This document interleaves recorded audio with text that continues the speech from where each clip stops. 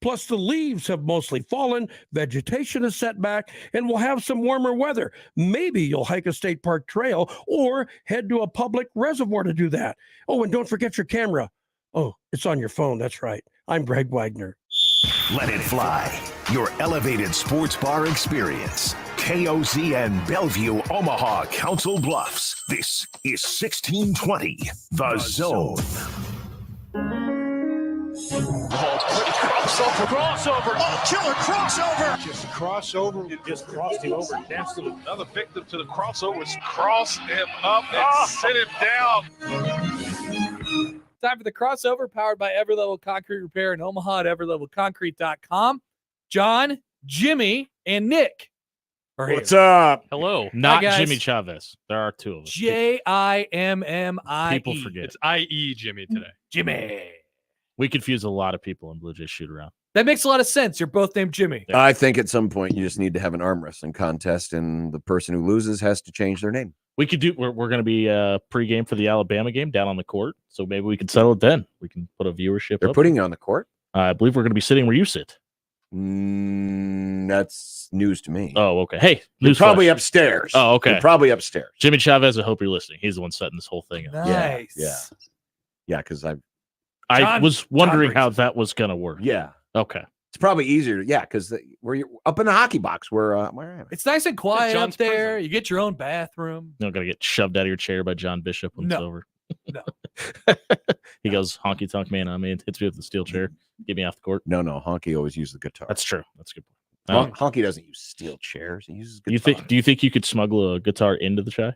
Oh, we're going to get a lot of wrestling talk today. Oh.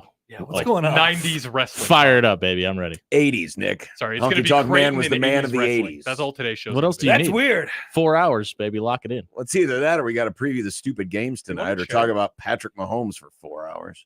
Did you hear he Talk yelled at about people? Patrick Mahomes for a little while. Dolphins. Why is he's insane. He's a crazy person.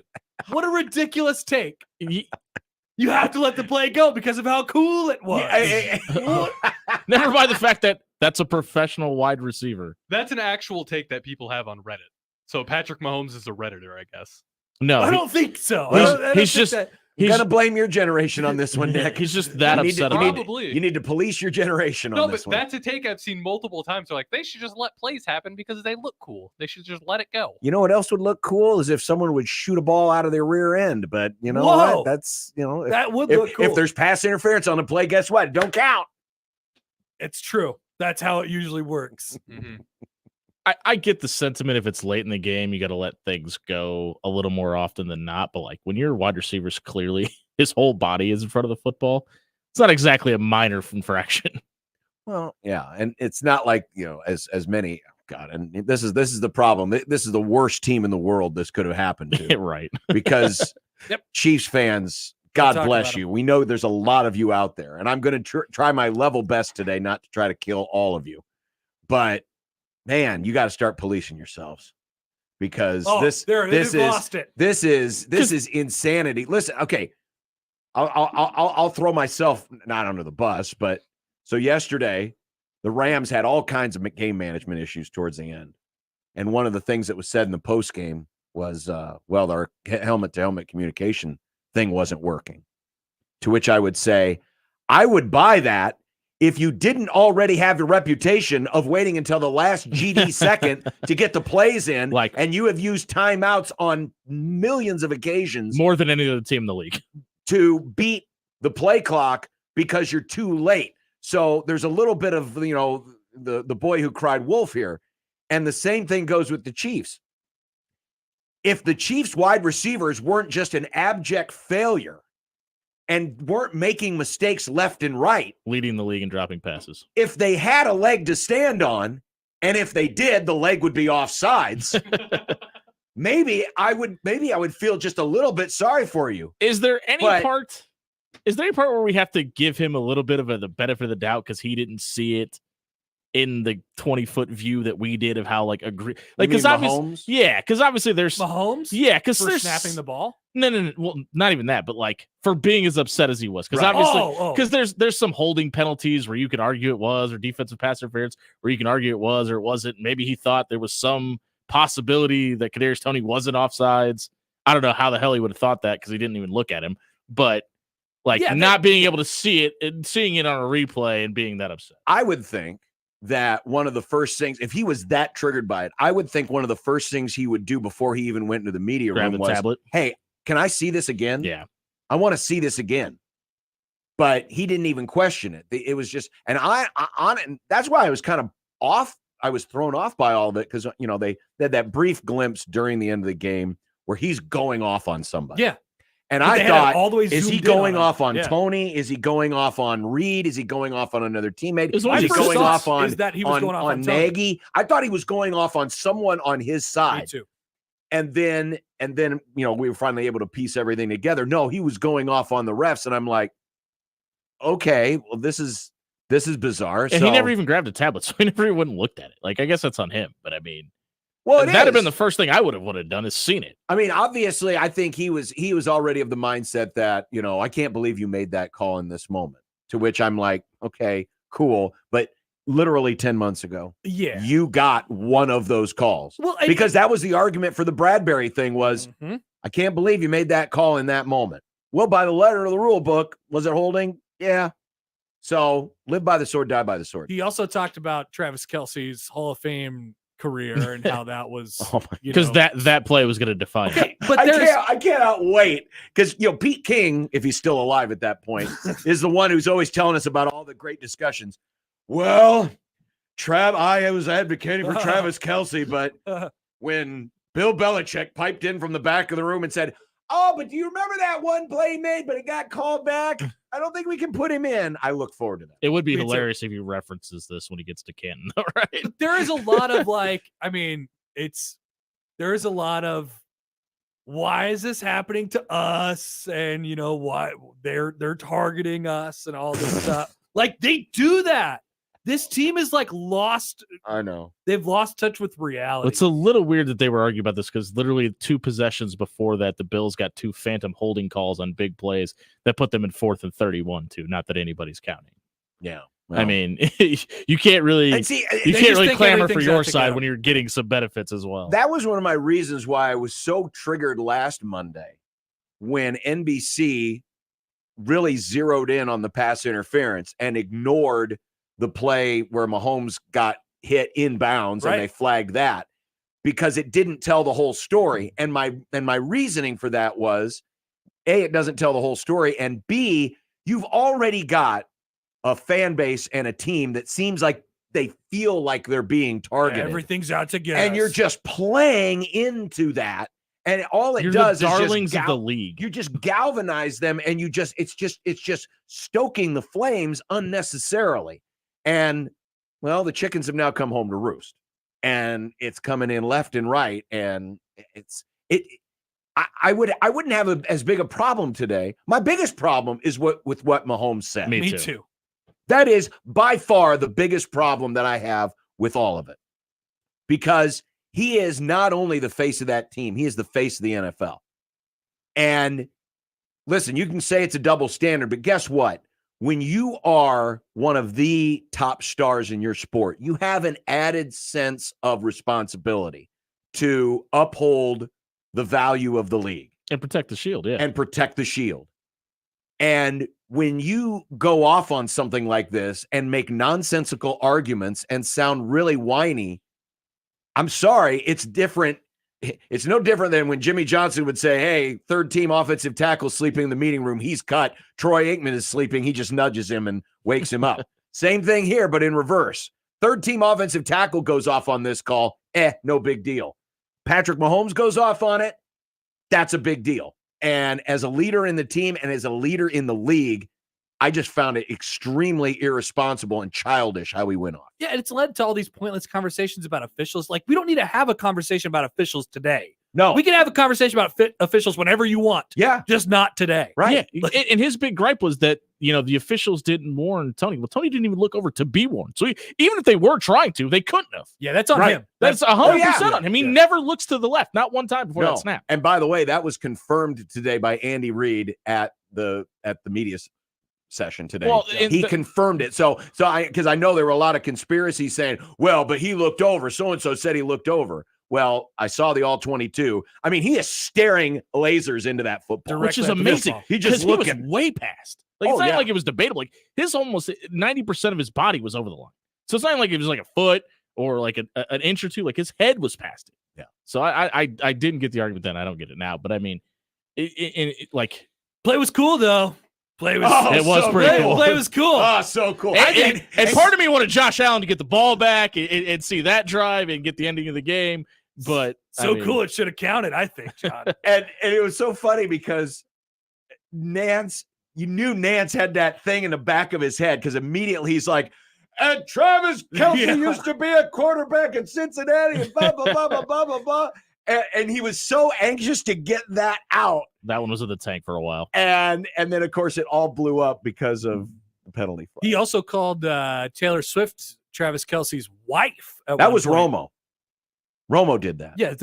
You said Nance. Sorry, Yeah, I thought you said Nance had the thing about the Cincinnati and being a quarterback. But yeah, Romo. You think any part of Mahomes regrets doing that quarterback show? Because, I mean, it's worked out for Kirk Cousins. Yeah, he never really got labeled as this complainer or griper before this, and now it's just kind of like... Besides the Achilles. Yeah. The whole room he had, his trophy room, where he has that nook specifically. Dude, people... I think people look at Kirk Cousins better now. People love Kirk Cousins more than they do. I do love Kirk Cousins. Yeah. Now, he's still on the shelf for a moment, but... No, I think... It sounds like he might be back. His Achilles...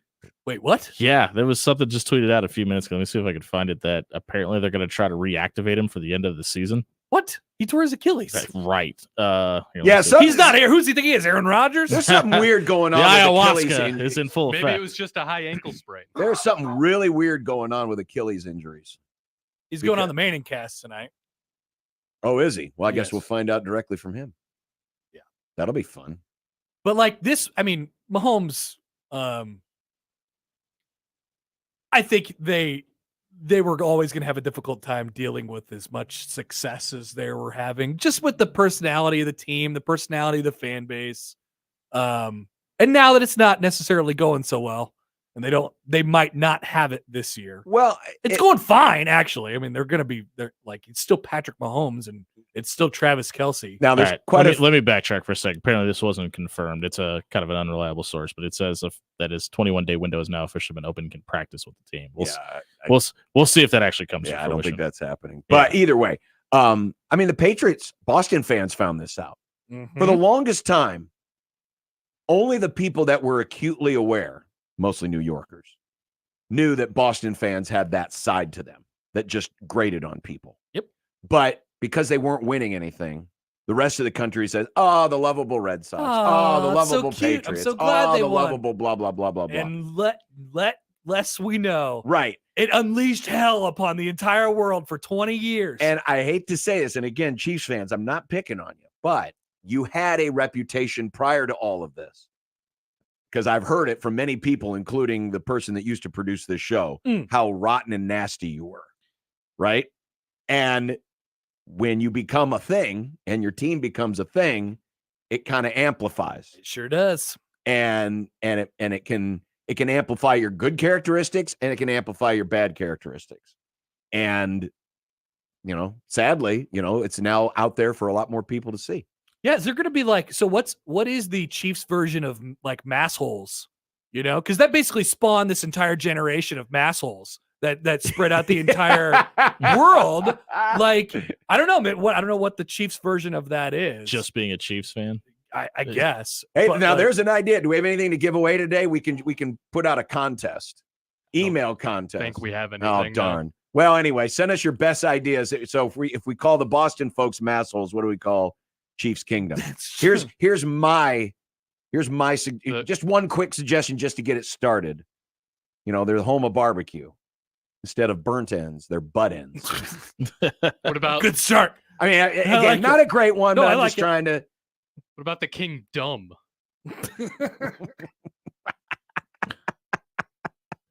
Where's Tech 9 when you need him? Where's Tech 9 when you need him? Hopefully long gone. Wow. Connor Happer's personal friend. Yeah, Tech 9. Connor Happer. He was in here a couple weeks ago. I can't account for him after he left this building, but that's all. I've never had a positive experience in that stadium.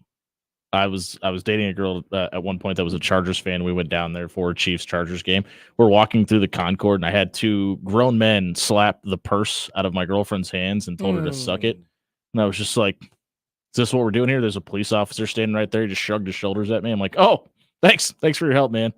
Guess I'm going to just have to fight these 30 people standing around me. All right, we'll keep walking. And in fairness, NFL fans are bad just about everywhere. Definitely. I mean, there's some. I mean, we get the videos all the time from Chargers fans, from all people, and Raiders fans, all 11 of them, Philly fans, and Cowboy fans, and Frisco fans, all of them. I mean, everyone's got their group, right?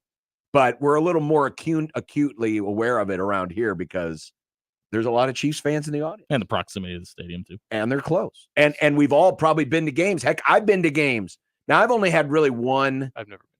One time where, and it was nothing. It was just someone just yelling, from across the tailgate. But it wasn't, nothing to write home about. But people have those problems, I guess we're disrespecting the Chiefs today. Yeah. It's not even 206. All I can say is Patrick Mahomes did enough to disrespect. That was bad. I mean, that was a really bad look. It's not going to get talked about enough today because I don't know, maybe they'll listen to his narrative. He doesn't have a point. No, there is no point. The point is, it was really cool. You should have made it. It's like he could have taken like that's an argument you make to your parents. Well, he could have taken about 6 better routes to complain about what he wanted to complain about, which was the fact that the play got called back. Like he could have said, the ref, it would have been nice if the ref checked with him, which is not, it's not right either. Yeah. But that's more of a leg to stand on. Is definitely not. It looked cool, so it should have counted. Yeah, you might have cost my tight end a Hall of Fame spot because of this. Right. Yeah, and it was really cool, though. It was a very cool play. Listen, Patrick, your tight end has done a lot of cool things over the years. Yeah, he's already in. I don't think you have to worry about, oh, darn, that 4-minute long vignette that NFL Network's going to show on the day he's inducted. We're going to have to take 15 seconds out of it because that play won't count. Let's be honest. It might still be in there. It might, just put it in there still be in there. That's true. Even though it didn't count. And this narrative that like the league's out to get them or whatever, I'm sure the NFL doesn't want Taylor Swift sitting in a press box at the Super Bowl. I'm sure that wouldn't do anything for them. I highly doubt that's the team they're trying to If keep anything, this does hurt my argument, and does producer Josh still have the argument that the romance is a it's word? up on the board still. Oh, yeah. He loves talking about if that. Anything, he's wrong, by the way. Maybe this is the swerve. Maybe this is we've got to protect kayfabe here, so we're gonna intentionally do this to the Chiefs to keep her away from the every Super Bowl. Female high school team we have come in here for after hours points at that up on the board and then yells at me about how it's not fake and that they will be together and that they're going to get married, by the way. That's a thing. Literally, we're batting 1,000. I'm with the high school girls. Same. Batting 1,000. It's very real, Hey, John. I used to believe that when Hulk Hogan told me to take my vitamins, that he actually meant vitamins. Not in the syringe. Yeah. So, we can all be young and gullible. Well, are we for pro I guess I am young and gullible right now. Oh, yeah, a lot of pro wrestling. I'm young and gullible right now. They're in love, and they will be married. I think it's real. Yeah. Yeah, that's all right. At this point, are they even if it is a bit, do they have to commit to it? I feel like it's already run. You have to they can run break this up. thing out. Yeah, they could break up anytime they want. Well, that not will. with the dollar signs that are rolling. Whether it's real or fake, I that think they're will both happen fine on anyway. money. Yeah. It will definitely happen, and then she'll write songs about it. And listen, Chiefs fans, if you think yesterday was bad for you, just wait until the Swifties come after you. Right. So, Jimmy, you said not with the dollar. Are you talking about with the NFL? Are you saying the Both. NFL is going to force them not to? No. If I they just want to mean break for up, the NFL is going to hold them at gunpoint. for their personal pocketbooks. They're both making enough money. They're both rich enough. You It's say fine. that, and then golfers join Live Golf. That's true. There's a certain level with people There's that always more money to be made. There's always Nick. more money. There's always more reward. You know what there's rich always people want more of? Money. You think you have enough, but you don't have. Meanwhile, John's sitting over here happy because the Cubs didn't sign Otani. I am thrilled. And tank their own franchise. I am thrilled. $700 million. This is going to be awesome when we're talking, because eventually the Bobby Bonilla contract by the way. was going to go away. You know, when he gets his deferred payments every July 1st. It's like 20, now we're gonna have Otani for the, you know, at least the next 40 years. For the remainder of time. Are you cool with him going to the Dodgers? No, it's not preferred. No. Like, I'd rather him be on a different team. It would have been interesting to see him on the Blue Jays only because you'd got to see him play the Yankees and the Red Sox. Well, and it's not one of the Gold Star franchises. No, I mean, exactly. Would have been fun. I figured he was going to the Dodgers all along. Yeah. The only reason that I thought it was a possibility that he wasn't, I know we're going to get into this later, was the fact that like after he was said to be in LA, he went to Toronto, and I was like, oh, maybe there's a chance there is somebody else out there that he has did not go to Toronto. Oh, didn't it get reported? He did. It did. Got reported, but okay. Yeah, it may have been a setup. It was wrong. It may have. It was been the guy setup. from Shark Tank that got off the plane. Yeah, the guy from Shark Tank. Mark They're like, Cuban? Yeah. No, not him. The other guy. What is it, Chris or something like that? I only know some Mark guy. Cuban. I don't know. It was that guy from Shark Tank who got off the plane. It wasn't Otani. Oh, that's amazing. That was a great day. And then we have Bob Nightingale today, who's like, baseball reporting is dead because that whole fiasco on Friday. Amazing. Just set off the entire baseball world. do we know if Connor McCord's actually here? I have no idea. Well, Greg Smith was on the plane. That's what I'm saying. I'm so not throw Greg Smith under the bus. That's a good sign. Yeah. That's a good sign. Yep. We're on Kyle McCord watch now. I guess so. He's good. He's fine. I like Kyle McCord. I think he'll be all right. I'm fine with him. Yeah. I mean, they should go get a running back. But they won't listen to me. Give me a running back. I do believe they do need a running back. Would love to take a running back. Definitely need a running back. Trevor Etienne's out there. Sure. He'd work great. Yeah, I think that'd be a nice fit to that offense. Anybody else you could bring in that plays running back and has experience playing running back, that'd be good too. Because the more running backs that EJ Barthel has a chance to rotate in every other play. Yeah, maybe it's actually better if they Hey, don't. would you like to come play for a place where you get one carry and then you get sit out for 3 plays and then you come back in and you can sit back? It's a great point. The running back rotation was so weird. Yeah. They eventually got, and it's funny because you look at their stats at the end of the game, and Emmett Johnson like always had the same stat line. He always had like 12 carries for 74 yards. That was every single game. But they all came in just sporadic spots. Different quarters. Different quarters. Yeah, they ran them for like a drive at a time and then not at all. So, yeah. You need to figure that out a little bit. I mean, not to be an apologist for everybody we're talking about today. With all the injuries you had stack up, maybe that doesn't matter. That was just what he was going to do. But I don't know how you can prepare yourself for all of the injuries they had last season and the attrition they had on that team. Well, they have the injuries have just been an issue forever. I mean, with quarterback, now this year was running back, wide receiver. Yeah, this was an all-timer though in terms of the people that got targeted. All 3 quarterbacks, top two running backs, top 3 wide receivers. Like, and that you is can't again make that. And up. again, that's why I don't look at 5 and 7 and go, oh crap, the sky is falling. Yeah, I thought they massively. I thought they actually. You could make the argument they overachieved for what happened to them. That's now, what Matt Rule said. I get it. You know, you lost your last 4 games and you were favored in what, 3 of them or 2 of them? That's why people look at it as a failure, because they went undefeated in October. People got their expectations up, and then they didn't win a game in November. I mean, it's kind of hard to not look at it as a failure from that standpoint. But when you take the 10,000-foot view of it, all the problems they had. I don't feel like a failure. You feel like a failure? No, not at all. I like you said, like John said, I think it was a massive overachievement, not even just an overachievement. Speaking of things that we are respecting or not respecting or disrespecting today, actually quite happy that Josh isn't here because he'd be. Could you imagine? You're welcome. You're welcome. Yeah. So like, yeah, I'm only trading a Cowboy for a Niner. We're just gonna win the Super Bowl.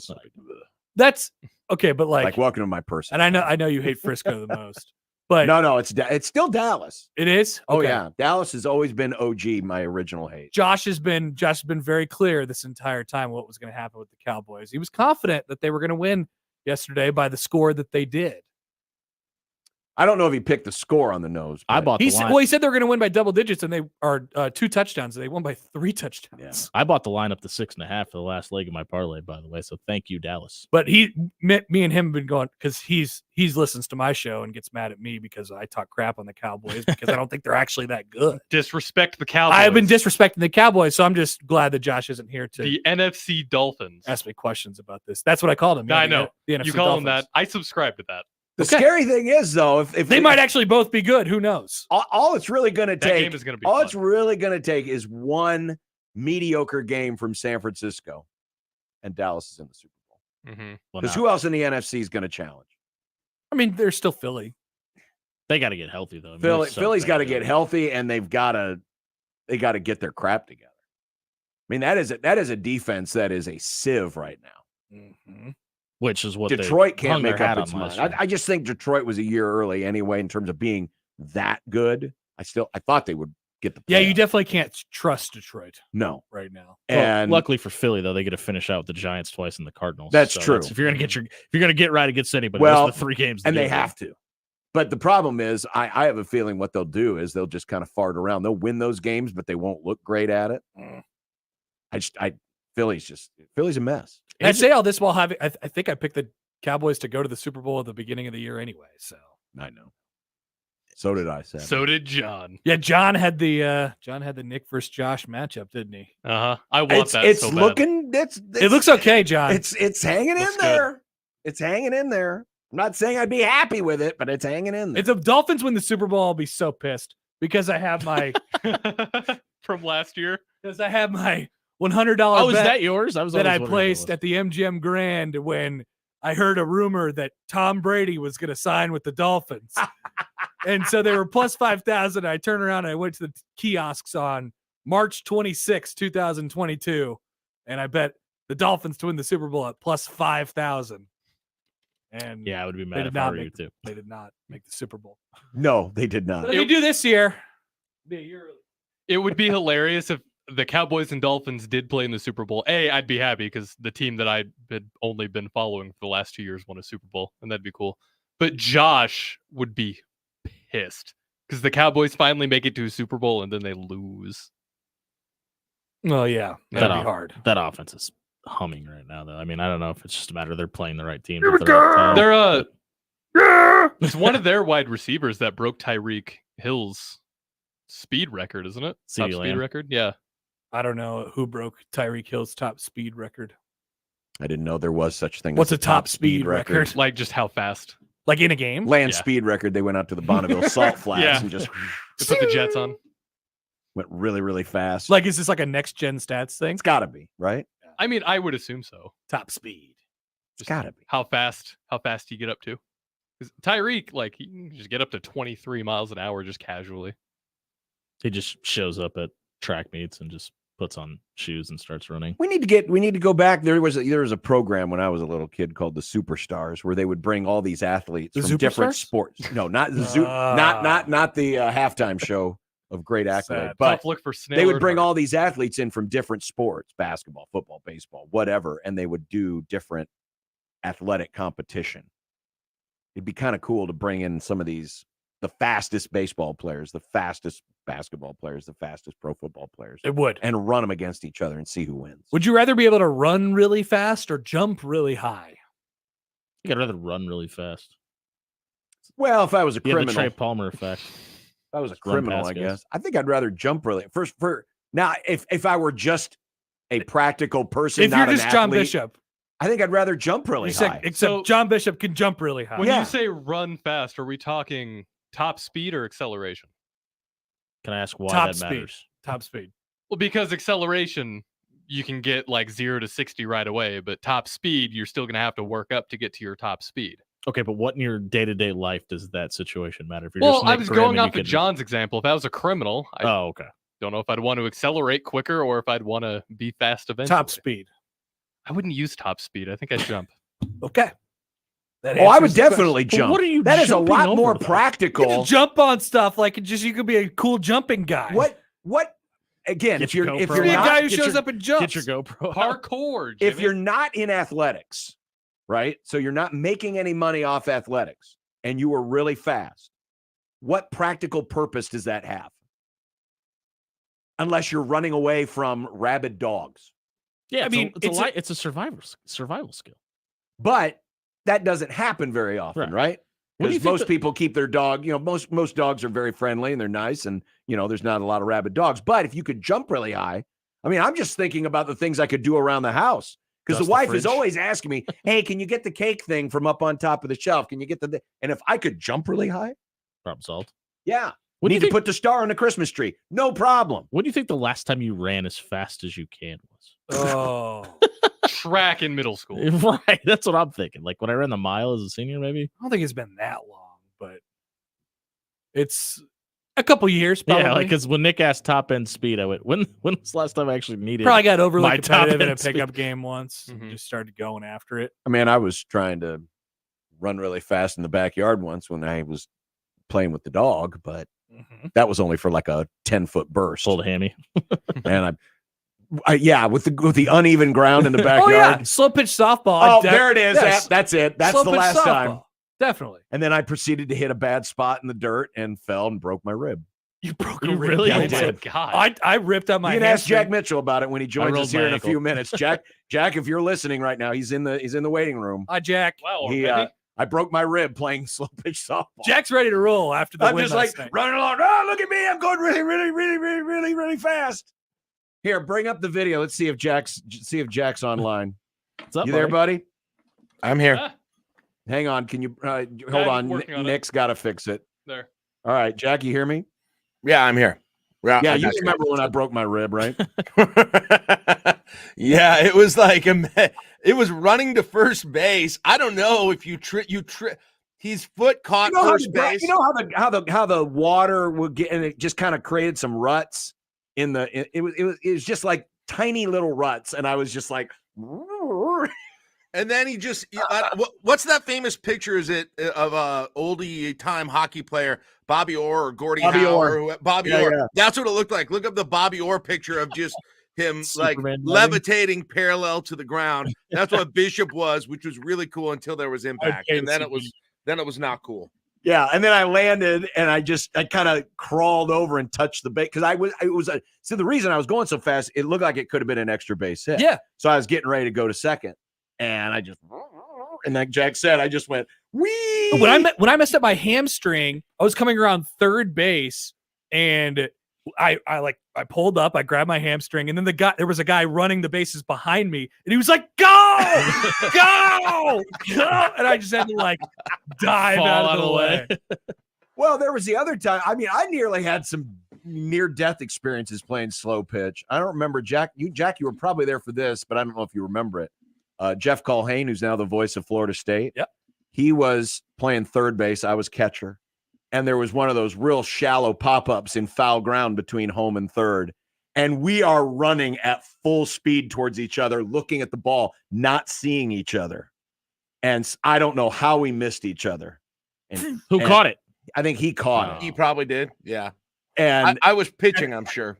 you were, because Jack was our all-time pitcher. And That's scary. oh my God, I think about it to this day because Jeff's a big guy, and if we would have hit, it would have been like two blobs of Jello just lying on the ground going like this. That was Hey, Jack, did you wear a mask when you were the pitcher for slow pitch softball? I didn't now, but I didn't ever. I mean, I played for years. I was like a big time slow pitch softball player up until I was about, I don't know, 35.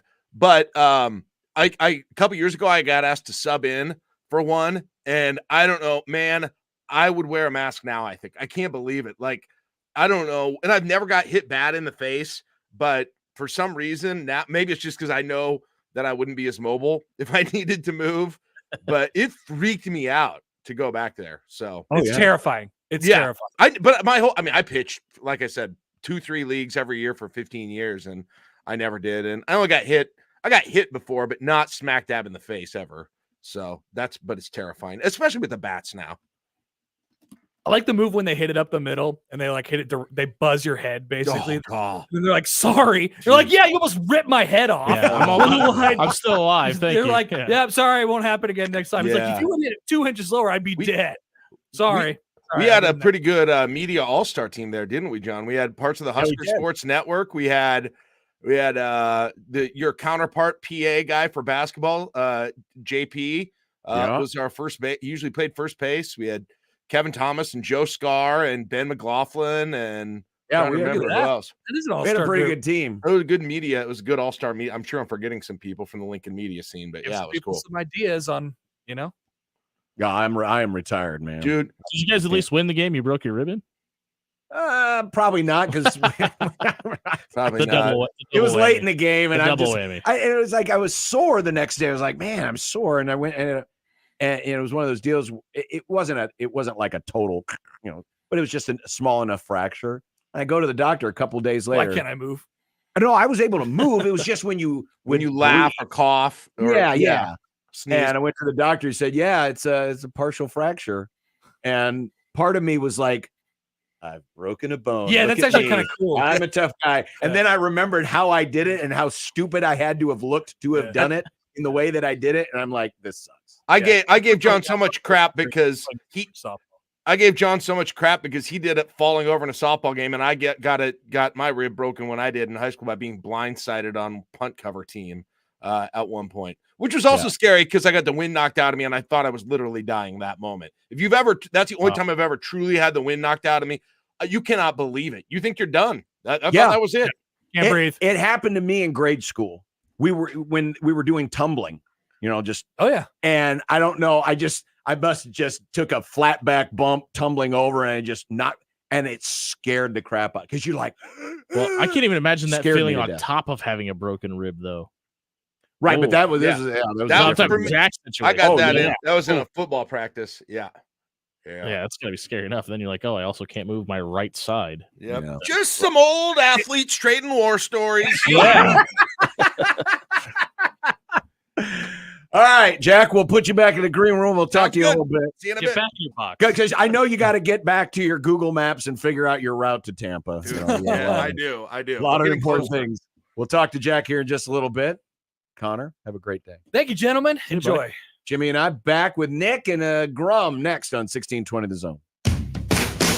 Mornings with Sharp and Handley. What in the hell is the smell outside? Yes. Yes. So if Great you are question. just going outside It's money. this morning. You know what that is? That's money. No. That's manure.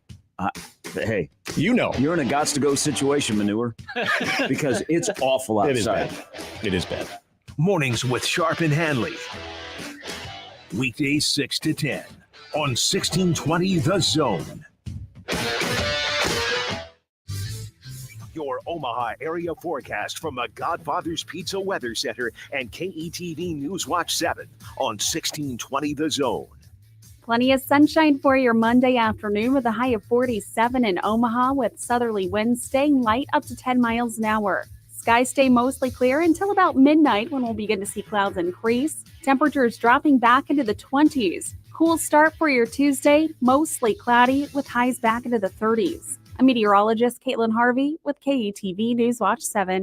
1620 The Zone's Unsportsmanlike Conduct, brought to you by a great friend of the program, Union Bank and Trust. Doctors Bimbo and Vince Petro provide quality and caring dentistry for the entire family in a friendly, relaxed environment at the northwest corner of 144th and Dodge. New patients are always welcome. Look no further than Doctors Bimbo and Vince Petro, dentistry for the entire family. Sports fans, Let It Fly Sports Bar is your elevated sports bar experience. Indulge in our culinary touchdown with a menu crafted to satisfy. Savory burgers, tender steaks, to our fire wings. Our world-renowned chef will leave your taste buds cheering for more. We've raised the sports bar dining experience with a new high-end design and incredible food. Whether you're a die-hard sports fan or just love the excitement, Let It Fly is your place. Host your next college game day watch party or private event right here. Elevate your game day experience at Let It Fly, located in downtown Omaha. Shop Woodhouse Buick GMC first and experience the difference. They've got a large indoor showroom, 119th and I. You can shop inside during all kinds of weather conditions to find the newer pre-owned inventory that meets your needs. Stylish SUVs that fit the whole family comfortably to capable trucks to get the job done. Woodhouse Buick GMC has something for everyone, including the GMC Acadia AT4 all-wheel drive with smart slide second row seats, or the stylish 23 Buick Envision preferred all-wheel drive with Buick driver confidence, driver assistance technology that welcomes you into an environment where every tone, texture, and technology conveys the highest level of refinement. See dealer for details on how to save on MSRP or lease deals. Shop Woodhouse Buick GMC first, 119th and I, that huge indoor showroom, or online at WoodhouseBuickGMC.com. GMC, we are professional grade. Experience Omaha's first Indian restaurant and brewery. Jaipur has created delicious Indian food and brews, from the tandoori salmon to the chicken tikka makhani. Jaipur has something for every palate. 2 locations, Rockbrook and Dundee. Come see why Jaipur has been voted first place best of Omaha 18 years in a row. Here's a little Christmas tip. Never ask Santa for adult beverages. Seriously, can you imagine the legal implications of carrying quality, locally brewed Nebraska beer or cider while flying a sleigh? So if you want your family and friends to gift you some Nebraska brewed awesomeness, ask and ye shall receive. Your local Nebraska Brewers Guild wants you to know that local brewers are currently working on special seasonal brews to make your holiday get-togethers merry and bright. Merry Christmas and Happy New Year from the Nebraska Craft Brewers Guild. At Grainger, we're for the ones who specialize in saving the day and for the ones who've mastered the art of keeping business moving. We offer industrial-grade supplies for every industry with same-day pickup and next-day delivery on most orders, all backed by real people ready to help. So you can get the right answers and products right when you need them. Call quickgrainger.com or just stop by. Grainger, for the ones who get it done. This edition of Unsportsmanlike Conduct on 1620 The Zone is proudly presented by Union Bank and Trust. The program starts now. KOZN. Unsportsmanlike Conduct on 1620 The Zone. Husker Athletics, Creighton, and yes, UNO. Don't miss a moment, they'll give you your fix. They're on every day from 2 until 6. Spend your afternoons with John, Josh, and Nick.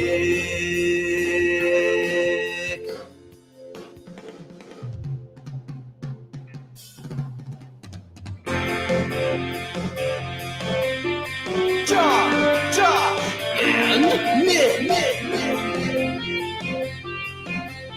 They'll show you what sports talk really is. It's time to disrespect the Chiefs. No, John, you can't don't disrespect the Chiefs, John. Well, I mean, the refs can do it. Why can't we? I think it's going to be interesting to talk about fines. Sportsmanlike Conduct on 1620 The Zone. Husker Athletics, Creighton, and yes, UNO. Welcome to a new week of the Grum on this Monday, December the 11th. Oh, get out of here. Wait, now, don't get on my bad side, John Harbaugh. Was triggered enough yesterday. Hey, it was a close game, John. The Harbaugh. I don't care about it. It was Bishop's a close game. When you were that close, we had a chance to win it. No, John, it's a moral victory. No, we don't. It's the best you've played all season. Super Bowl champions do not deal with moral victory. Well, Super Bowl champions that don't have a lot of the players that they won the Super Bowl with. Well, that is true. And they're 6-7. What was it like seeing OBJ not playing on the Rams? That happened a lot in his career. I'd already seen it. I like the fact that OBJ, he was wearing a hoodie that had pictures of his time with the Rams and he said it said frenemies on it. That's cute. Because the Rams helped bring back his love for the game. And so he's very appreciative to the Rams. And I was like, that's cool. Yeah, it's a good thing he's not still there because it wasn't his fault that we lost. He tried going back too, right? Wasn't there like discussion? Well, but it was just something Baltimore offered more money. It's weird how that works. Yes. Nick, did you know rich people like money? Oh, yeah. Rich people like money. Rich people like a lot of money. Sportsmanlike Conduct today. We got a lot of hot takes, and we got a lot of things to look forward to on the Grum today, brought to you by the referees, John Higgins, Weather Guard, Kyle McCord and friends. Speaking of money, Cal, I'm sure there's some NIL negotiations going on as we speak, or at least conversations, maybe not full-fledged negotiations yet, or maybe there are. Who knows? When do we find out? Probably sooner rather than later, because I mean, when we talk about dominoes falling, we're already kind of starting to see that today, and people are going to start looking for places to scatter sooner rather than later. If you're already in town, that's right. There's a couple million on the table. I don't think you leave without it. Mahomie is having a meltdown. Nice. Speaking of money, I'm proud of you for saving that till then. I was working on that for a while. Did Otani's agent use Toronto to fleece the Dodgers? Conspiracy. Jack Mitchell, who just joined us a little bit ago, will be back with us in a moment. Volleyball is a good ice for the groin. He went to go get ice. That's why he's. He doesn't need it because volleyball was the ice. And then playing all of a sudden Michigan State. Nice. Which says right there, third from the bottom, more like Michigan State. Am I right? Nice. Nebraska made them look kind of mid. Yeah, That has been the disappointment in Tom college Izzo's basketball. got some stuff to figure out. Yeah, he does. Yeah, he was. At first, we thought that whole Jim Madison thing, oh, it's so cute. But now it ain't so cute no more. It ain't so cute no more. That's going to be a bad win by the end of the season for James Madison. So, they beat a tier 3 team. Somehow, it's going to happen. Izzo will figure it out. Somehow make the Sweet They'll 16. end up in the tournament. As They'll an end up 11th seed. being the last Big Ten team standing. It happens every year. Mitch Sherman of The Athletic, 4:30 today for Mitch instead of his customary 3:45. Is he busy covering things and needing to Great release point. some stuff? Great point. Who made the biggest moves in the NFL? It's a big week on big stages for the CUs, both the men's and women's basketball. Absolutely. Big shoes.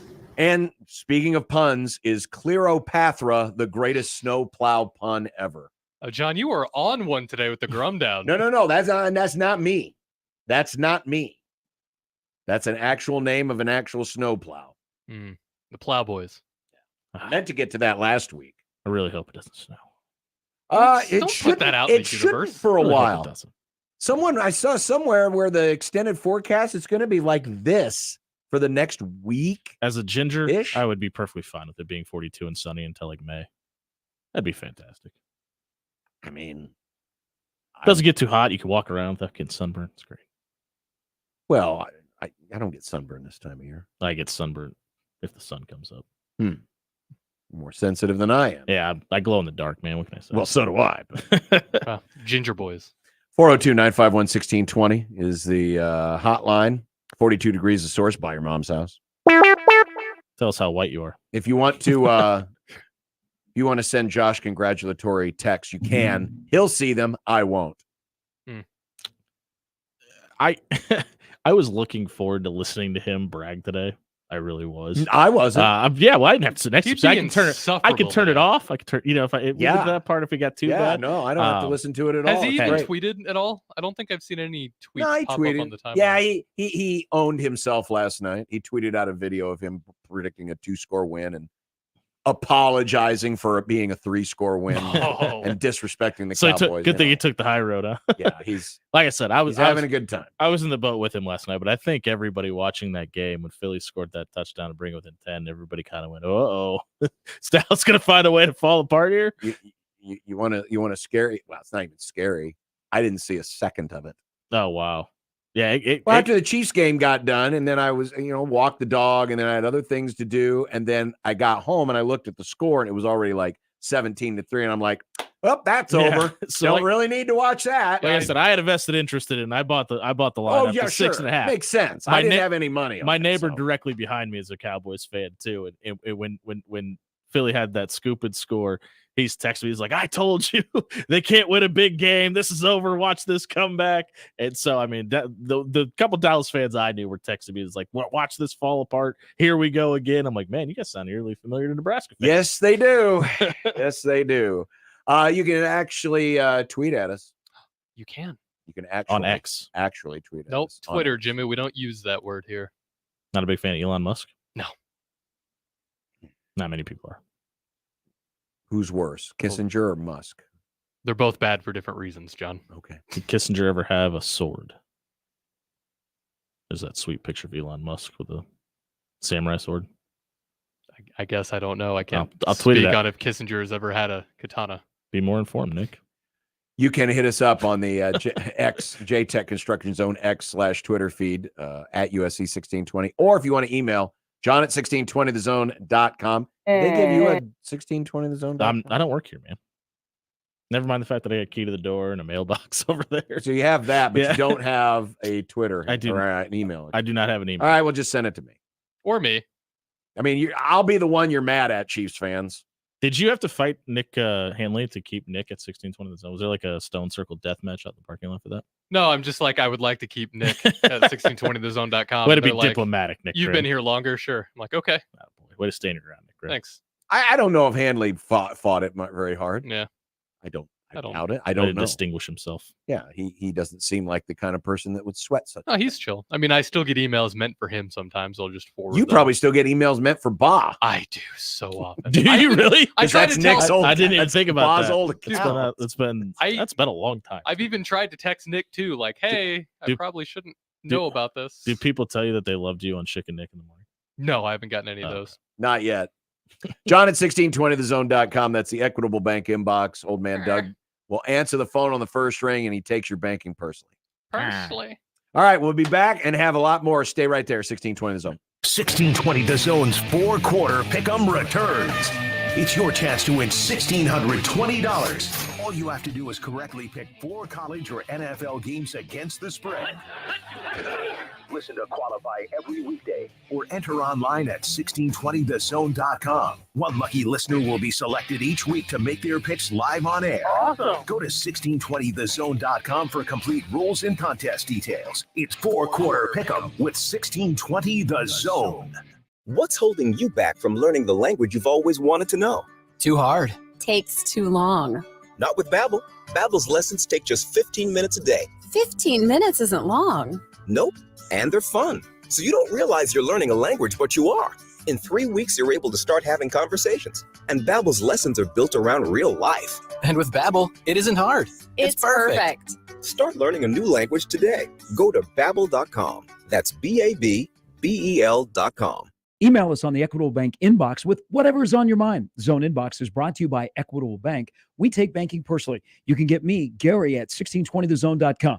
We want to hear from you on the Equitable Bank Zone Inbox. At Grainger, we're for the ones who specialize in saving the day and for the ones who've mastered the art of keeping business moving. We offer industrial-grade supplies for every industry with same-day pickup and next-day delivery on most orders, all backed by real people ready to help. So you can get the right answers and products right when you need them. Call quickgrainger.com or just stop by. Grainger, for the ones who get it done. Prescriptions require an online consultation with a healthcare provider who will determine if appropriate. Restrictions apply. See website for details and important safety information. Subscription required. Price varies based on product and subscription plan. Hey guys, did you know there's a generic form of Viagra that works just the same, but is 95% cheaper? And you can get it online? Just go to hims.com/radio. Through Hims, you'll get a free medical consultation, discreet shipping if prescribed, a 100% online process, and trusted generic alternatives to the name brands at up to 95% off. That's right. Get generic for Viagra, the same active ingredient as brand name Viagra, but for 95% less. It's the same medication, still prescribed by a licensed medical provider, but with zero copay, no expensive appointments, and no awkward face-to-face conversations. To start your free online visit, you need to go to this exclusive address, hims.com/radio. That's hims.com/radio for your free online visit. HIMS.com/RADIO. Hey, you. The one on the couch who just told your friend you can't go out because you're busy? Ready to get real about your psoriasis? When your current treatments don't do enough to help control the inflammation beneath the skin, causing plaques and pain, stressing and scratching, it's time to stop hiding and get real with your dermatologist so they can help you get clear. Get real clear about psoriasis at letsgetrealclear.com. Sponsored by AbbVie. Timber Creek Pizza Pub and Grill serves pizza with an unforgettable pizza sauce, fresh ingredients in unique combinations of bold flavors. Try customer favorites like the 3 Oinks and a Moo, the Mountain Man, or the Upset Grizzly Bear. There are daily specials and menu items like tacos, salads, wings, and burgers. Stop in and check out Timber Creek's family-friendly dining environment while enjoying a popular adult beverage. Timber Creek Pizza Pub and Grill at 178th and Harrison and at timbercreekpizzaomaha.com. This is Unsportsmanlike Conduct. We had dueling polls on 1620 The Zone. So, according to the reports, Kyle McCord is here, and Julian Fleming will be here tomorrow. Out of the transfer portal, the 2 Ohio State Buckeyes. Who, oh, no, they didn't come together? Yeah, I wondered why. Panic is set in. Why they. I don't think it was ever the plan for them to come in together. I don't either. You know, there's somebody out there that's concerned about that, though. Wait, they're not here together? Of course are they not but a package deal? Why isn't 1890 setting up flights together? The fact that they're coming here in the first place, I think, is impressive enough. Given that I didn't know that Matt Rule was going to go this direction. I thought he would try to lean more into the development side. And by the way, if you missed it, Sam Levitt, who would have more qualified as that candidate, as the 4-year guy, he's committed to ASU. Well, and maybe that was the original plan, was to go that direction. It just he was the first guy they visited. Just wasn't available, and it's been surprising the guys that they've been able to even just get communication with, despite how the quarterbacks performed last year. And we still don't know what the plan is for the quarterback coach. That we don't. There were a couple of observations on McCord. The first one, this is Joel Klatt of Fox Sports yesterday. He did a quick bit.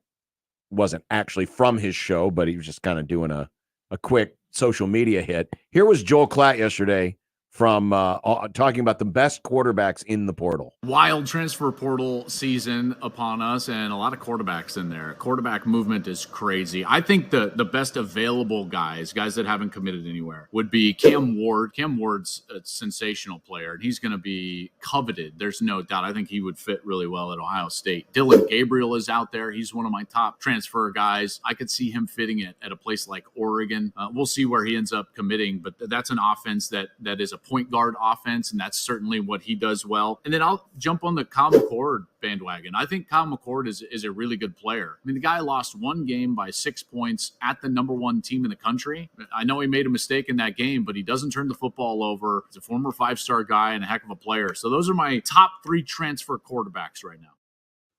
So there's Joel Klatt. Little high praise for Kyle McCord. Yeah, and I know we're about to get into the stuff Urban Meyer said too, but like, people are just so curious as to why he's doing this.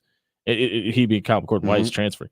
His team won 11-1. He threw one pick in a major game and got major backlash on social media. And I know we talk about how we want our athletes to have thicker skin, be able to handle this type of stuff.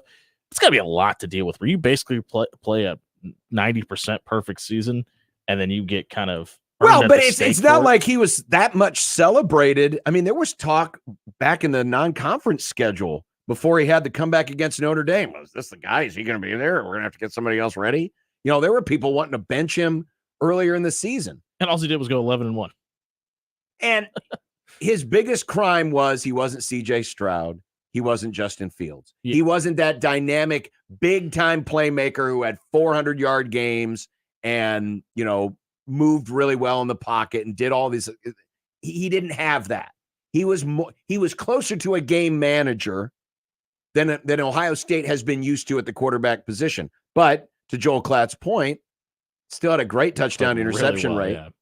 Made some big boy throws, including in that Michigan game, and handled himself fairly well, and did have the comeback against Notre Dame. I think the one thing that nobody's really talking about that I think should be discussed is they are kind of getting that guy in their next recruiting class. Aaron Nolan, the guy, he was the number 2 quarterback behind Dylan Raiola in the Elite 11 camp. He gives you that extra athletic factor, and I think that might have a little bit more to do with him deciding to move on, because he's heard what they don't want. Yeah. And he sees what's coming in. It's exactly fit to a T what this offense wants to do. And that's one of the things that Urban Meyer was talking about. He was saying, I'm not ripping him, but I can't believe that he's not wanting the competition. He said, it does not compute. I guess I love Ohio State, and I think competition brings out the best in you. And his criticism is, well, why wouldn't Kyle McCord want that competition? I don't even know anymore that it's about competition. And I don't know how many programs can actually afford to bring in enough quarterbacks for competition, because the portal has made it so easy for people to say, well, why do I want to fight for something over here when I can get it over there? Well, and when you're specifically being told, we want this out of our quarterback, and you don't have it. And you've been hearing it all season long. Hey, you're not C.J. Stroud. No kidding. I'm Kyle McCord. That's why asking somebody with one arm why they're not going into a boxing competition. Right. Hey, I don't have what they're looking for. Yeah. And maybe he just loves Ohio State enough to go, okay, this kid has exactly what they want. I want it to be success. I mean, one of the first things, and I didn't believe when he said, one of the first things he says, I don't want to go somewhere I'm going to play against Ohio State, because he clearly enjoyed Columbus. Sure. But I just think if there's just so much made about iron sharpens iron. We need to breed competition in our locker room. Yes, but you also need to set yourself up to succeed too. And if you can go somewhere to where it's a win for Ohio State and you can start your freshman right away and they get the experience that guy's going to need, but you can also go somewhere and be competitive, it's the same thing. Oh, by the way, he's got 1 year left. That's one more year to put tape out there for the scouts because he's looking at the next level. Okay, is it 1 or 2? Because I've heard both. Well, because it sounds like he has 2, but the plan is to only play for 1. I think it's only 1 because because he played 5 games in his first year, so he burned a year. I don't think anybody knows how years of eligibility work. Probably not. Jack Mitchell joins us next, and we'll discuss Nebraska going to Tampa for some volleyball national championship action. But first, a quick word for our friends at FanDuel, America's #1 sportsbook. Right now, customers, $150 in bonus bets with any winning $5 money line bet. Dolphins, big favorites tonight. Packers, comfortable favorites tonight. There's 2, and you don't have to worry about the spread. With a money line bet, just bet the win. And if you get it, $5 NFL money line bet nets you $150 in bonus bets when you sign up today at FanDuel.com/1620.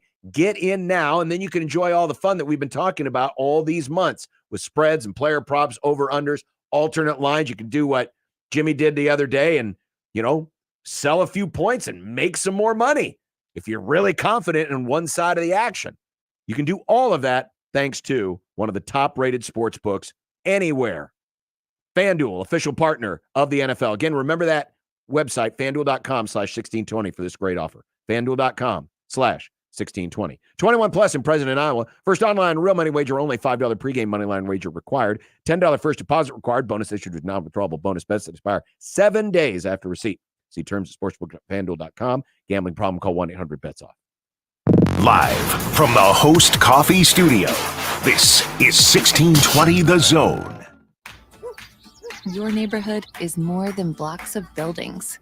It's the people who live there that make it special. At Union Bank and Trust, we're not just creating home loans, we're making neighbors. We're not just small business lenders, we're small business shoppers. We don't just live in your community, we help you build it. Because our people are your people. Visit ubt.com/neighbor to learn more. Union Bank and Trust, member FDIC. Hi, we're the Goo Goo Dolls. We're fortunate that we can give our daughters everything they need to grow and learn. But not every child can focus on classes and play dates. Nearly 13 million kids in the U.S. face hunger. That's 1 in 6. School lunch might be their only meal each day, and it's heartbreaking to imagine any child going to bed hungry. We're dreaming of a perfect day when kids can smile, play, and just be kids without worrying about where their next meal will come from. Feeding America is working to make that perfect day a reality. Each year, the Feeding America network of food banks rescues billions of pounds of good food that would have gone to waste. That food is given to families and children in need. Being a kid should be about doing things that make an ordinary day extraordinary. Learning to play an instrument, building a sandcastle, hosting tea parties. Hunger should never be an obstacle to growing up. You can help end childhood hunger in your community by visiting feedingamerica.org. Brought to you by Feeding America and the Ad Council. Looking for a unique gift for your friends and family? Any size gift card will fit every homeowner or gardener on your list. We're your one-stop shop and homegrown headquarters. Rooted in quality, unmatched value. Lenaha Nurseries, 192nd and Center. Peerless Energy Systems is Nebraska and Iowa's locally owned and operated authorized solar air compressor distributor. Peerless Energy Systems provides products and solutions for compressed air systems, helping companies in manufacturing, food processing, transportation, auto body repair, car dealers, and more. Driving industry efficiency through service, support, and relationships, let Peerless Energy Systems help you increase efficiency with your compressed air systems today. PeerlessEnergy.com. There's nothing like football season here in Nebraska. Hi, this is Sunny. And I'm Darwin with DJ's Dugout. During football season, a portion of our sales at DJ's will be donated to the new Nebraska Vietnam Veterans Memorial Project being built in Papillion. As a Vietnam veteran, I'm proud for DJ's to support the new Nebraska Vietnam Veterans Memorial. To learn more about this meaningful project, visit nvvmf.org. DJ's Dugout is locally and Vietnam veteran owned. Can you feel it? It's more than the chill in the air or the excitement of the holidays. At Heart Ministry Center, we call it the attitude of gratitude. Thanks to you, we're able to provide food, health care, and a way forward to people severely affected by poverty in Omaha. With matching funds available, now's the perfect time to give. Visit heartministrycenter.org/gratitude or sign up to tour or volunteer. Heart Ministry Center, dignity for all. Let it fly. Your elevated sports bar experience. KOZN Bellevue, Omaha, Council Bluffs. This is 1620, The Zone. You wearing ratty jackets from Stephen Barry's. Praying one day Big Red will win the NIT. Ham is the water of meats. Ham the water of meats. Ham is the water of Wow, meats. what a difference a week makes. Look how happy and smiling Jack Mitchell is after last week. And listen, I appreciate, Jack, that you are so happy that you didn't hurt Creighton's resume yesterday. Thank you, by the way, on behalf of the DJ Nation. You did not hurt us. Friends forever hands. now. We're shaking hands. Nebraska. That goes for all of you on Twitter now. Friends forever. You're my best friends. That's right. Lucky you, lucky me. Let's hang out. Tom Cheer Izzo's for the our most teams together. Tom Izzo's the most overrated coach in college basketball history now, right? I mean, Woo! Wow. Woo! Coming in hot. Jimmy starting things is just right off the bat. I'll I'll tell you what was overrated. Jimmy. I'll tell you what was overrated. Those light green shirts the entire coaching staff Good was wearing. call. What in the Michigan State for having green as a color handles green worse than any school in America. They try to be Oregon so bad and they fail at it. Well, it's that same green. Do they still have those god-awful football bad. uniforms Those were that have so the bad. same Forest color green. and say state across the top? And And it's a just darker form of green. Those Or no, the the white same, ones. no, the same one, the same Oh, color yeah, that yeah, yeah. Izzo was wearing Yes. yesterday. They mixed the dark and the neon together. It And was it's awful. It was awful. It's terrible. They've got no sense of, they don't know their own color. They need to spend some time with green and get to know it better, I think. And that's why they lose. That's why they lose. And like you would think for a brand that gets it right as often as Nike does, that they would figure that out. Like, yeah. Yeah, I don't know it's- how much of that's Nike and how much that's on Michigan it's, State. well, yeah, it's usually like the Under Armours and the Adidas of the world. No offense to Nebraska fans that screw that up. All right, so you had an extra 20 minutes there. Have you plotted out your course yet for getting to Tampa? Like, I don't know. For whatever reason, like I keep thinking of Tampa, and I've been to Tampa twice before, and I've had very good experiences both times I was there. If it were like 30 degrees cooler right now, I would make this happen just because just to get out of the weather. Tampa, December. I hate the cold weather. I like the idea of going to Tampa. I like the idea of going to a national championship Final Four type event that I've never been to before. I've been doing all of these things and like texting my wife, like sort of like routes and costs and all of these things, like 80% joking, 20% serious. And I keep waiting for her to say, you know what, maybe we could do it. Or for like someone to say, for like some business to say, Jack, this is a great idea. We'd like to sponsor you and go down there and do this whole thing. So far, nothing yet. I'm running out of time. Maybe. I don't know if how deep you've gone, because I know how much, how with the zeal and passion you approach these types of projects. I don't know if you've yet done the route that takes you past the most Ponderosa/Bonanzas, but if you can find a way, I might join you on that trip. Okay. I don't know where we have them anymore, but we could eat it. The one in Des Moines is gone now. The one in Des Moines is gone. We never got our bus trip to Bonanza that we planned, which is one of the best radio promos that never happened. That would have been amazing. Which was just taking a bus load of people just for lunch on a random day to the Bonanza in Des Moines and then driving back. Bus? That sounds like it would sell itself. Hey, come on. It's Bonanza. Yeah, I don't know. If anyone has any sponsorship ideas, I don't know if you were following guys, that Roger Sherman guy who traveled all around and went to football games every Saturday this fall in college football and basically just documented. I'm willing to do that if a sponsor wants to have me do that.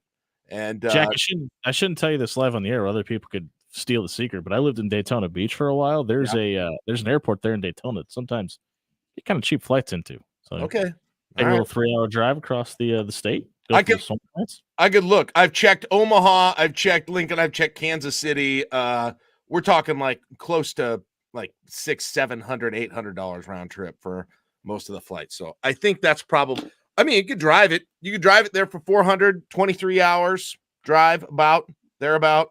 I found Airbnbs right at 100 there, right beachside Airbnbs, by the way. Really? So, oh yeah, the Airbnbs in Florida are actually really cheap, really cheap. Airbnbs look. I got good. a friend down there that runs one. If you actually end up going, you really want me to give you to find out. Let me know. Jimmy's like travel agent in this thing for me right now. I think I might be in the wrong industry here, folks. right. You need some places to eat. I know some guys down there. So, what is your overconfidence level with this team? With volleyball? Yeah. It's like I said, I've always said it. You asked me yesterday the question about my confidence level in Nebraska basketball after Creighton. I answered it honestly, which was like every level of perception, ability to jinx, fatalism. Take what that is for what football has been recently and what basketball has mostly been. It is the polar opposite for volleyball. Mm-hmm. There's nothing I can do or say or anything that ever concerns me that they're going to ever lose a match. And I've gone out on a limb all these times and done these things that should have jinxed them. Like they're down 2-0 and they're losing to Penn State and I guarantee victory. And they come out and they win the whole thing. So yeah, John, it is the complete yin to the yang of my attitude about football and basketball right now. When you like, I was at Shields yesterday, and you see an entire wall dedicated to this program, the volleyball program, and there's jerseys and just volleyball. Literally, you couldn't. It's not just generic Nebraska; it's Nebraska volleyball. You couldn't get near the wall because there were so many people around it, and you are the number one seed in this tournament. But it has been 6 years since this team has reached the pinnacle. What do you expect the reaction to be like if this team's able to cash in the chips and win a national championship? If they win the whole thing, I mean, yeah, it's been since that, what was it, 18? I believe when they beat Florida, they lost to Wisconsin a couple of years ago in the national championship. You're right. Yeah, 18. I mean, it'll be the thing is we've kind of been there before. Like, I mean, it's not super recent, but it's sort of like, hey, been there before. It'll be, but if that Nebraska, I'll tell you what, guys, if that matchup is against Wisconsin or even Texas, really either of them, but especially Wisconsin, that thing is going to get I don't know if it's necessarily going to be quite to the level of that LSU Iowa basketball game, but that thing is going to get some real attention. I think the thing that stinks is, unlike basketball, it's going to be going up against the NFL, and that hurts it a little bit. But it is going to be as talked about of a volleyball match, outside of the one that happened in the football stadium, that the sport's ever seen. Just simply because of the exposure, because of TV, when it is and where it is, and if it's Nebraska, Wisconsin, that's multiplied. I do wonder what the audience will be. You're right; it goes up against the NFL. Yeah, that's a bummer. But it's again, being on network TV, it matters. Huge. Last year, when Creighton was playing DePaul on Christmas Day after an NFL game, but going up against another NFL game, it was 3 million people. Just now, Christmas Day, it's a little different. This isn't a holiday. You have to stick around, but too. With enough promotion, and I know a lot of people are kind of lamenting how ESPN has handled the earlier rounds of the tournament, but that they don't want it to flop. So there will be enough promotion. They'll put it on ESPN. They'll put it on ABC. I think by default, just being on network TV, it's going to get 2 million. I wonder if it clears 3. Yeah, I have no frame of reference for if that's possible or not. I wonder what the women's basketball game got, and I don't think it'll be better than the women's basketball game. Right, I think that was like 8 or 9 or something. Yeah, that was. Yeah, I don't think you're going to be kind of unopposed. Yeah, right. It was unopposed, and you had bigger, frankly, household name star power in that game too, that you just don't have yet in the volleyball world. But still, incremental steps. You get a great match there. You could take another huge step where that thing is more valued. I think kind of like women's basketball is going to be this year. Well, and to your point, it obviously matters who they're opposed to as well. It's obviously a big draw if it's Nebraska, the number 1 overall seed. But, Jack, I think you're right. I think it is a bigger deal if it's Wisconsin than if it is Texas. Yeah, hey, I think both of them would be good, but I think Wisconsin, that would be the ultimate combo. With that being said, obviously it's going to matter who they draw. Who do you think is the biggest and most important piece to them being obviously able to knock off Pittsburgh and get to the national championship? I think the more I've listened to people who know a lot more about volleyball to me is the more that they've been talking about the just incredible. The setter is basically like a quarterback, and that's going to be the biggest impact. And so, Bergen Riley coming in as a freshman, and being setter of the year as a freshman, like that's what's driven. You can go all over the place. Merritt Beeson has been fantastic, right? You got Lexi Rodriguez, who's also fantastic, but I think Bergen Riley is the most indispensable piece of the team, even though she may not be the biggest superstar on the team. For her to have come in as a true freshman and be able to be as good as she has been in setting them up. And this team has kind of been they've been gaudy defensively for the last several years, right? That's been their thing. They've been good enough offensively, obviously, to get to Final Fours, to get championship matches. But that offense has taken a step this year, I think. And her being kind of the quarterback of that thing is, if they win it, it's going to be largely in part of her just being so solid. And again, it's not a position you notice that much when they're doing well, right? They're definitely not getting the glory in the volleyball world. How about this question from Linda into our Equitable Bank inbox? Found out the volleyball tournament will be played in a hockey arena. They say on their website they set the temperature at 68 degrees. Will this impact the players? I have no idea. That's interesting. Some people might think, well, that's a weird question, but makes a difference. It does make a difference. I remember this from when they still had the ice underneath of CHI in the first year or two that I was doing basketball, and your feet would get cold because you put the boards over. Yeah, they got to keep the ice cold, so. Right? And it doesn't go away. And your feet would get cold that way. Now they don't. They usually don't keep the ice going because there's not any ice shows happening at CHI Disney Health on Center. Ice is not happening at the Chuck. It is an interesting question because you've got the layer of plywood that they put over the rink, but then you got the sport court on top of that. So I'm sure it's something, they'll have their equivalent of a shoot around in the building. They'll get a chance to. Very mature of them to keep it at 68 too, by the way. Well, yeah. Keeping those thermostat, their Google Nest automatically when it sees that anybody's left the building, it knocks it down to 68 there. I think it'll be fine. Yeah, they'll make sure everyone's taken care of, but I'm sure it's an interesting question. I wonder how much they check like the pressure of the balls and stuff like that when there's a difference in temperature. That Deflategate. That sounds like something Texas or Wisconsin would do. It's got to be in Florida. Tom Brady's in the vicinity. Yep. I'm just saying. All right, so you mentioned Texas and Wisconsin. It is, as we know, it is not hard, even for the most rational Husker fan, of which Jack is not, to gin up irrational hate for Wisconsin or Texas. But how do you gin up irrational hate for Pittsburgh? Yeah, that's hard. That's really hard. Maybe I'll go here, John. Here's my path to it. Okay, there's two paths to it. This is an interesting game. You play your path to hatred for any college. You throw me out, and I try and do it in less than like 6 degrees. But I think there are two direct paths to disdain for Pittsburgh, and you've got one of them in your hand. Yes, their former athletic director, one of John's favorite people of all time. Listen, I'm the one that made Nebraska volleyball great again. Not that Terry Petit guy. It was all me. That's right. He would have been there in some of the glory years. Why aren't we giving him any praise for what's happening right now? Thank you, Steve Peterson. Thank you. Yes, thank me. Thank me. Thank you for joining us on the Grum today. and then how about on the old car podcast, the Pitt head coach taking shots at Mark Whipple here. Still very offended by that. Will Mark Whipple be in attendance at this game? Narduzzi went after I don't care. He's not there anymore. That's our offensive coordinator. And you come after one of us till the day Mark Whipple dies, I got his back. Even though we ended up agreeing with him that we didn't like Whipple either, it doesn't matter. We're coming after Right, him. but I am duty bound.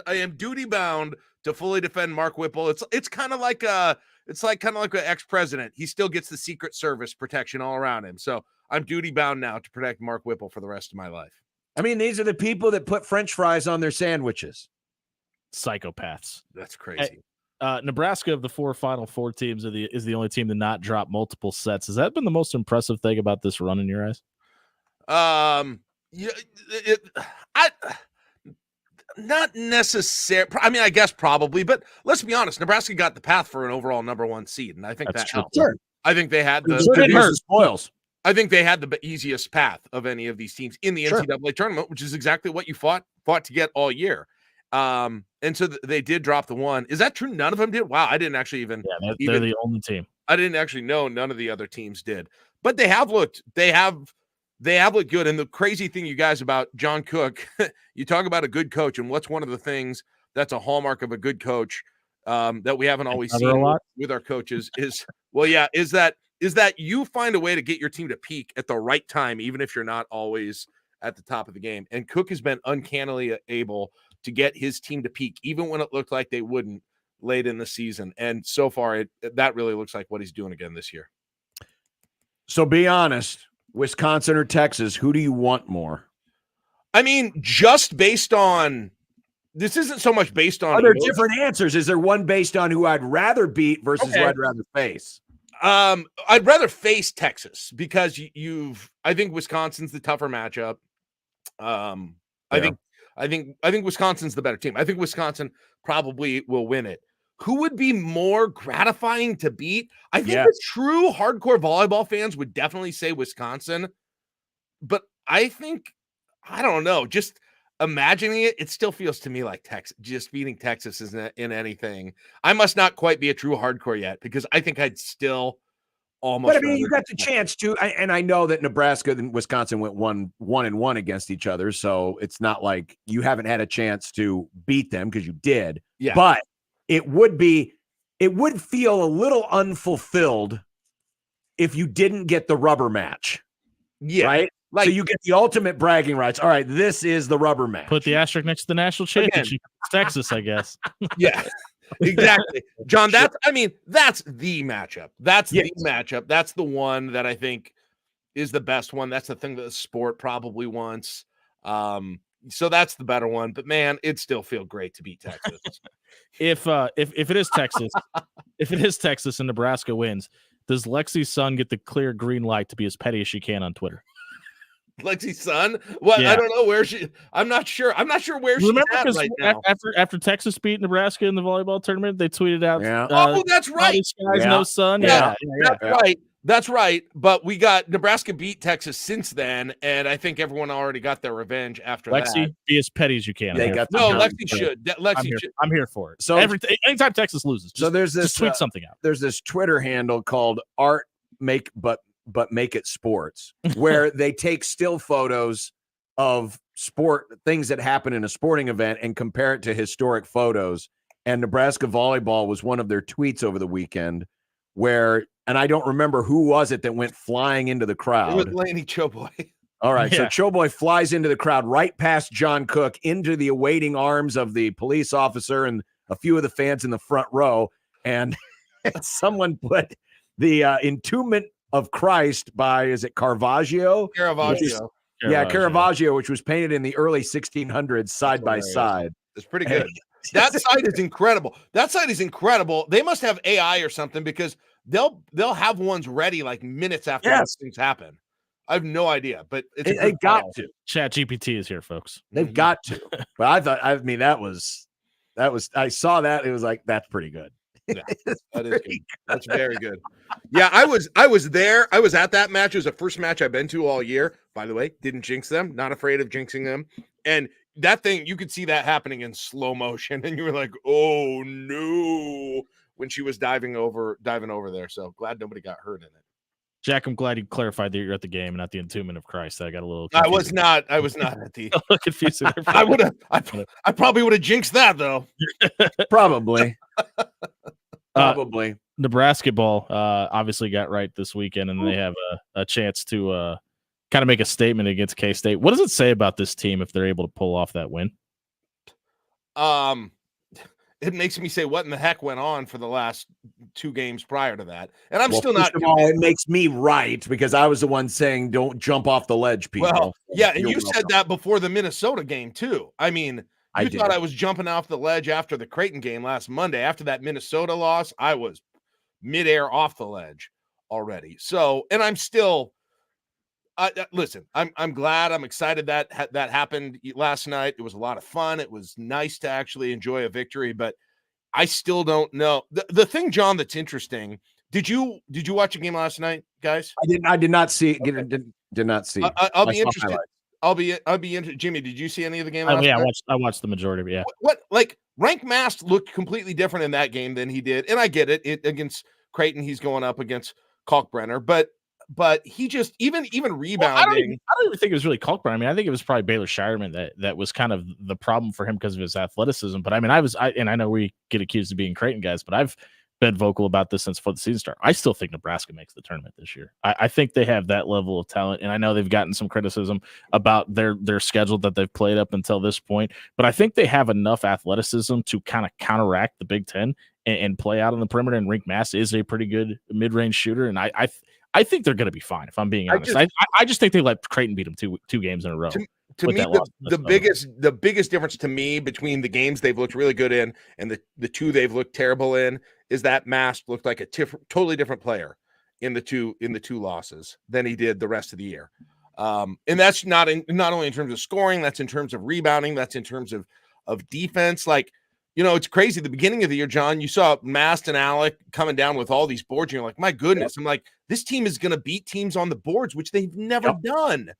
And then were in the first half against Minnesota, and then it just disappeared. And they didn't do it against Creighton either. Like they just they did. And you saw, I don't know what the numbers ended up being last night with that. And again, they sort, I don't know, the ability to keep Walker out of the not scoring as long as they did was the key, obviously, to last night. And I don't know if that's Hoiberg and Sam Hoiberg, Lawrence on ball defense. I don't know if that's scheming. I don't know exactly what it is, but that's why they were able to win that game last night, in my opinion. Well, I don't think Sam Hoiberg's importance can be referenced enough too, because he's definitely the spark plug for this offense, and I think he's, if not the most important piece, he's definitely 1A or 2 with just what he brings off the bench and how much different they look from like an energy standpoint when he gets on the court. Yeah. And that was another thing at the beginning of the year is like you could feel that very perceivably when he came in off the bench. And then you kind of didn't for a while. And then that wasn't there either, again, for Creighton, for some of the other games. But I will say this, guys, and I'll be curious if you agree going forward. But I think Juwan Gary is overall the best player on that team. And Mast is solid, and Tominaga is Tominaga. Juwan Gary is the best player on that team and the most important player in that team. Which and I thought he was going to hold a greater key to, you know, if Nebraska was going to beat Creighton, and he was a non-factor. Yep. And then you see what he's done since, and I think with his length and his ability to play defense, you can really match him up. I'll be very curious to see how they match up against K-State. It'll be, you know, chance for Arthur Kaluma to see Nebraska again. By the way, speaking of Kansas State, they have already played and won 4 overtime games this year. Jeez. Battle tested. They beat Providence in overtime. Then they played 3 overtime games in a row, all within the span of a week. Oral Roberts, win. North Alabama, win. And then they beat Villanova, and they all happened within 7 days of each other. And then last night or 2 nights ago, they walloped LSU. This would be, in my opinion, to this point, Nebraska's best win if they get it, because I think Kansas State is better than Michigan State, and it's on the road. Maybe in the Hoiberg era too. Like the crazy thing is, I'd still say, you know, when they beat Wisconsin, or it was Wisconsin, Ohio State in back-to-back weeks. That's the bigger wins. Yeah, when they went on their typical February run where no one can beat them. But I mean, yes, for what it means for the season, absolutely. Well, Jack, to answer your question from earlier, they each team had 31 rebounds, but I think that's equally as important too, just because Michigan State does have the size advantage in that matchup. Sure. The fact that they were able to stay on par with what they were able to do on the boards goes a long, long way. You know me, I'm definitely not. I mean, listen, I think they've got a huge uphill battle against K-State, and I'm still not convinced, you know, that things have completely changed from where they were after last week. That said, if they could pull it off against K-State, man, you get yourself in a spot coming in with 2 losses, and so the record would be, let's see, it's 7-2 now.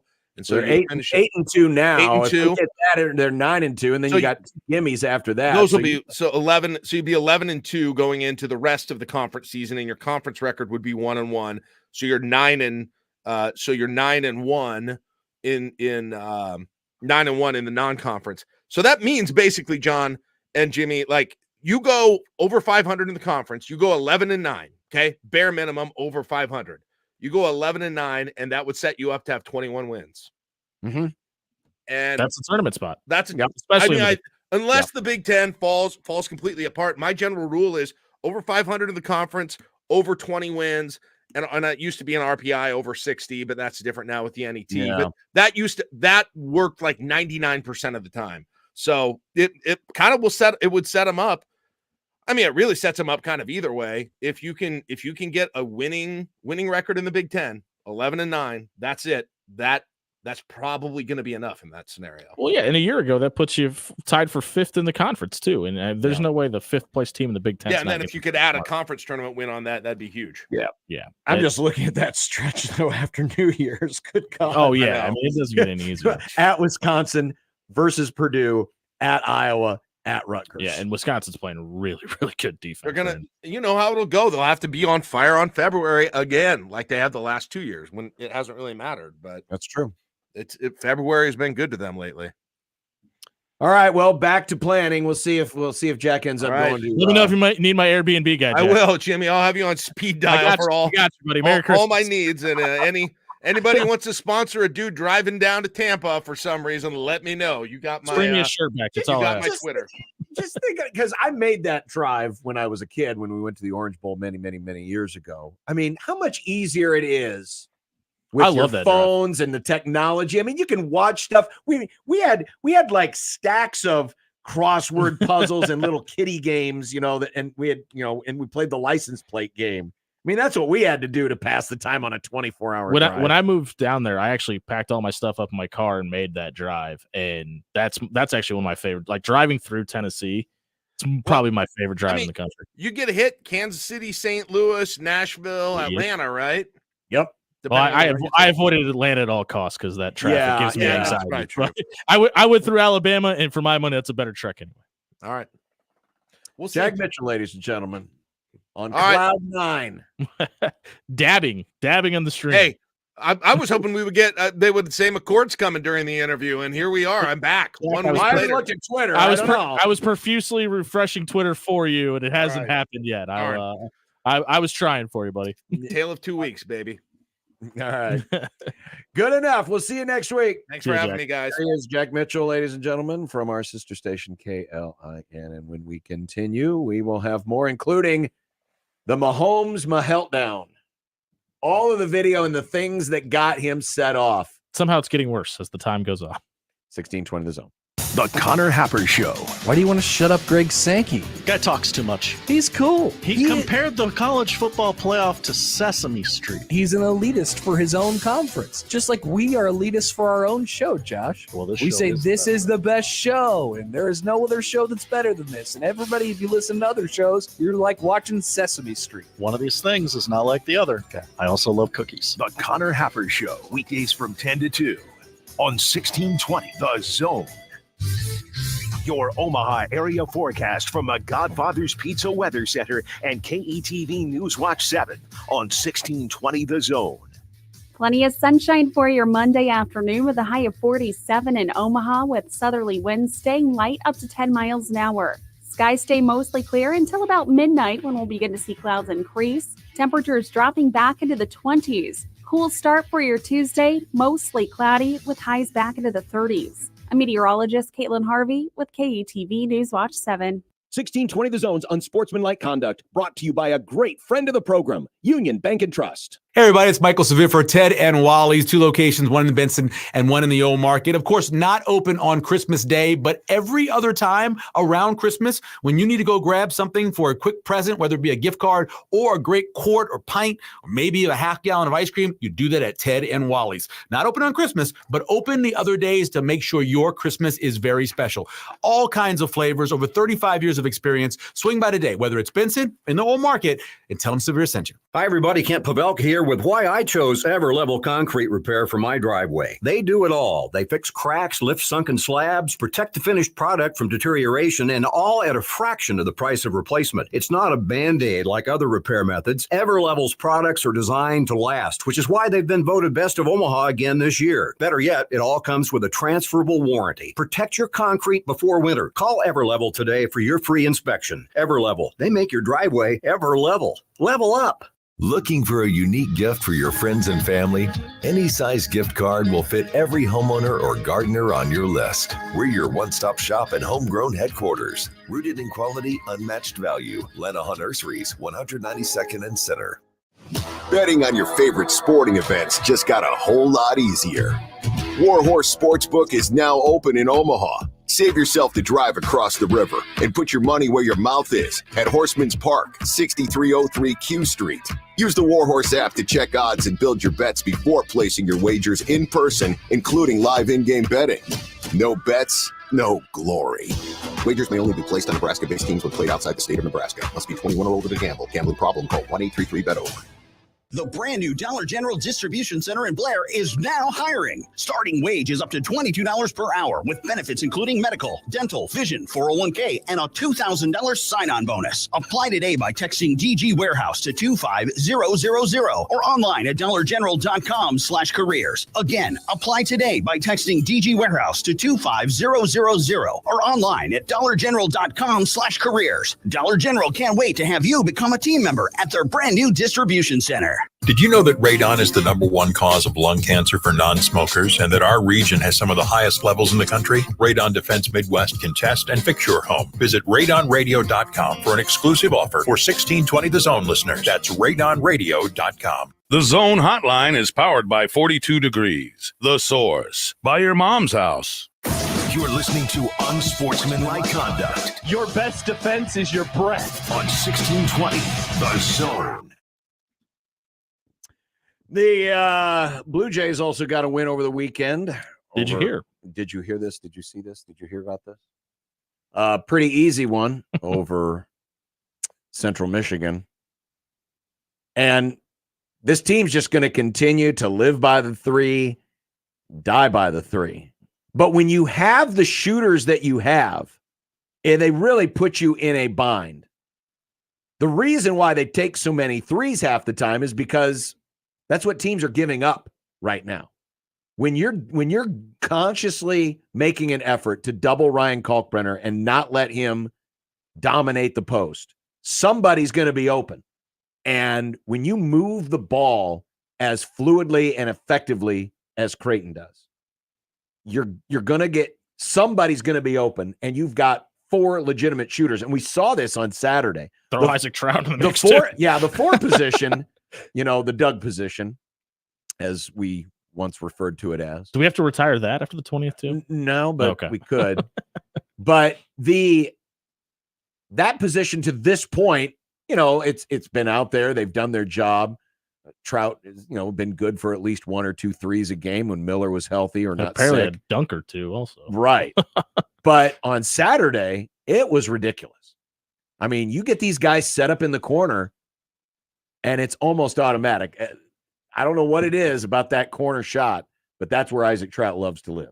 Yeah, and I think the other reason that they've been so successful with the way they're shooting the 3 is they know if it doesn't come down, there's almost a 45% chance that their guy's going to end up with it the way Creighton's rebounding the basketball right now. Especially if it's not Baylor Shireman or Trey Alexander taking the shot, they're probably going to be somewhere in the vicinity to come down with a rebound because they've been getting the boards at a very, very high rate too. Yeah, and the rate has actually dropped a little bit from the beginning of the season, but it's still respectable enough where if you're giving these guys a second possession, and I was keeping track of this stat earlier, but Creighton was averaging almost 1.5 points per offensive rebound. mean, if you can get it to 1, if you're, a 1-to-1 ratio, that's good, but 1.5. That's great. It's elite. And that's where it was. I don't know where it is now. I may have to do that on the plane tomorrow. Maybe do a little more math on that. You got a direct flight?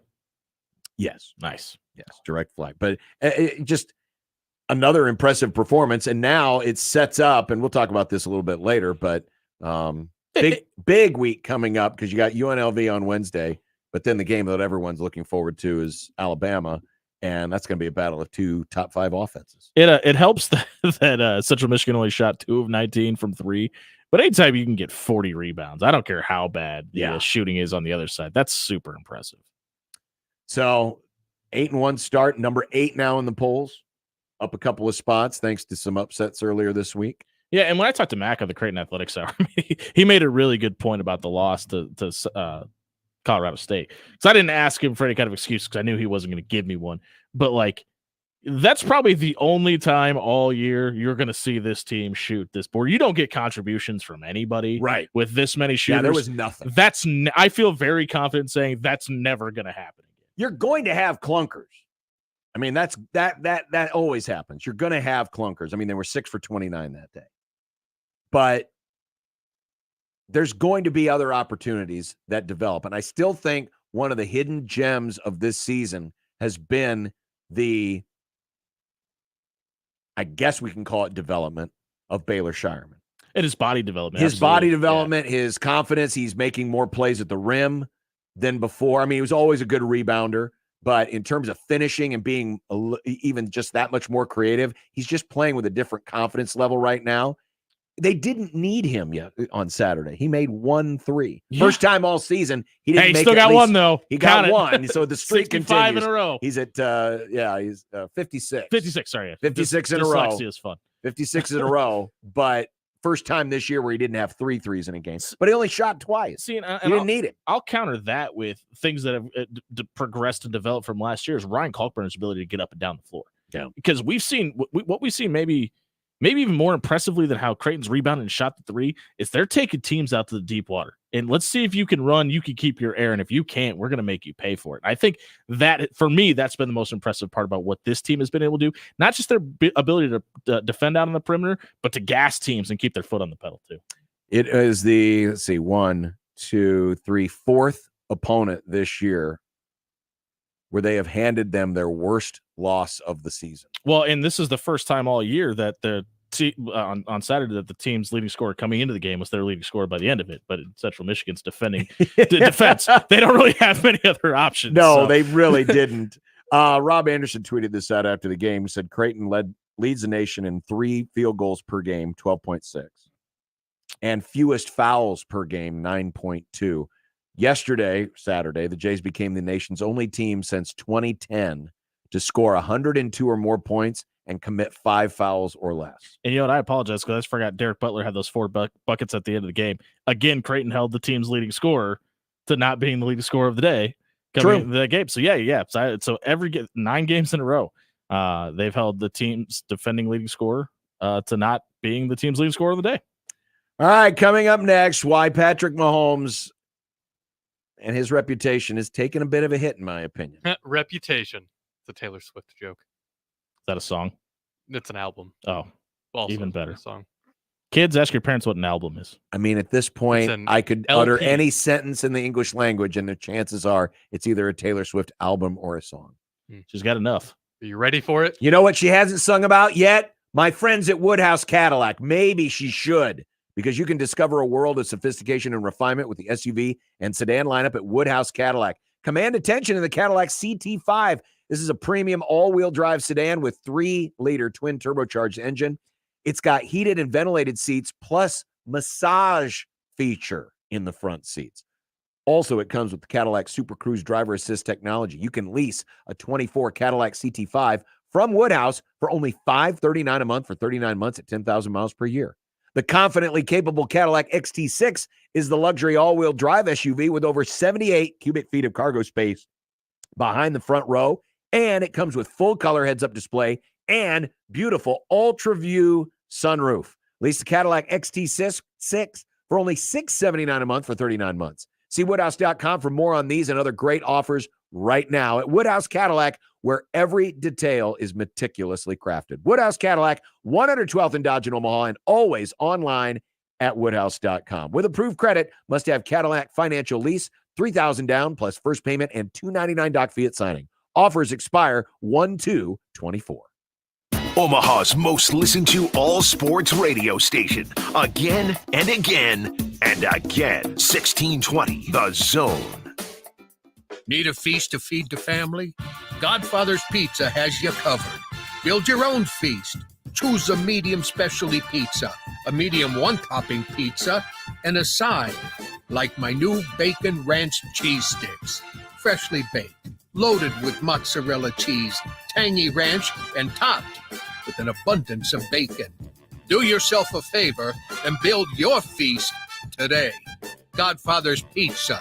Do it. Good boy. At Cox, we think all customers deserve a reliable connection. So whether you're a loyal customer who's been with us for years,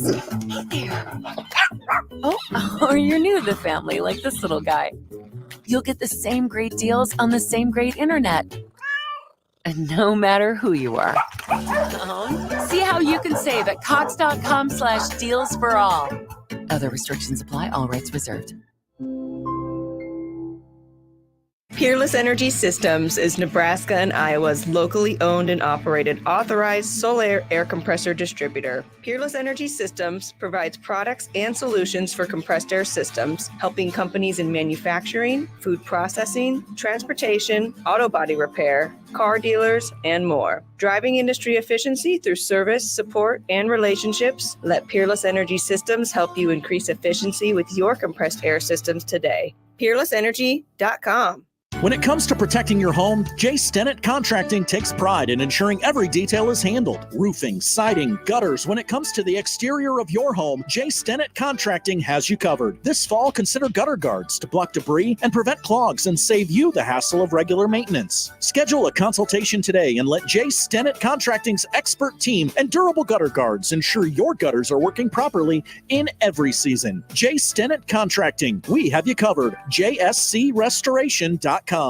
The Zone Inbox is brought to you by Equitable Bank. We take banking personally. Email me, Connor Happer, with the Connor Happer Show at Connor, CONNOR, at 1620thezone.com. Send me your love, your hate, and maybe a few hot takes. The Zone Inbox, presented by Equitable Bank.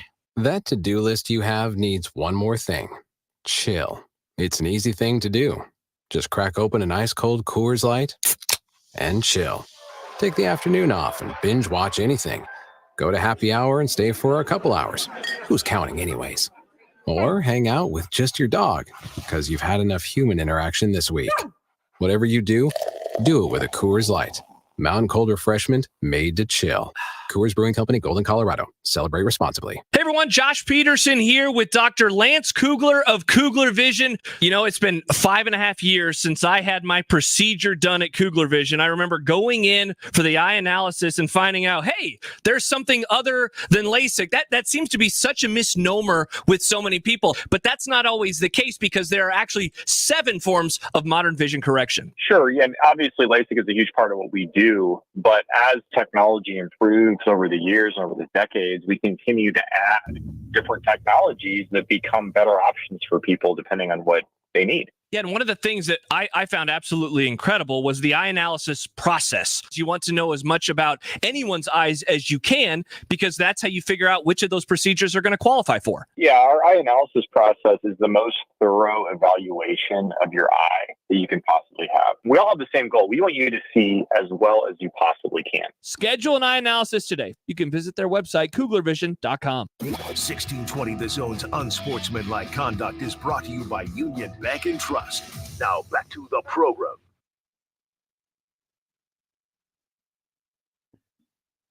Twenty to 17 Buffalo. They send another blitz. Selling out. Flag on the play. Might be a free one. They've got Kelce at the 30. Kelce 25. Angling back. 20. Now he's going to lateral it back at the 15-yard line. It's Tony. 10, 5. Touchdown.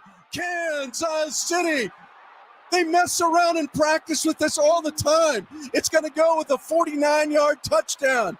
Kelce, the old University of Cincinnati quarterback. Number 19, offense, lined up in the neutral zone. 5-yard penalty. And it died. I didn't even think about he has a free play opportunity. Honestly, that's the first thing I thought too, because you can see the flag. You can see the flag being thrown at the line judge just chucks it in the air, and you think it's an offsides. It's a free play. You weren't really paying attention to where the receivers are because you never assume that it's going to be offensive offside. And we'll ask the officials if they're offsides or not. Bingo. And so you thought, oh, well, somebody must have jumped. I watched it on Red Zone, so I missed the call live, and obviously I didn't hear the radio version, but I didn't even think about that aspect of it Patrick Mahomes is probably just writing this check when he's throwing that ball in the air. Exactly. That sucks. Well, as you all know by now, the play was called back. And there were folks who were wondering, okay, well, Mahomes wasn't mad at the call. He was mad at an offsides call that should have been called later in the game. Well, as it turns out, video courtesy of Buffalo Channel 8 in Buffalo. No, he was complaining about offensive offsides. Offensive offsides in that moment, man. Terrible.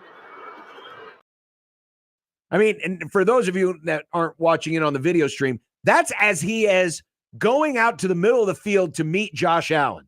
The typical post-game dap, handshake, hey, good game. He's just in the middle of his rant, and he's just talking to anybody that will listen. This has been going for 5 minutes. Yeah. This is after he was on the sidelines. This is at the end of the game.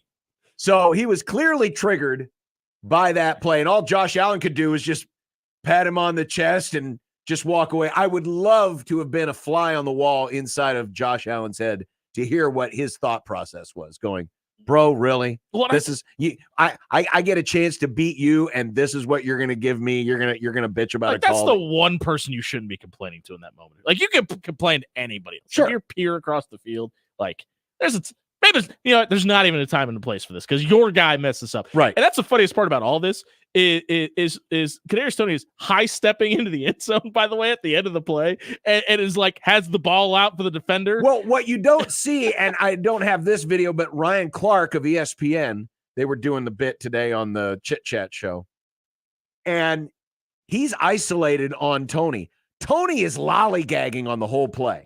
From start to finish, obviously. He's not really, he's just kind of dilly-dallying down the field, and he's all by himself, and that's why he's so wide open when Kelce turns back and throws back across the field, because he's not really doing anything. Well, he's not showing any effort. And in Buffalo's defense, he's dropped enough this year that they probably figured out he he's didn't really not need worth to it guard anyway. him. Yeah. So there was actually an opportunity for Kadarius Toney to be a hero on a play. Forget about the offsides, where he's not contributing anything. He's literally contributing nothing, and he blows it by, of course, lining up offsides. Here is then, and listen, we can look at it, and I've got the chart right here, and this is from the all 22 film, right? So this is not the visual you got from TV. This is the high 50-yard line camera, and of course, with the ball being at the 50-yard line, you get a perfect view down the line of scrimmage, and you get, if you look at, and I think that's, oh my God, who is that at the top? Rashee Rice. Rashee Rice, yeah. Is the receiver on the right side of the formation, top of the screen. His front foot is on the 50-yard line. The ball is at the 49 and a half. Yeah. His front foot is literally bisecting the 50-yard line. Tony's back foot is the one standing on the 50-yard line. That's how far forward he was. The other part of this, too, even if you don't want to call Toney for being offsides, which he clearly is, you could have said this was an illegal formation because the right tackle is almost 2 yards off the ball. Yeah, and you've got 5 guys in the backfield in that situation. You have to have 7 guys on the line of scrimmage. You didn't have 7 guys on the line of scrimmage. So quite frankly, whether or not you believe that this was a right call, wrong call, he should have got a warning, he shouldn't have gotten a warning, the Chiefs should have been flagged for illegal formation because the right tackle is lined up too far back. All he would have had to have done is do what every single wide receiver since the beginning of time in every snap has ever done. And before they get set, check with the official to make sure they are set. Right. It is not the official's job to tell him he's not set. Right. It is his job to check. And he, for whatever reason, just chose not to. So, by the way, that was confirmed today by Andy Reid, because there were some conflicting reports. There were some observers that said, oh, yeah, he did check. Tony did check with the official. But if you watch the All-22 film, you never see it. And then today, Andy Reid confirmed that Tony did not check with an official to make sure he was aligned correctly. Which is incredible. Which is what you're taught to do from the beginning of playing football. 8 years old. They tell you. You are taught, hey, just double check. All you have to do, and you see it all the time. You see receivers look to the side judge, point to him and say, am I okay? Side judge usually gives him a thumbs up or some kind of a high sign. You're good to go. Tony does not do any of that. He does none of that. So all of this talk about being warned or getting the proper warning, that all falls on the player to check with the official. It is not the official's responsibility to just stop the action and yell and say, hey, you're lined up offside. No, you as the player have the onus on you to check the side judge to make sure you are lined up correctly. And if you are not and you get a flag thrown on it, that is on you, the player. And to the point you made a minute ago, this is a guy who has made several mistakes this season too. And and not to be a Patrick Mahomes apologist here, I know I asked the question in the crossover, but that's probably more where Patrick Mahomes' frustration is coming from, because it's not like he's frustrated for the first time all season. This team leads the league in drop passes. He's basically got one weapon. Pacheco's not the guy he was last year, and I think there's a lot of reasons for that. And a lot of it's because they don't have anybody to take the top off of defenses. But I think this is just the tip of the iceberg. Like, he's finally hit his fever pitch of frustration, and it came out last night. It did. And to me, this is the bigger story. It's not that all this great play got negated or Right. the Chiefs ended up losing the game. To me, the bigger story is the reaction by Patrick Mahomes, the immature, irresponsible reaction by Patrick Mahomes. And I will explain when we continue in a moment. 402-951-1620 if you want to join us. And keep in mind, and Mitch will remind us, there's a new team in the race. There's a new team in the race. The Chiefs have dropped to 8-5. Again, the Broncos were winning. And the discussion this week will be about the Broncos being 7-6 and one game behind the Chiefs in the AFC West. The team that got 70 put on them Let's ride. is one game back. That defense is playing really well right now.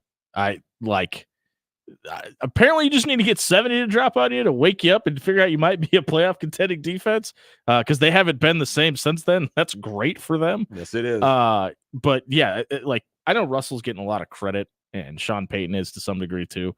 That defense deserves the bulk of it. We'll continue with more in a minute. 1620 The Zone. Live from the Host Coffee Studio, this is 1620 The Zone. 1620 The Zone. Traffic.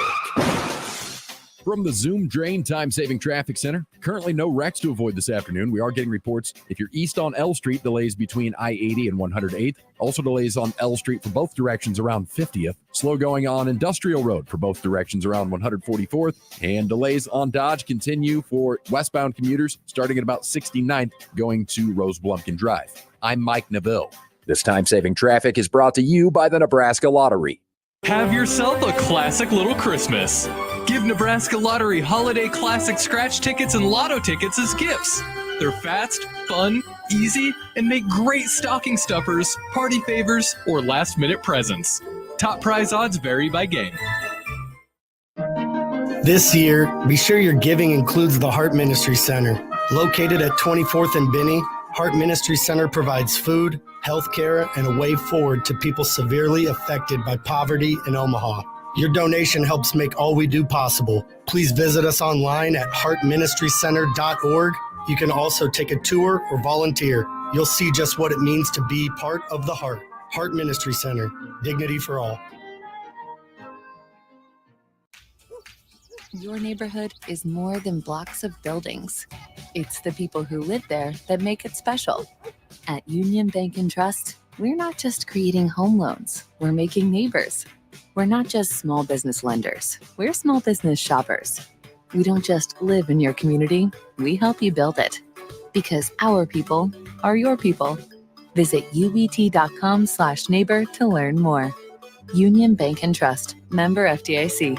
Hey folks, Kent Pavelka again to tell you about your local concrete experts at Everlevel Concrete Repair. Now, if you have cracked, uneven concrete, Everlevel can fix it at a fraction of the cost compared to replacement. This is no Band-Aid. Their products are built to last. It gives your concrete the durable protection it needs, and there's still time. I chose Everlevel for my driveway, and I've got peace of mind with their long-term transferable warranty. Everlevel's products and customer service are top-notch, and that's why they've been voted Best of Omaha again this year. Say it with me. Everlevel, Everlevel, Everlevel.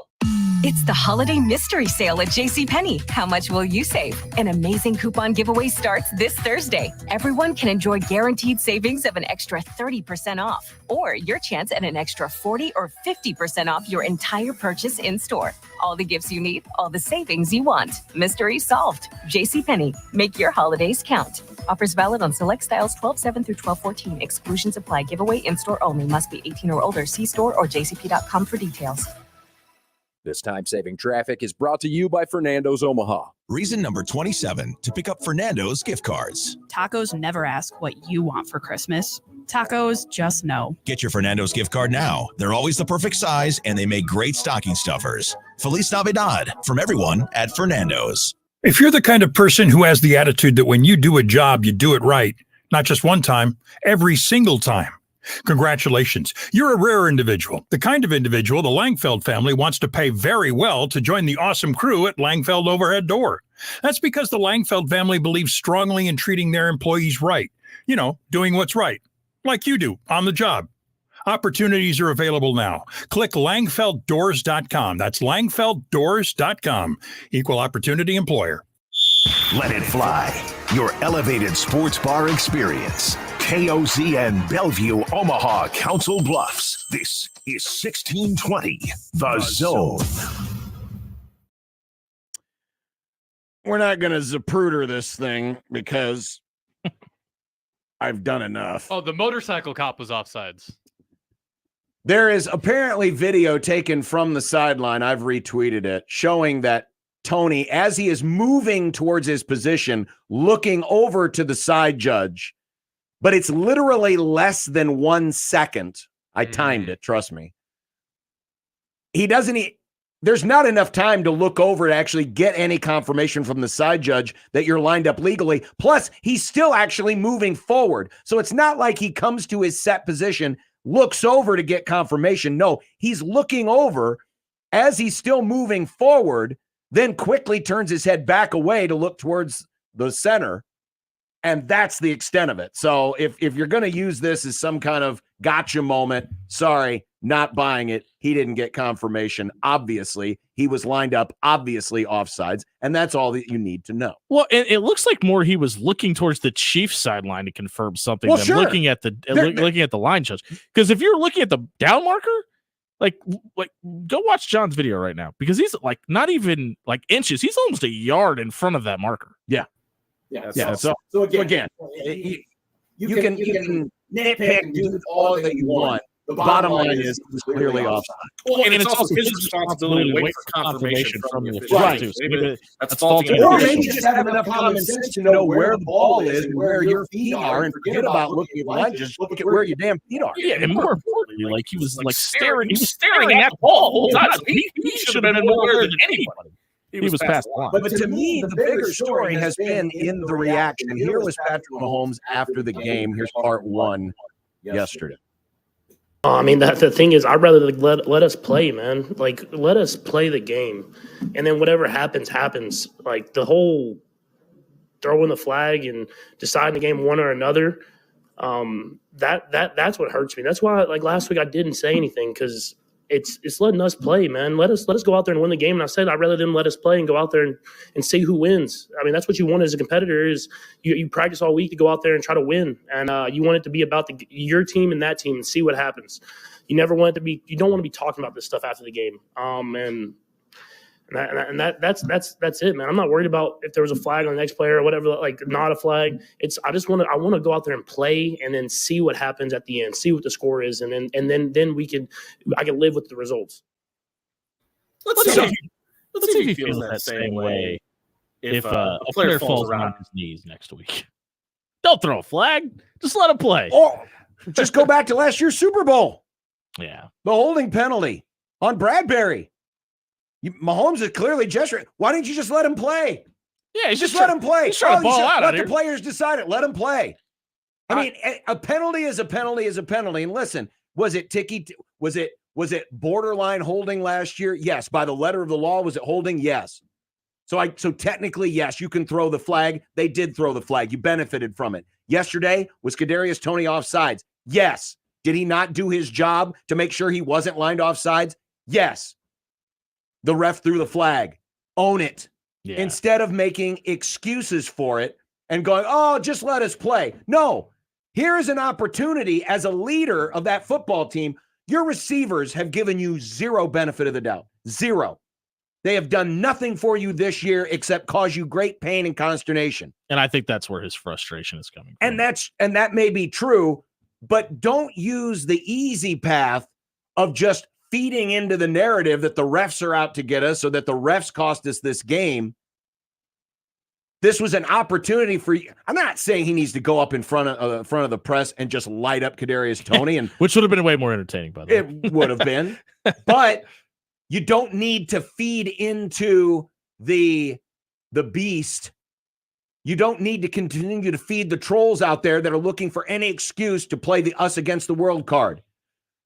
It's us against us. Your own guys are costing you these wins. Drop passes, misalignment, penalties. Your own guys are costing you wins. Not the officials. Your own guys. If you want to be a leader, be a leader. This is not being a leader.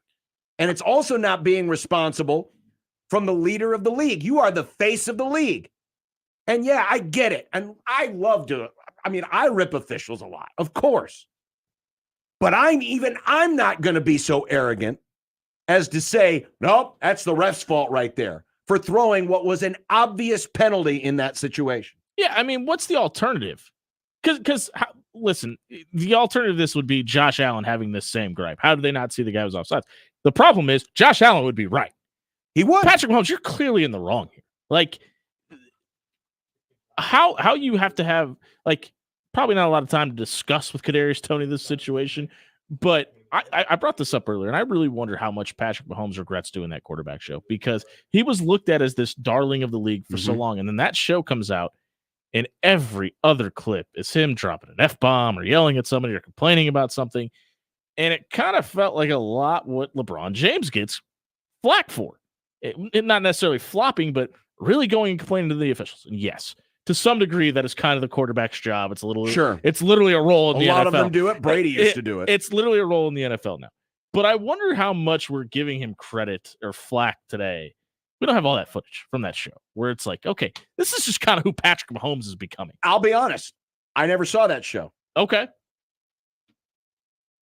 But I still have the reaction I do today because it was so jarring to see him. Because initially when I saw the video of him going off during the CBS broadcast, I thought he was just yelling at his teammates, yelling at coaches. I did not put two and two together in that moment that he was yelling at the side judge. And then these videos came out after the game, and it I wouldn't say it was jarring, but I'm like, interesting. This is the reaction we're going to get out of all of this. Not that, hey, another one of my dumbass teammates who have been letting me down all season did another dumbass thing to let us down.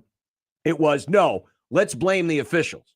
Not that this helped either, but I don't know if throwing Kadarius Toney under the bus would help anything either. Well, and again, I'm not saying he needed to go up in that podium and throw him under the bus. It. But I'll tell you, in the locker room, this is another moment where you light him up. As a teammate, you say, you need to get your head screwed on straight. You need to figure out what you're doing. You are costing us games by being an idiot. You can do that in private. That's what leaders do. Sometimes you got to tear people down, but you can do it behind the scenes and not make it a big deal. And listen, you would have been justified in doing it. To me, the reaction from Chiefs Twitter today, that's been the worst part of it, shouldn't be, see, the refs are out to get us. It should be, see, our dumbass teammates, our dumbass wide receivers keep doing dumbass things to make us lose these dumbass games. And this was probably the worst and they reaction he could have had. justified to be doing that. This was the worst reaction he could have had because you can't know you're wrong. Like, there's no way you can't know that you're wrong in this situation. And he referenced other calls, but like, you had 3 officials around that line of scrimmage. Like, they're like, nobody's throwing that flag and then going, oh yeah, our bad. And we've seen that happen in games, but not in that situation. Here was the other part of the Mahomes post game that really, again, just to me indicates he just doesn't get it. He's basically saying they should have let the play stand because it was a really cool play. Yeah, I mean, the flag today was tough. Offensive offsides. It's something that, I mean, you as a like I said, elementary school, we talk about, you line up, you point to the ref, you're good, you're not good. If not, they come to you, you need to get off the ball more, you need to be on the ball more. You have a discussion. I mean, that's the ref's job. I mean, you want to have an open discussion so that you can go out there and put the best product you can on the field. And for him to throw that flag, no explanation, no anything. And I saw the picture, and I mean, he probably is, barely offsides, but for him to take the game into his hands over a call like that doesn't affect the play at all, didn't affect anything. It's just tough, man. And like I said, man, that's a Hall of Fame tight end making a Hall of Fame play that won't be shown because we threw a flag for an offensive offsides. And so it takes away from not only this game and this season, but from a legendary career that Travis has had. And I mean, that hurts me because I know how hard he works for it. The best part is with no explanation at all. Offensive offsides is the explanation. You don't need an explanation. He's offsides. So, Patrick, the explanation is your teammate was across the line of scrimmage. That's the explanation. So after the game, the officials, as they get the pool reporter, which I'm critical of. I think they should answer questions like everyone else. They don't need this pool reporter, but whatever. It's the way they do it. And inside of the actual pool report, he says, it's one of those things we don't want to be, and this is Carl Cheffers, the head official. It's one of those things we don't want to be overly technical on, but when his alignment, he's lined up over the ball, that's something we're going to call his offensive offside. Every time, and you should. So that's what the down judge saw. He saw the alignment was over the ball, and that's what he ruled on the field. That's what he called. And then there was another comment a little bit later on. The only thing that would have made that better if he'd have been like, what an idiot. How do you throw that flag? What a cool play that was. Well, it comes from the officials. Here it is. Here's the other quote from Cheffers. Ultimately, if they look for alignment advice, we are certainly going to give it to them. But ultimately, the players, are responsible for where they line up. And certainly no warning is required, especially if they are lined up so far off sides where they're actually blocking our view of the ball. Ooh. No warning is required, especially if they are lined up so far off sides where they are actually blocking our view of the ball. So hold on, because then I think I might side with Chiefs fans on this side. Because if your view is impaired to the ball, isn't it your job to position yourself to see that so you know? No, because the officials have to be on the ball. They are literally watching down the line of scrimmage for just these things. It's not up to the ref to move. It's up to the player to move because the player is in the neutral zone. Yeah, that's how it works. Yeah, how else are you going to judge offsides, defense or offense, if you're not lined up perfectly with a football? Right, but how do you know if the ball doesn't move or not? But that's the point. He is so far offside that the side judge cannot see the ball. He needs to be able to see the ball. So what he's saying is, that's how far offside Tony was. I get that, but I'm thinking from a logistics standpoint for the other 21 players on the field. You have to also be accountable for them And if you can't see where the ball is, and if somebody else would have jumped defensively, how would he, if he'd known if he couldn't see the ball? Shouldn't he? I guess he just steps to the left so he can see it, but like, I don't know. But that's the whole point. You don't need to. I know, because that's already an infraction. Yeah. But I'm just saying from the other players on the field standpoint, because I don't know. It doesn't matter, but it kind of does for the rest of the play too. But I don't know. That's the only. First of all, Patrick Mahomes' take sucks. But secondly, I kind of wonder if that impeding his ability to do the rest of his job means he should have warned Kadarius Toney to back up. And the second part of that Kadarius Toney has to respond to him. But also. you see, that's the thing. You're playing. You got the cacophony of noise. It's not his job to yell out there and say, "Hey, 19, back up." Yeah. That's not his job. Right. That's not his job. Again, Kadarius Toney had his head where it shouldn't have been. And I agree. And it wasn't in the game at that time because he's the one that lined up. And I agree. And I agree with that. But I just think from the rest of the play developing standpoint, and his ability to call flags on other players, he's got to be able to see the ball. And thus why he threw the flag. And I think because the ball was obliterated by his view because a player, and maybe the side, if I'm the side judge, I would be so shocked as to see that and go, which was probably more the problem. Dude, I ain't never had this happen before. I got someone so far offside, I can't even see the damn ball. Which was probably more the problem. It's one of those nobody would do something on this stupid on purpose kind of things, right? That's Because he even said, we expect players to know where to line up. Like if you're a little bit off, yeah, but not that far off. I give credit to the official for having the balls to throw the flag in that situation for just that reason. It's one of my biggest complaints about officiating across a lot of sports is situational officiating, where you all of a sudden start to let things slide that you didn't let slide in the previous 58 minutes of the game. This was such an easy call to make that's what it was. But again, to me, it's not about the technicality of the call, offside, whatever. Right, wrong, or different. It was the right call. It's the reaction. And the reaction, to me, is scary. Because it makes Patrick Mahomes look like less of a leader.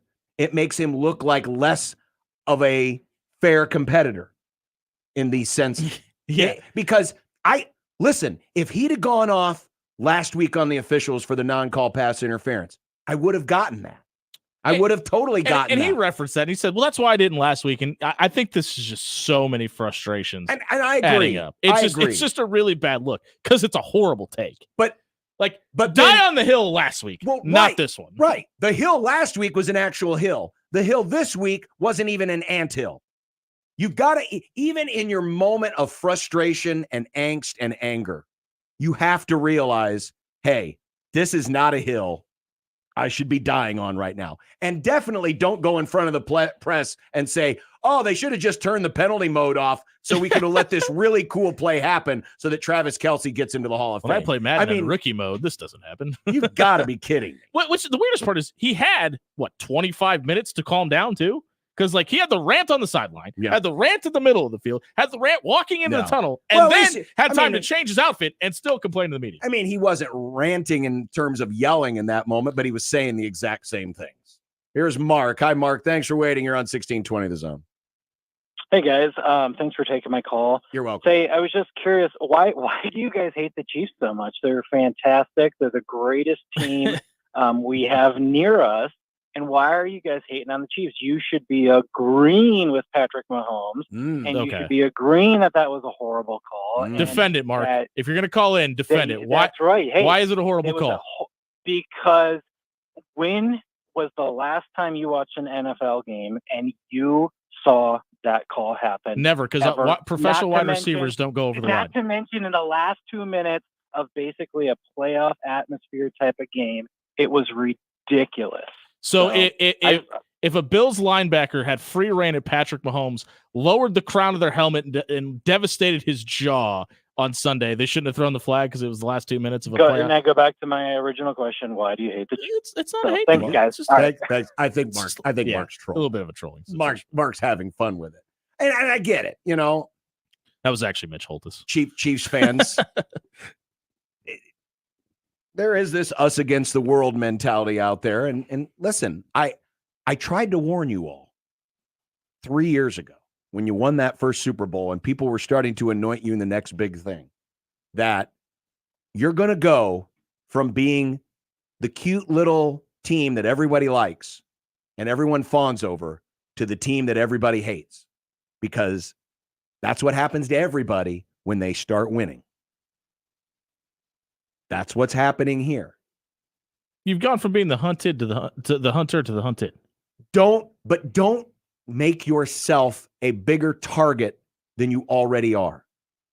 And when you are complaining about obvious things that have happened that should have been flagged and treating it as if you had been taken out back and shot like Old Yeller, you're going to come across like idiots. You are. I'm sorry. I wish more fans, and I'm talking to every fan base of every team that exists, if we as the smart fans will police ourselves. I would police other Rams fans, but they don't exist. Not around here anyway. They don't even exist in Los Angeles. Is it a bad look for him if he apologizes? Or do you think he should? Who? Mahomes.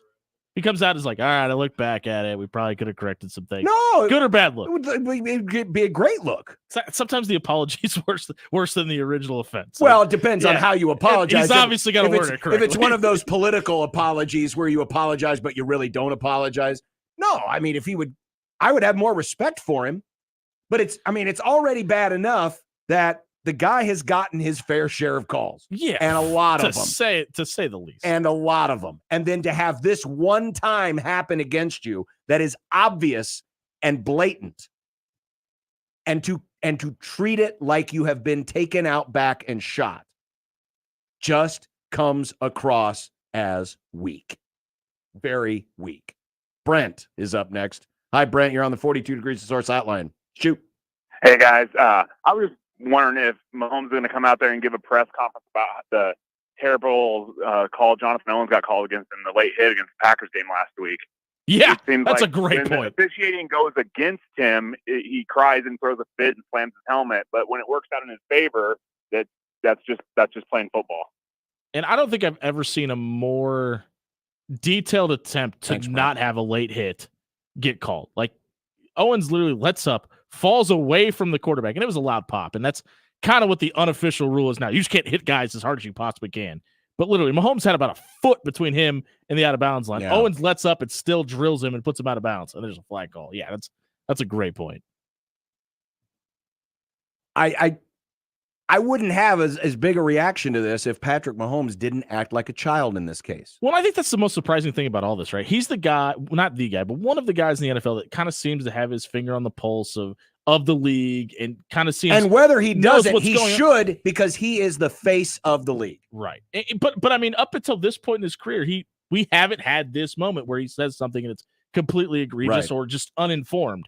And this was both. You have that added responsibility.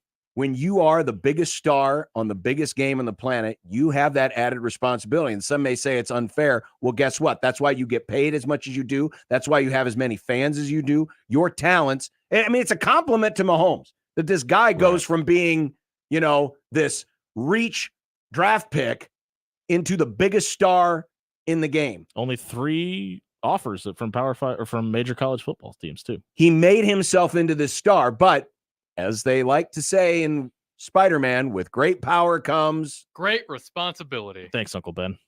Oh. And R.I.P. I would have understood going off last week. I would have understood a call that obviously was bad against you. Does this end up but being to a die bit on this hill? Does this end up being a bit in a State Farm commercial? Do you kind of feels like this ends up being a bit in a State Farm commercial? So I probably should. You could have bundled your home and auto if you wouldn't have been offensively offsides here. Probably should. So a meltdown like this kind of feels to me like it's a culmination of a bunch of different frustrations he's had. 1,000%. And it just exploded now. I agree. I totally agree. And that's why I understand his frustration.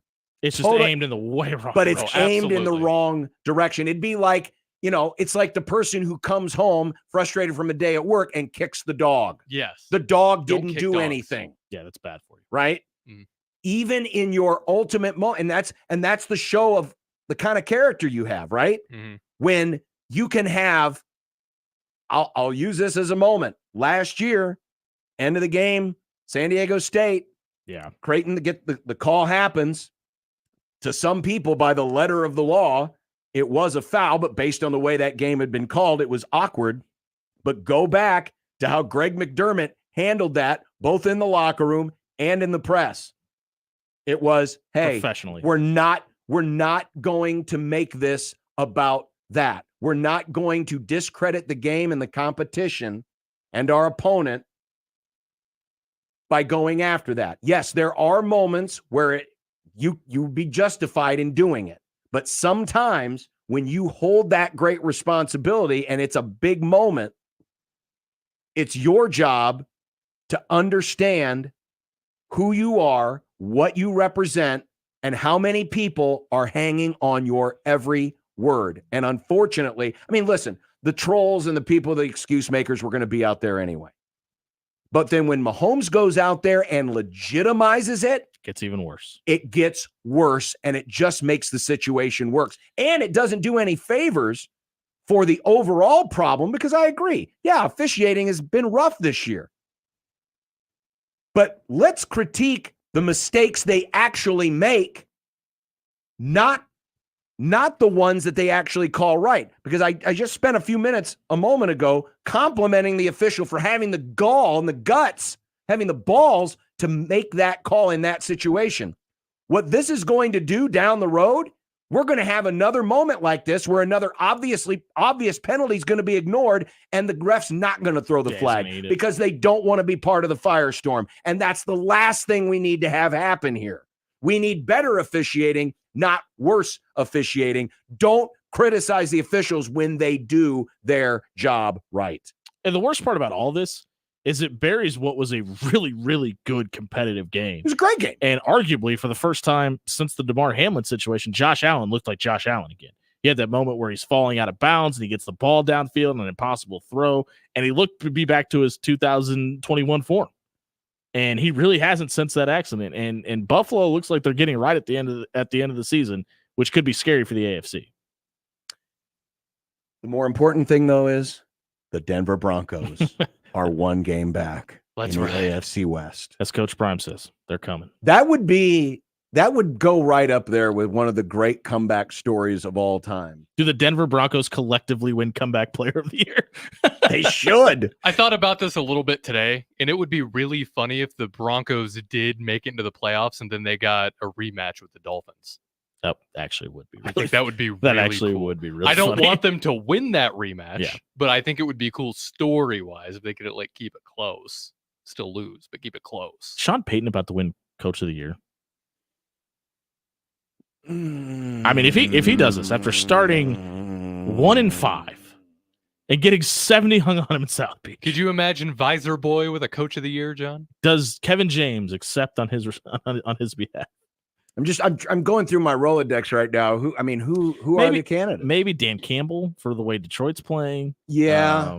D'Amico Ryans for turning around Houston. Yeah, that's a good one. That's a good one. Mike McDaniel for being cool. I was about to say you could throw Mike McDaniel in there for especially if Tyreek Hill gets 2,000. Well, especially just watching in-season Hard Knocks, just the way he is with the players. Yeah, you got to do it as a coach, man. He's a good coach. You have people like Josh pining for Mike McCarthy. That will not happen. Yeah, but I mean,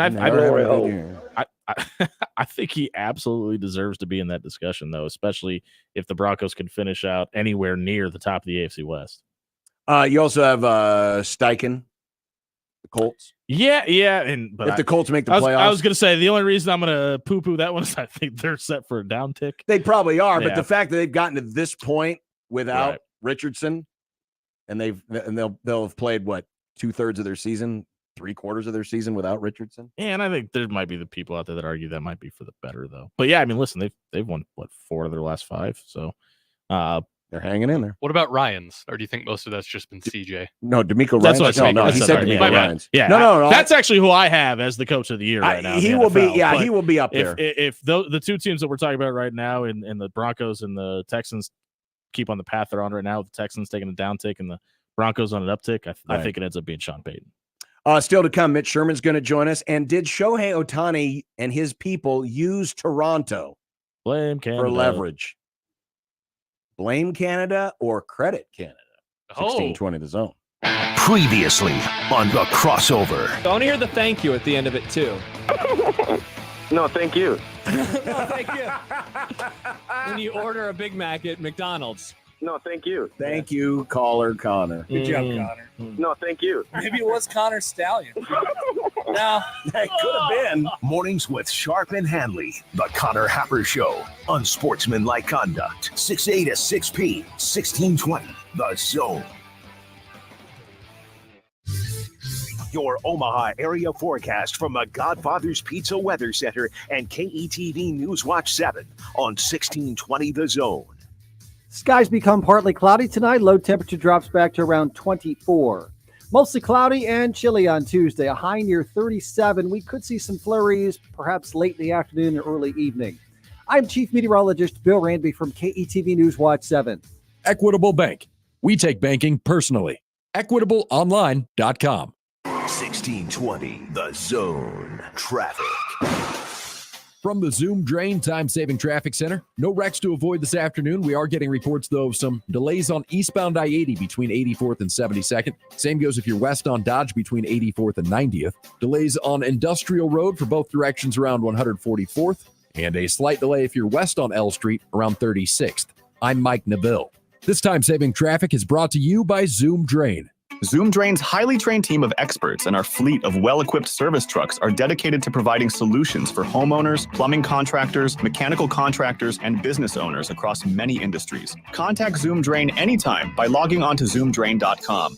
Hey, it's Happer for the FanDuel Sportsbook, and we are headed into holiday season, and all your wishes are coming true. Santa FanDuel is here. FanDuel, America's #1 sportsbook. Right now, new customers get $150 in bonus bets with any winning $5 moneyline bet. $150 if your moneyline pick wins. Take a look at the NFL slate this weekend, week 15 already. Pick a favorite if you like them, or a dog, but a moneyline bet, $5, and if you win, you get $150 in bonus bets. And when you get into the FanDuel Sportsbook app, that is not all you will find. Spreads, player props, over-under, season-long bets, anytime touchdowns, and plenty more. Visit FanDuel.com/Happer and get in on that action. FanDuel, official partner of the NFL. 21 and over, present in Iowa. First online real money wager only. $5 pregame moneyline wager required. $10 first deposit required. Bonus issued is non-withdrawable bonus bets that expire 7 days after receipt. See terms at sportsbook.fanduel.com. Gambling problem? Call 1-800-BETS-OFF. It may be cold outside, but the deals are getting hot inside 42 degrees with our winter sale. We're warming up this holiday season with smoking deals for you, like our premium Kratom starting at $9.99, CBD starting at $10.99, e-juice starting at $14.99. You want a hot deal on Delta? We have them starting at $4.99. Check out 42degrees.com for the source of pipes, vaporizers, candles, and incense, and a knowledgeable, professional, and friendly staff. Buy your mom's house. Restrictions apply. Products may contain nicotine. Nicotine is an addictive chemical. Hey everybody, it's Michael Severe for Ted and Wally's, 2 locations, one in Benson and one in the Old Market. Ted and Wally's wants to wish you a wonderful and great happy holidays. Make sure you grab a to-go holiday flavor or pick up desserts for pies and cobblers. Great, over 3,000 flavors over 35 years. Remember, Taste of New Orleans is in the Benson location as well. You grab you some food and grab you some dessert as well. Whether it's coffee beignet or ooey gooey cake, ice cream, hey, out of towners, swing by as well. Benson, Old Market, tell them Severe sent you. Looking for a unique gift for your friends and family? Any size gift card will fit every homeowner or gardener on your list. We're your one-stop shop and homegrown headquarters. Rooted in quality, unmatched value. Lenaha Nurseries, 192nd and Center. The brand new Dollar General Distribution Center in Blair is now hiring. Starting wage is up to $22 per hour with benefits including medical, dental, vision, 401k, and a $2,000 sign-on bonus. Apply today by texting DG Warehouse to 25000 or online at dollargeneral.com/careers. Again, apply today by texting DG Warehouse to 25000 or online at dollargeneral.com/careers. Dollar General can't wait to have you become a team member at their brand new distribution center. Blair. 1620 The Zone's Unsportsmanlike Conduct, brought to you by a great friend of the program, Union Bank and Trust. Make the right call, fans. The rooferees at John Higgins Weather Guard. Rooferees. This is Unsportsmanlike Conduct. Such a nightstick. Are you happy to see that? Of 1620 The Zone. Well, leave it to a Kansas City Chiefs wide receiver who doesn't know his place on the field to obliterate what was the biggest story of the weekend before that, and that is that Shohei Otani is going to be making $700 million over 10 years. Well, technically, he's actually going to be making $700 million and then some interest for many years after that because of the deferral payments. He's going to be on the Bobby Bonilla plan. And listen, I plan to be on. I mean, I give credit to him and his people for concocting such a deal so that the Dodgers aren't getting waxed on the luxury tax, so they can go out and get even more players and try to win, because that was one of the motivations Otani had, was A, get paid, and B, play for a winner. Well, he's 2 for 2 for the moment right now. Yeah. But what was interesting was, Friday was the day where, oh my God, he's on a plane. He's going to Canada. He's going to sign with the Blue Jays. And as it turns out, he was never on that plane. He was never headed to Canada. But was there a plot behind this? And if there was, he needs to pay his agent now. So the plane that everyone was tracking, the private plane that everyone was tracking on Friday, belonged to some guy who's on Shark Tank. I'm not familiar with these people, but I had his name pulled. But he's a reality TV show, right? Star, right? Basically, he's also a business owner. Or he's a business owner. Okay, so Chris Saka. But he is also represented by the same agency that Otani is, CAA. There are questions right now as to how this information got out, why it was so confusing. Was it done in a way to try to trick people into thinking that was Otani and that he was going to sign with the Blue Jays, or give the appearance he was going to sign with the Blue Jays so as to get more money out of the Dodgers? Because John Morosi of MLB Network and JP Hoornstra, who works for the Dodgers Nation blog, were the ones who were saying, that's Otani's plane. He's on the plane. He's going to Canada. And apparently Ken Rosenthal of The Athletic also got intel from someone who suggested that Otani was going to sign with the Blue Jays. But he did further checking, and that's why he never reported that it was going to happen. Rosenthal said, I had an incredible source tell me last night it was going to be Toronto. But then he double-checked it, and he never reported that he was going to be with the Blue Jays. And so the idea is, and remember, this was all kept quiet. Otani's people said, we don't want anyone talking about meetings or anything else. We want this all to be done in secrecy. Some kind of a oath of loyalty or whatever to these teams to keep it quiet. But in the end, could it have been Otani's people that leaked this out just to put the bug in the ear of the Dodgers that, oh yeah, you guys need to step up your game? And then they stepped up their game. Their client got paid. They should have. If it wasn't, this is a great coincidence, but it's almost their job. I mean, what you need to drive the market for your client. Mm-hmm. And what better way to do that than say, look up north, see his plane? Hey, he may not be on it, but if you don't want him to be, you might want to move that decimal to the left a little bit, or the right. Move the right. You want to go to the right. You want to move to the right. Yeah, you want to move to the right. According to basic math. But it's going to be interesting to see, because obviously we saw in the NFL how Deshaun Watson getting paid moved the market. I wonder what we saw Juan Soto head to the Yankees. I wonder what these two moves specifically are going to make the baseball market look at when you talk about Cody Bellinger, Yamamoto, and all these additions that are going to be pieces soon, or if not right now, how it's going to affect the baseball market, which doesn't ever seem to go down. It only goes up. And with this contract that you're going to see just way too much money for a pitcher that may never even pitch again. And that's a debate for another day, but how much it's going to affect these other contracts going forward. the money keeps going up. Now, the thing about this and what makes it so unique is his unique talents, because unlike anyone else, he's the only one that does both. Now, there's questions about whether or not he's going to continue to be able to do one, which was my hesitation with the Cubs being involved in the first $700 million for a DH. That's what they're getting right now. Yeah. They're getting $700 million for a DH. Do you think he ever pitches again? I have my doubts. 2 Tommy John surgeries? It's not so much if he'll pitch again. I think he'll give it a go. I just don't know. Is that good though? I don't know. I don't know if he'll be the same pitcher. It's hard to come back from 1 Tommy John, but it's been done. It's harder to come back from 2 Tommy Johns and make it work as effectively as you did before. And you never know what it's going to be like in your mind. Yeah. Right? Because anyone who's gone through a major injury, you know, that first time out on there on that bum ankle, that first time throwing that first pitch, or that first time you go through your throwing motion as a quarterback with the bad shoulder, whatever the injury was, you're always thinking in the back of your head, is when's it going to go next time? When's it going to go next time? I don't know. That's why I think it was a big gamble, and I'm glad the Cubs didn't go after him, because listen, even more importantly, to your point though, you start compensating for it. And Sure we you play do. at this level and you Sure throw you as do. violently as Otani does or has done previously. Sure. Start compensating for things. That makes other things go wrong. Now, that shouldn't affect his hitting. He'll probably still be a great hitter, So it tears a labrum in his shoulder. Well, regardless of what happens. But I don't know. I mean, congratulations, Dodgers. Yeah.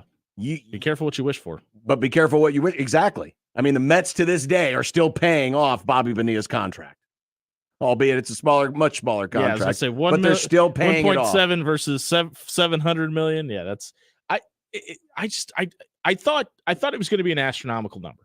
I didn't think it was going to be this high. I was thinking 500. That's where I was in the range, 5 to 550, which is still, which for a guy that may never throw again, and maybe his bat is worth it. You're going to get compensation from jersey sales, and your team, not that Sure. it wasn't already getting it as the LA Dodgers, is probably going to get a little more TV love and things of that nature.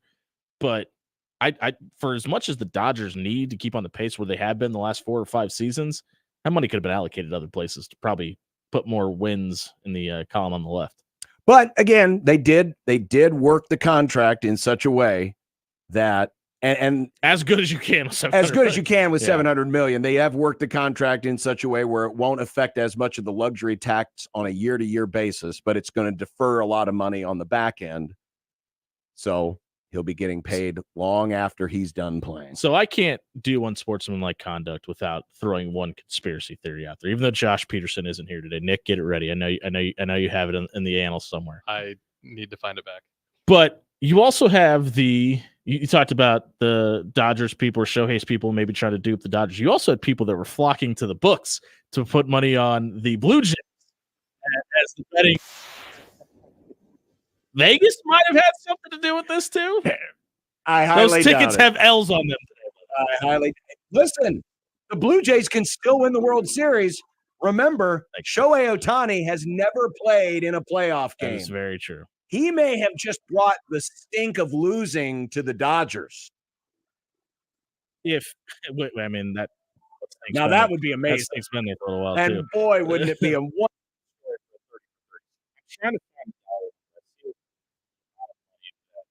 And on the Blue Jays as the betting favorite to land Otani in the Caesar Sportsbook, and I can't find it. Yeah, they got a few, I'm sure. There's a headline on it on ESPN. 50 to 500. Oh yeah, so the sportsbook filled with wagers on the Blue Jays ranging from $50 to $500 mere hours after the rumors of a flight to Toronto was made. Coming up next, Mitch Sherman of The Athletic will join us, and we'll find out, could Kyle McCord be N by the end of the week? 1620 The Zone. Remember, no matter how you listen, it's still AM radio. 1620 The Zone.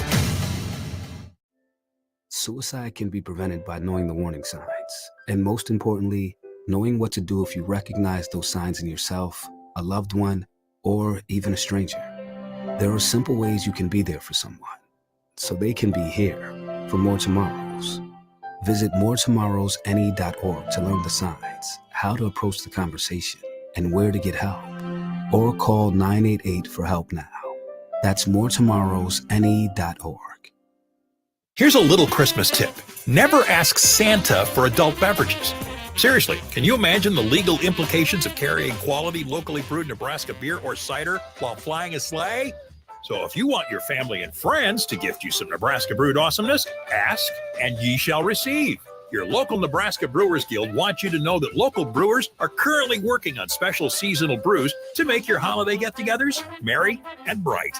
Merry Christmas and Happy New Year from the Nebraska Craft Brewers Guild. Hi, everybody. Kent Pavelka here with why I chose Everlevel Concrete Repair for my driveway. They do it all. They fix cracks, lift sunken slabs, protect the finished product from deterioration, and all at a fraction of the price of replacement. It's not a Band-Aid like other repair methods. Everlevel's products are designed to last, which is why they've been voted Best of Omaha again this year. Better yet, it all comes with a transferable warranty. Protect your concrete before winter. Call Everlevel today for your free inspection. Everlevel. They make your driveway Everlevel. Level up.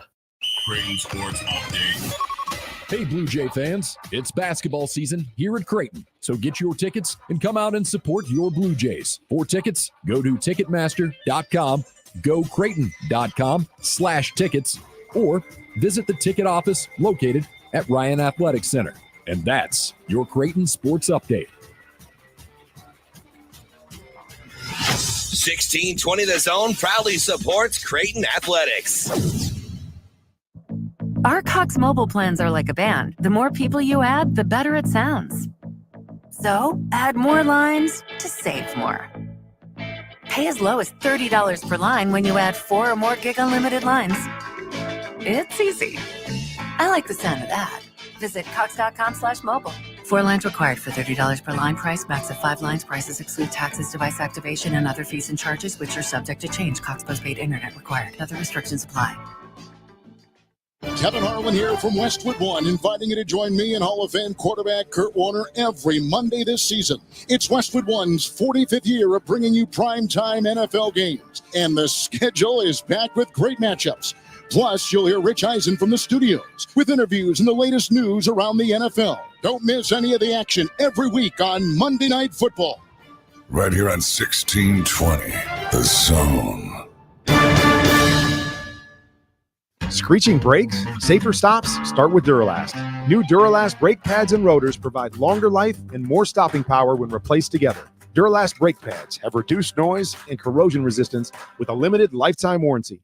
Duralast rotors are designed for quiet, safe stops and meet or exceed the performance of the original rotors on your vehicle. Find Duralast only at America's #1 brake destination, AutoZone. Get in the zone, AutoZone. Restrictions apply.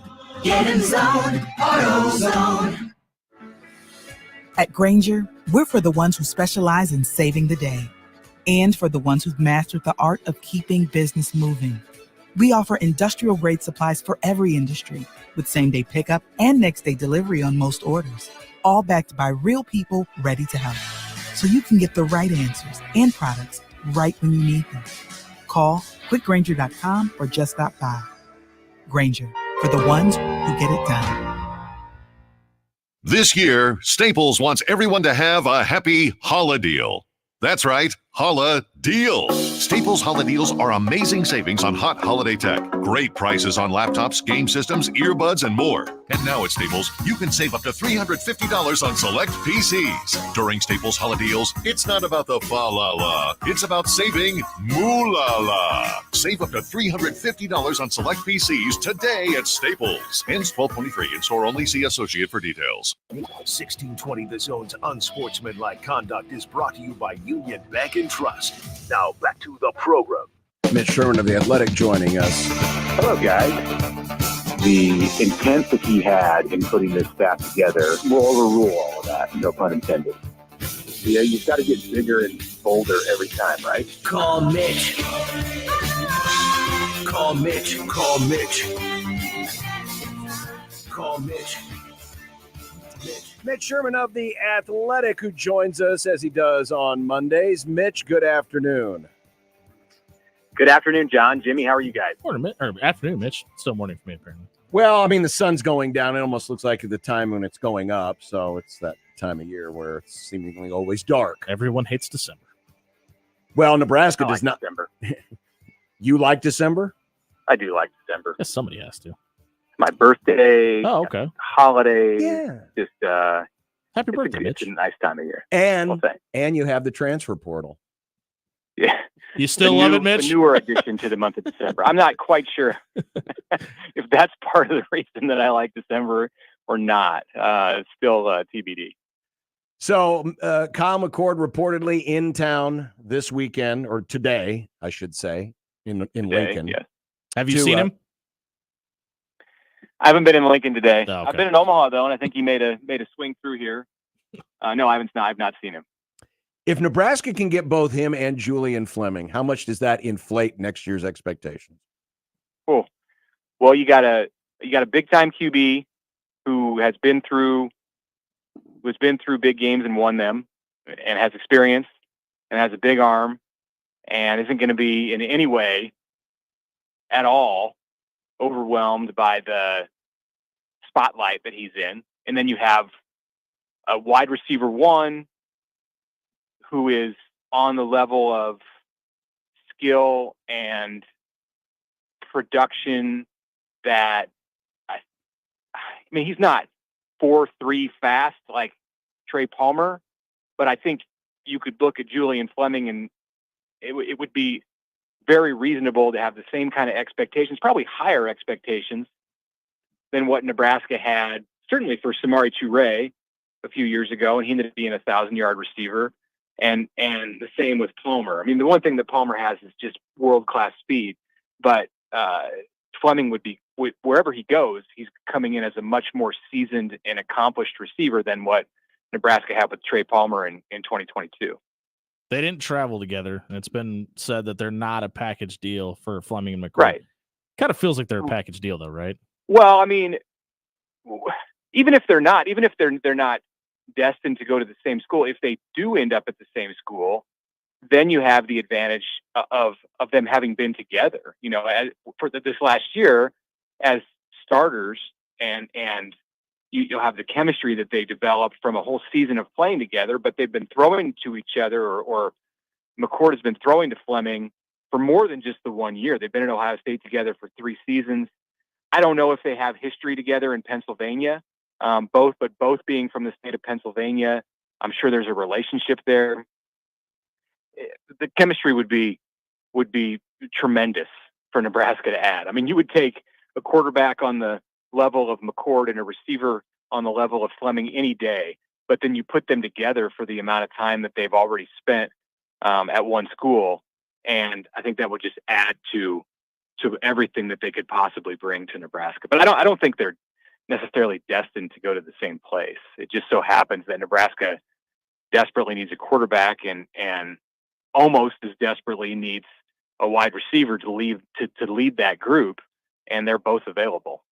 Mitch Sherman, both interested. Yeah, Mitch Sherman of The Athletic joining us. Obviously, the most important thing from any fan or player or coach is getting the player. But how much of this also would be important for Nebraska, whether it's one or both of them, to show the rest of the people who either still are skeptical of NIL, suspicious of NIL, not familiar enough with NIL, that it's a proof of concept that, well, this is what groups like 1890 can do for us?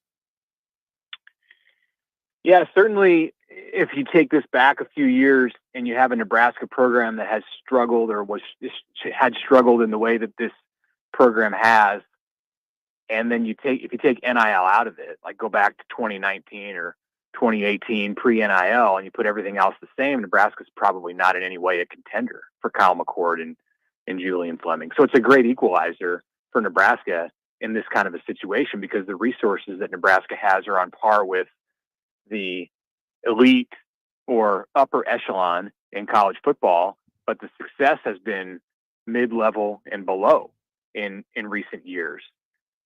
So, right, you're going to, on one hand, be able to convince people that the NIL is good for Nebraska and can help elevate the Nebraska program, which in turn could lead to more momentum behind the NIL efforts. Like, hey, if donations by regular people and deep-pocketed people led Nebraska to land players like Kyle McCord. Again, he has to get here. Like, yes, we shouldn't talk about this like it's a it's a done deal. But if he comes, or if someone else does, who commands a large NIL payout, then whoever would contribute to NIL in the future can see that as reason to keep doing it. Or maybe people who haven't contributed would be convinced to do it. And then on the other side of it, the athlete side, it would open eyes if Nebraska gets players like that, or those particular players, because Nebraska's not in their field of vision for a lot of these guys. You know, whether they're recruits coming out of high school or players who are in the portal in months and years ahead. Nebraska, for a lot of these guys, it's not even on the radar because they haven't had a winning season since 2016. But you put Kyle McCord in a Nebraska uniform, or Julian Fleming, or both, or somebody else who's highly relevant out of the portal, and all of a sudden Nebraska is on their radar because they know how it works. They know why those guys got interested in Nebraska, and part of what drew them, either whatever it is, it's probably worth taking notice for players in the future. As you know, Mitch, Nebraska fans aren't supposed to be happy with anything. So let's say we do get Kyle McCord, the discussion will be what's next. Do you think that if Kyle McCord gives Nebraska a yes today, that Nebraska's done in the transfer portal for a quarterback? Or do you think, as we heard Matt Rule say a couple weeks ago, that there's a plan to go get maybe a guy with 3 or 4 years of eligibility left? I think they'll assess the situation. You saw Sam Levitt come off the board. Yep. Today he's going to Arizona State. That would have been a perfect pairing to get, say, a player with 1 year left, like McCord, and then somebody who has 4 to play, like Levitt. You can just basically do all your recruiting out of the portal at the QB position, which is what a lot of schools are doing now. Certainly Nebraska is still investing in high school quarterbacks and is going to sign Danny Kalen next week, and continuing to recruit quarterbacks in the classes down the road. But ultimately, if they're successful out of the portal, that takes a lot of the stress out of the the unknown factor when you bring in a high school player. It's more of a known. If a guy's done it in college, then you know a lot more about him than if he just has been successful at the high school level. I think they'll look. If Nebraska gets McCord, you got him for one year, and I think then they would continue to look, whether it's right now in the 3 weeks that are left with the portal to be open until early January, or if the guy's not out there that you want as a young quarterback from the portal, they'll look again after the spring. And we saw Jeff Sims go in today. That was expected, but finally it's official that he's in the portal, so you can take him off of the scholarship list, and that's one more that's open, and it means that they're in better shape with numbers at the QB spot. Better meaning they're lower because they're one closer to being at the 85 they need to be at on the total roster. But we don't know. Chubba Purdy is supposed to graduate, is scheduled to graduate this week. So how would it impact his decision about the future? He has 2 years left. How does it impact him if Nebraska lands a McCord? If he were to then say, all right, I'm not going to be the guy in 24, so I'm going to look around and try to play my last 2 years somewhere else, then they're absolutely going to be in the market for a younger guy, because but you don't want to go into 2024 with, a known commodity in McCord and then Heinrich Harburg and a true freshman in Daniel Kalen. You'd want somebody else in that mix. Mitch Sherman of The Athletic. For Rule to open the doors to this kind of addition, dare I say he's getting out of his comfort zone a little bit to go after a player of this caliber with only 1 year left. What does that tell you about what Matt Rule sees about what 2024 needs to be? Well, he knows it needs to be different offensively than what 2023 was. And that it wouldn't be different if Nebraska had won one more game or 2 more games and was going to a bowl game this month. They would still look at the way things went offensively and know that the 24 schedule is a different kind of challenge than what it was in 23. So whether it's 5 wins, 6 wins, 7 wins, 18 points a game, 21 points a game, if they turned it over 29 times instead of 31 times, maybe they win another game or 2. It's kind of all the same when you get into the off season and you get past the what would have been nice to play in a December bowl game. And that this tells me the fact that they would go after him or go for any quarterback. They were in the sweepstakes, or aren't officially out of the sweepstakes, I suppose you could say, for Cam Ward or Will Howard, who are also short on time. Blake Shapen was short on time with what he has left in his college career. So really 4 of the 5 guys that Nebraska was known to be involved with right out of the gate in the portal were in that veteran category. And I don't think it's out of character for Rule. What would be out of character is if he went and built the roster this way. If he looked to find quick fixes or players who aren't going to be developed necessarily in the program at positions all over the field. But it's not, he's not said that he's opposed to doing that at one position. And the one spot where it's just a glaring need right now is quarterback. So I think it's just in line with what Nebraska needs, as much as it is with his way of doing things or against his way of doing things. Matt Rule has openly talked about how they didn't really plan on going into the season with Marcus Satterfield as coaching the quarterbacks. Mm-hmm. Does it surprise you how much they've kind of been in discussions for guys like Kyle McCord with guys like Cam Ward when there isn't really a certainty on who the quarterbacks coach is going to be next year? Well, I think that speaks to what they have to offer in NIL, because again, that's an equalizer where it can get you in the door. And, players will take conversations with Nebraska because they know it's potentially like a 7-figure kind of school. And there aren't a ton of those out there. You heard PJ Fleck the other day get asked about Matt Rule's comments, and he was quick to say, that's reality. That's what it is. He's not lying, but I want to be clear to say that that's not how we do it. And it's not because he wouldn't want to. If they had those kind of resources at their disposal at Minnesota, I don't think they would say, no, don't pay our players. It's that they don't have that. They don't have that luxury. And most schools don't have that luxury. So that's why Nebraska just initially can get these kind of conversations with the quarterbacks of the caliber that you see with Cam Ward or the others that McCord or Will Howard. But yeah, with Satterfield, I don't, maybe you didn't ask me this, but we're kind of going down this road. I don't necessarily see him as the guy who's going to coach those quarterbacks next year. He's the offensive coordinator, and I think it's likely that he's going to end up back coaching the tight ends, and that Nebraska will have somebody that it brings in to coach quarterbacks. And I don't know that they are set on the direction that they want to go with that. But just because Satterfield's out on the plane going to meet these players, he's still the face of the Nebraska offense in the way that it's going to be designed. But I'm of the belief that they're going to have someone different coaching them as a position coach next season. Got to get one in on volleyball before we break. Of course, the Huskers are going to the Final Four. It's already been a landmark year. Volleyball Day obviously was, a world records, putting a program, in a different stratosphere. The season that they have had, the dominance that they have shown through much of it. Does it need a national title to make it the greatest season in Husker history? Yeah, to be the greatest season in Husker history, I think it would, because they've got 5 of them hanging in the rafters at Devaney. It's going to be one of the most maybe the most memorable season in Nebraska volleyball history, regardless of what happens in Tampa this week and weekend.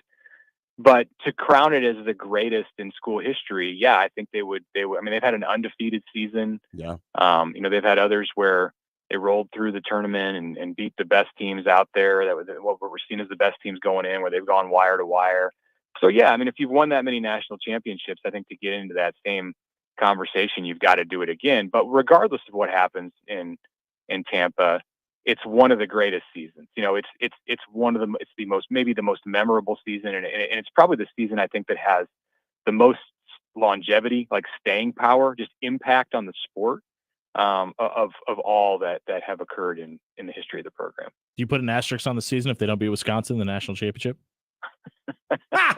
an asterisk saying they were not the national champion. But no, Wisconsin's the favorite. Wisconsin's the favorite going to Tampa. So, and they showed it when they played Nebraska the last time. That's the team that they are. And if they're all playing at their highest point, Wisconsin probably wins. But Nebraska's generally pretty good at getting teams to play something below their highest point. So we'll see. I hope we get to see that at that.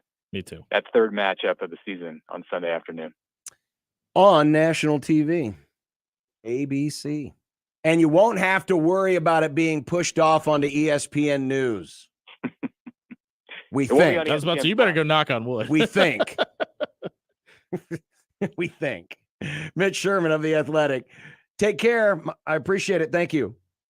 Thanks, guys. See you, Mitch. Mitch Sherman, who joins us on Mondays here on 1620 The Zone. Update on Kyle McCord. Sean Callahan of Husker Online has logged an expert prediction of Kyle McCord to Nebraska. It's the RPM, as they call it, the recruiting prediction machine. But it's not the Grumball, which is It should be 100%. It should be PPM, portal prediction machine. Well, they probably don't want it to get confused with the PPM. That's the preferred payment safety. method? No, safety thing. I think crap. Isn't PPM the preferred payment the method. cost per thousand? Isn't that what that is? Or persons per million? I think it's a ratings term. I think it is a ratings term. Yes, it's a ratings. I was thinking. Well, RPM is an automotive term. So parts per million is the number of units. Well, there's parts per million too. Which is a scientific term. Yeah, I hate this expert prediction 5-star plus. Like, what are we doing? What do you mean? Like, it just feels like the recruiting world has just added all this extra verbiage to seem things sound more important. Like On3 has 5 stars and they have 5-star plus players. And then now we have. Yeah, I'm not a big fan. I mean, once you've established a ranking system, yes, why change it?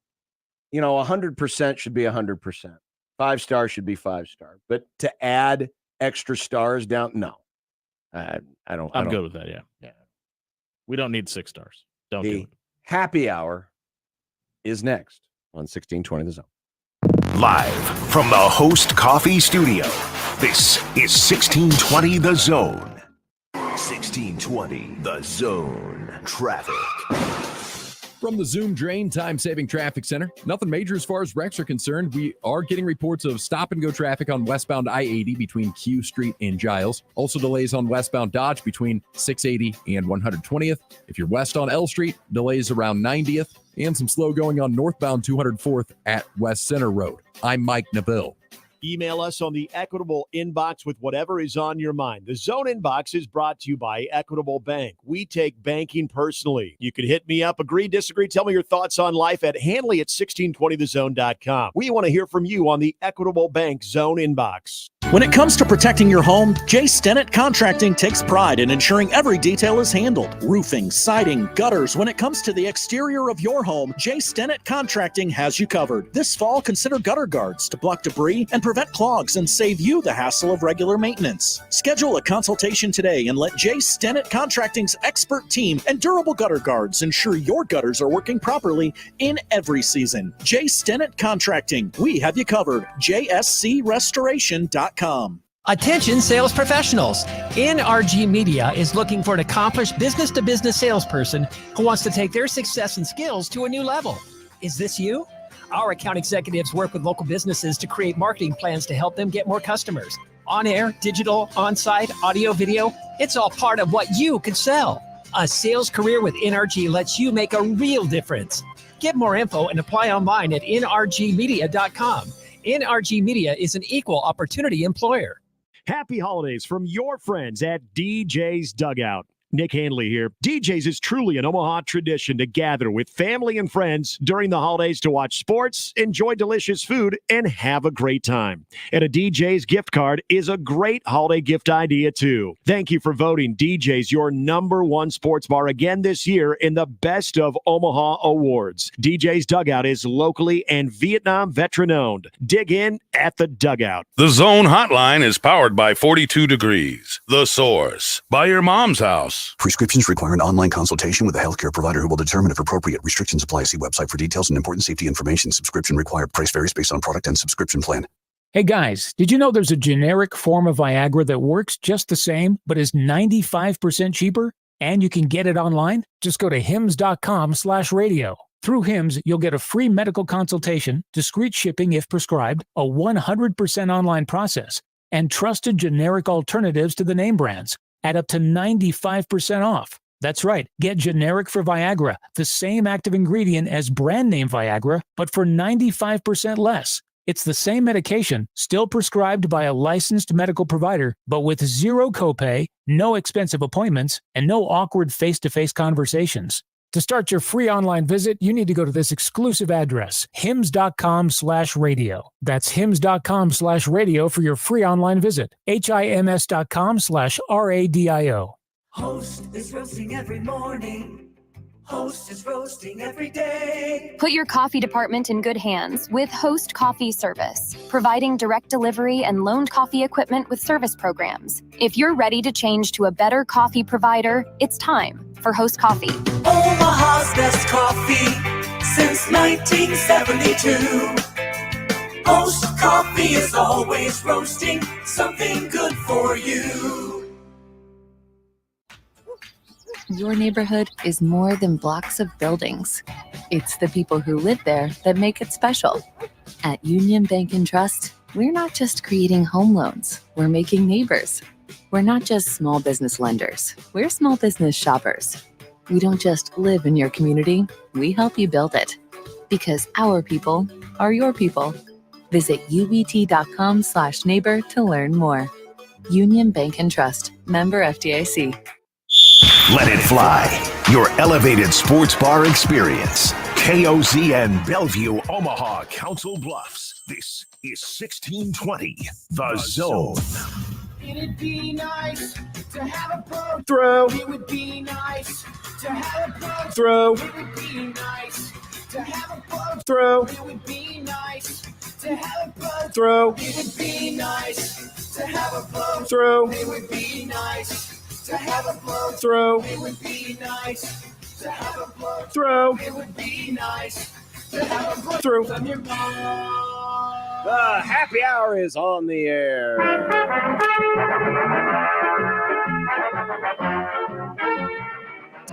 Yes, it is. It's good to have you with us. Jimmy Allen in for Josh. Hasn't it been pleasant, ladies and gentlemen? We've been able to have a basically Cowboys free show. Now, I can't make any promises for tomorrow and Wednesday. You know how Josh just prattles on and on and on, yum, yum, yum, nonstop about, we them boys, blah, blah, blah. I can't do anything to stop. We've got breaking news. Do we? From Chad Simmons. On 3 is reporting the Nebraska. Well, wait a minute. We got a thing called a... Oh, sorry.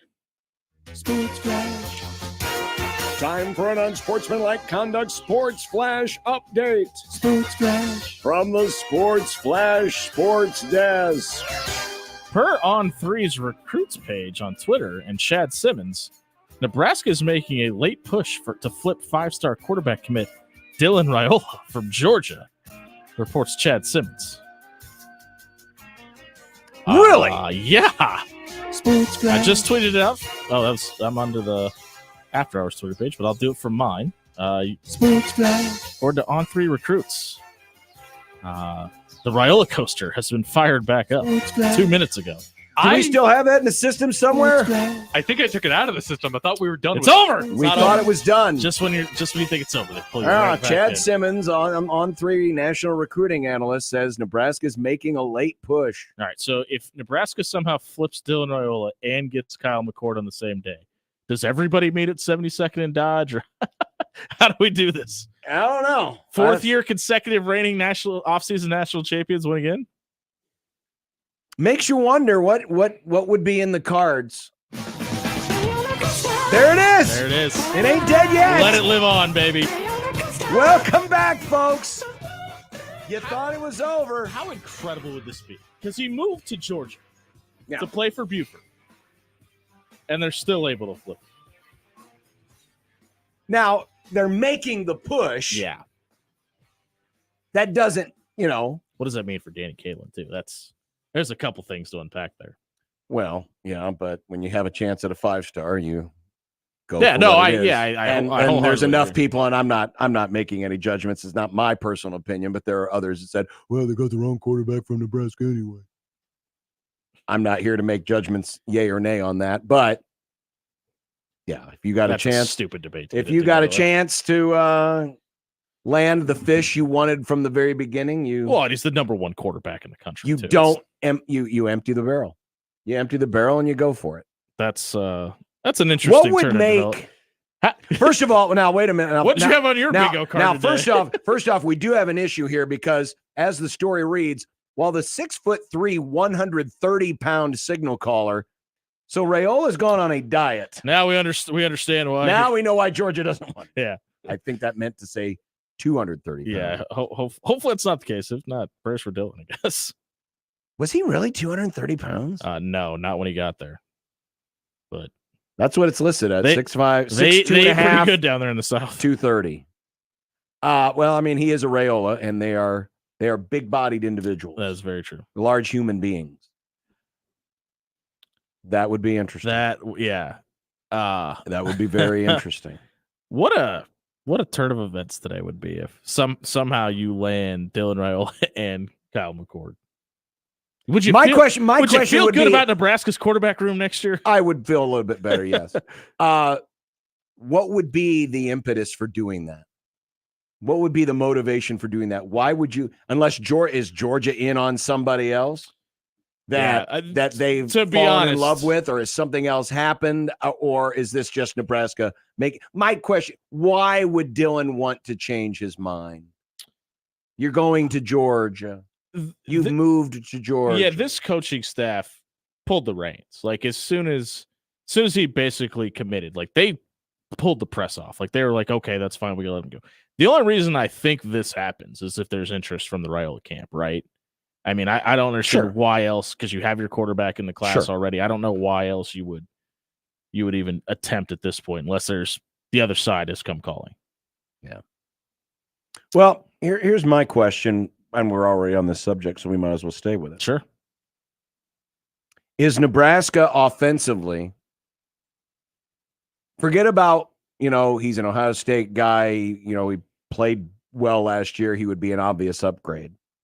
Because I have heard from people who are like, no, I do not want a statue back there.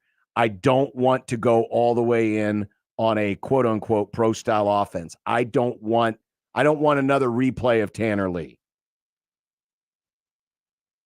Is Nebraska holding themselves back a little bit by not having the option open to mobile quarterbacks, running quarterbacks? Not running it 15 times a game or 18 times, whatever that number ended up being, but just not having that ability to scramble when necessary or to run when you need it. Well, and I mean, I think you can answer that question by looking no further than the back at the Minnesota game to start the season this year, where they had the guy that they thought was going to be the guy in Jeff Sims with literally 19 carries and 19 rushes. I think that's what they want to be. I think if you had Marcus Satterfield and Matt Rule in a room alone and you wanted them what they want, they would probably tell you they want a guy that could stretch the field and also be able to break down a play and get you some yards by improvising. That's what Dylan Raiola is. But that's not what Kyle McCord is. And so I'm taking the conversation back to McCord. I mean, we'll put Dylan back on the shelf for now. I think it answers both sides. We'll ride the roller-coaster once, and then we're getting off for now. But if we're talking about a 1-year stopgap, which Kyle McCord would be, I don't think that matters. If it's just a matter of taking a step forward and being like, hey, look over here. Look what we can do with all this NIL money. We're a destination spot now. That's part of the Kyle McCord experience too, is getting relevant on a national stage from an NIL standpoint and letting people know, hey, you can become a destination. Because I think we're getting, and this is going to make my skin crawl to say this a little bit, I think we're getting really close to this situation where you see guys maybe trying to form super teams too, where it's like, hey, we could all jump in the portal together. We could end up at this one destination. I mean, that possibility's always existed. It always has, but since the portal it's a lot more prevalent with NIL money out there. Sure, it can be. I'm not denying that it wouldn't. I agree that this is a 1-year stopgap. My personal preference is to have a quarterback with mobility that can get you some yards with his feet if necessary and not go with a statue. But I understand in a case like this, when you've got the opportunity to grab somebody who would be an upgrade, your schedule theoretically looks decent, especially in the front half. If your job right in year 2, and this is what is most interesting to me, is how Matt Rule is now looking at year 2. Because remember during the season last year, he was calling back to all of this. Hey man, there's a reason why you wanted me here for so long, is so that we could build this thing the right way. He was playing the slow play game. Well, this is only year 2. But is he, Matt Rule, internalizing and ramping up his own self-expectations for what he thinks this team and program needs to be in year 2? And that's why he's going to go ahead and say, you know what? I'm going to put the development side of it to the side for a minute on this one position for this one guy, because we're close enough to making a breakthrough. And then we can get back to doing things more my style in years 3, 4, 5 when it comes to the quarterback position. Well, I think a lot of that is because you got your defensive coordinator back and you paid him a bunch of money to do so. So now there's probably a little bit of internal pressure as well to, okay, well, if we're going to pay your assistants, we need to see the production as well. Right. So if we're going to give Marcus Satterfield over $1 million, we're going to give Tony White over $1 million. Oh, and by the way, we're probably going to have to pay this quarterback north of $1 million as well. And so to some degree, you're probably going to have to get a couple more wins, not only from a standpoint of you want to, got to probably need to, and the runway gets a little bit shorter because you are another year into the contract. The price has gone up, and you're probably going to need a couple more pieces. They're going to probably take out of the 1890 pocket as well. And Julian Fleming being one of them. And that was one of the reasons I asked the question of Mitch Sherman when he had on just a little bit ago. There is an element here to people who, whether it's not knowing enough about it, not being familiar enough with it, being skeptical of it, or in the case of we'll call them the smart fans, the ones who are keenly in tune with 1890 and the inner workings and the rumor mill of that side of it, who are skeptical of what 1890 has done for Nebraska so far.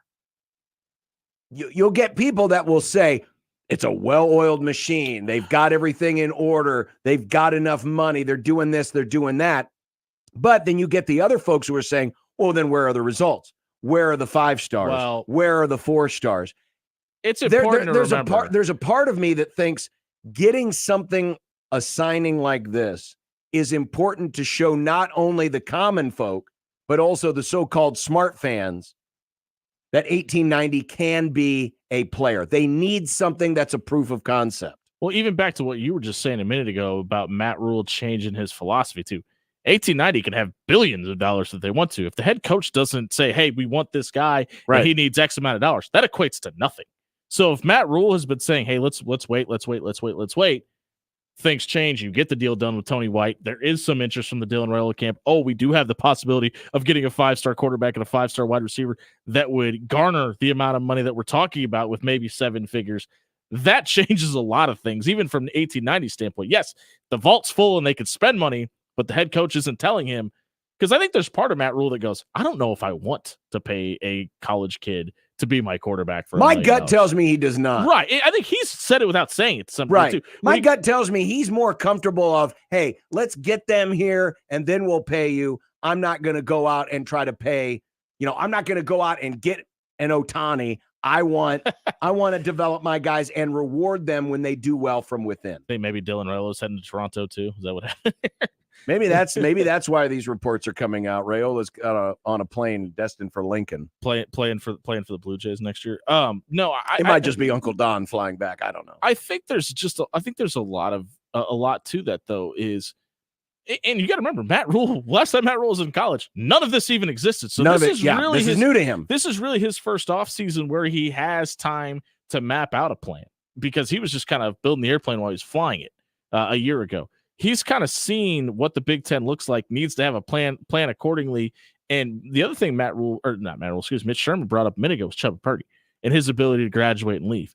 And I wonder if maybe they've already got the indication that that's happening, and they might think they need another body in the quarterback room. And hey, we haven't talked to Dylan in a while. Let's give him a call and see what he's up to these days. Speaking of that, I just got wind of this. Sports Flash.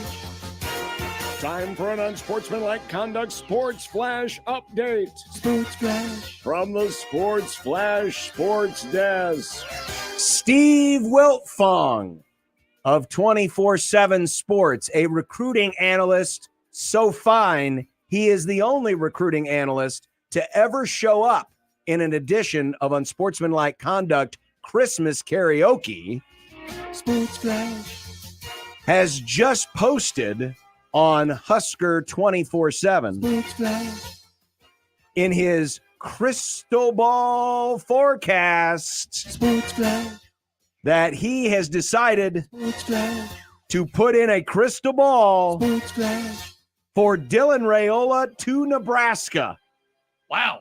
Steve Wiltfong, after talking to a source with knowledge of the recruitment, I flipped my 24/7 Sports crystal ball forecast to Nebraska for 24/7 Sports' number 2 overall recruit, Dylan Raiola. He says Raiola has been in Lincoln this fall, his father Dominic's alma mater. I'm just gonna. And now the line is You formed. know what? Let's just cancel the show. We're just gonna leave now. Nick, just let this It's like Raising Cane's on a random Friday. People just lined up out to Dodge Street to ride the Raiola coaster. Completely off sub. Do you know why that happened? Why that line is out there? But UNO just bought 300 meals for their students, by the way, and just sent out. Oh, is that what it was? I happened to be going through the drive-thru at Cane's while that line was forming, and I was like, "Do you guys know about it?" Like, oh, and the guy at the drive-thru told me. Sorry. All right, well, that was good to know. But I should have the news flash. Sorry, Nick. Wow. Steve what is Wiltfong happening? has changed his crystal ball to Dylan Raiola. Things, in the words of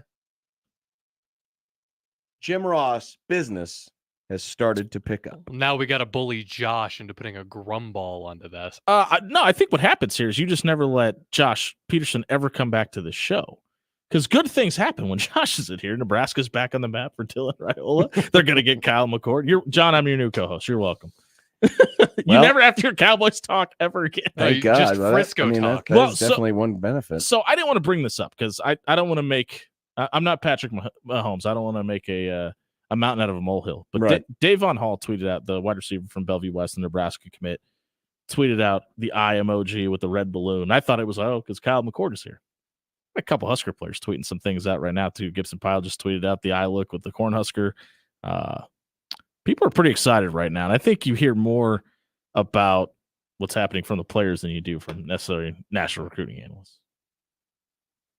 Wow. Well, this could be quite the week. If you thought the expectations were crazy before, I mean, I asked the question of Mitch Sherman. I mean, what are the expectations happen if they get both McCord and Fleming? Now what happens if Raiola comes in and not that with those guys? Not that I'm expecting him to play in year one. Ooh. I mean, you wouldn't bring in Kyle McCord and then he wouldn't play. Oh, are we going to go through this again? Not play at all? No. Because I think listen, it's Nebraska. He's going to get his 4 games. It's Nebraska. People are going to get injured. I mean, it just happens. Sorry. Death Texas quarterbacks go down. Hate to say it, but it's a true thing. Wasn't expecting to reopen the Raiola coaster. Nobody was. Nick, I thought this was as closed of a case as possible. We're going to have to make sure that it's safe. He moved to Georgia. Save it. Because if he does end up here, we're going to need it through his entire career. Because he's going to have those games where he throws 5 interceptions and then 5 touchdowns. No, I've already got it in my phone to put it back into the system. Put it back into the system. I keep everything that I make. I just had to find it. Wow. Well, here's my other question. So Ohio State really isn't much of a player anymore? No, I think a lot of the reason that happened was the Aaron Nolan situation. I think that they felt like he was more of a. I think that kid's going to be special. and not to take this away from Dylan Raiola or anything, but right. I just think he's the perfect fit for what Ryan Day wants to do. He looks like CJ Stroud right now, and that's a pretty big compliment, but I'm a big fan of that kid. How many years does Raiola have left of eligibility? He's a high school player. He's still he's a 4-year he's guy. probably the long-term guy, right?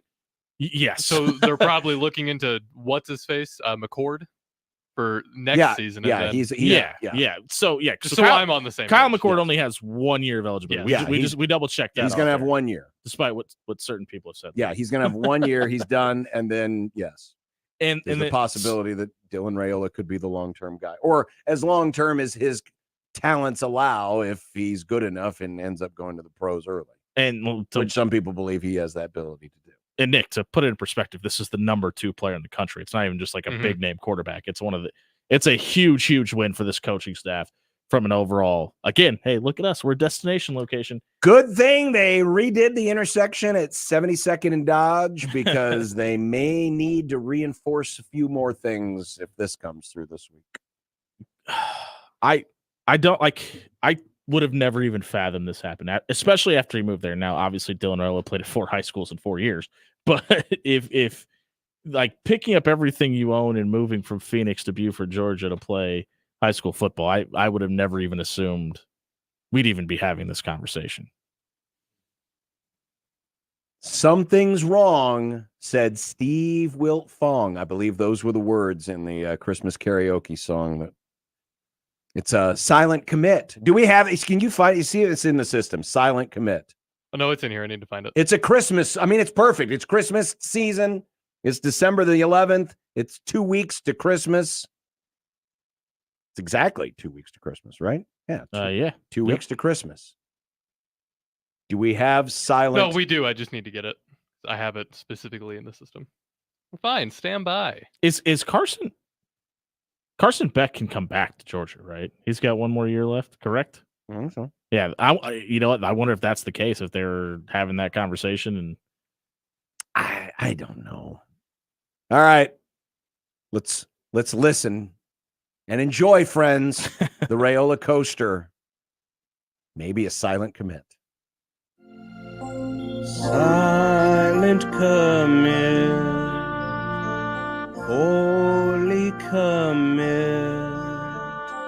Something's wrong, says Steve Wiltfong. He said he was visiting this week. We could really use this talented freak.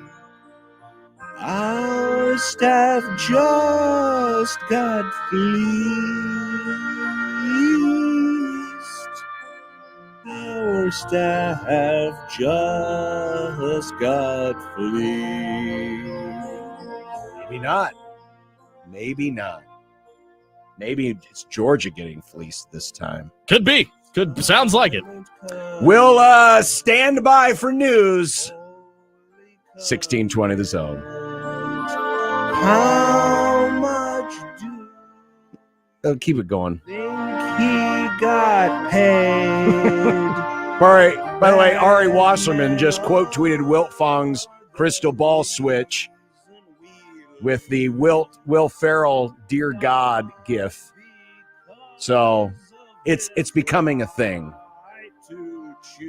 You got the college football report firing up tweets and everything. The line is growing. We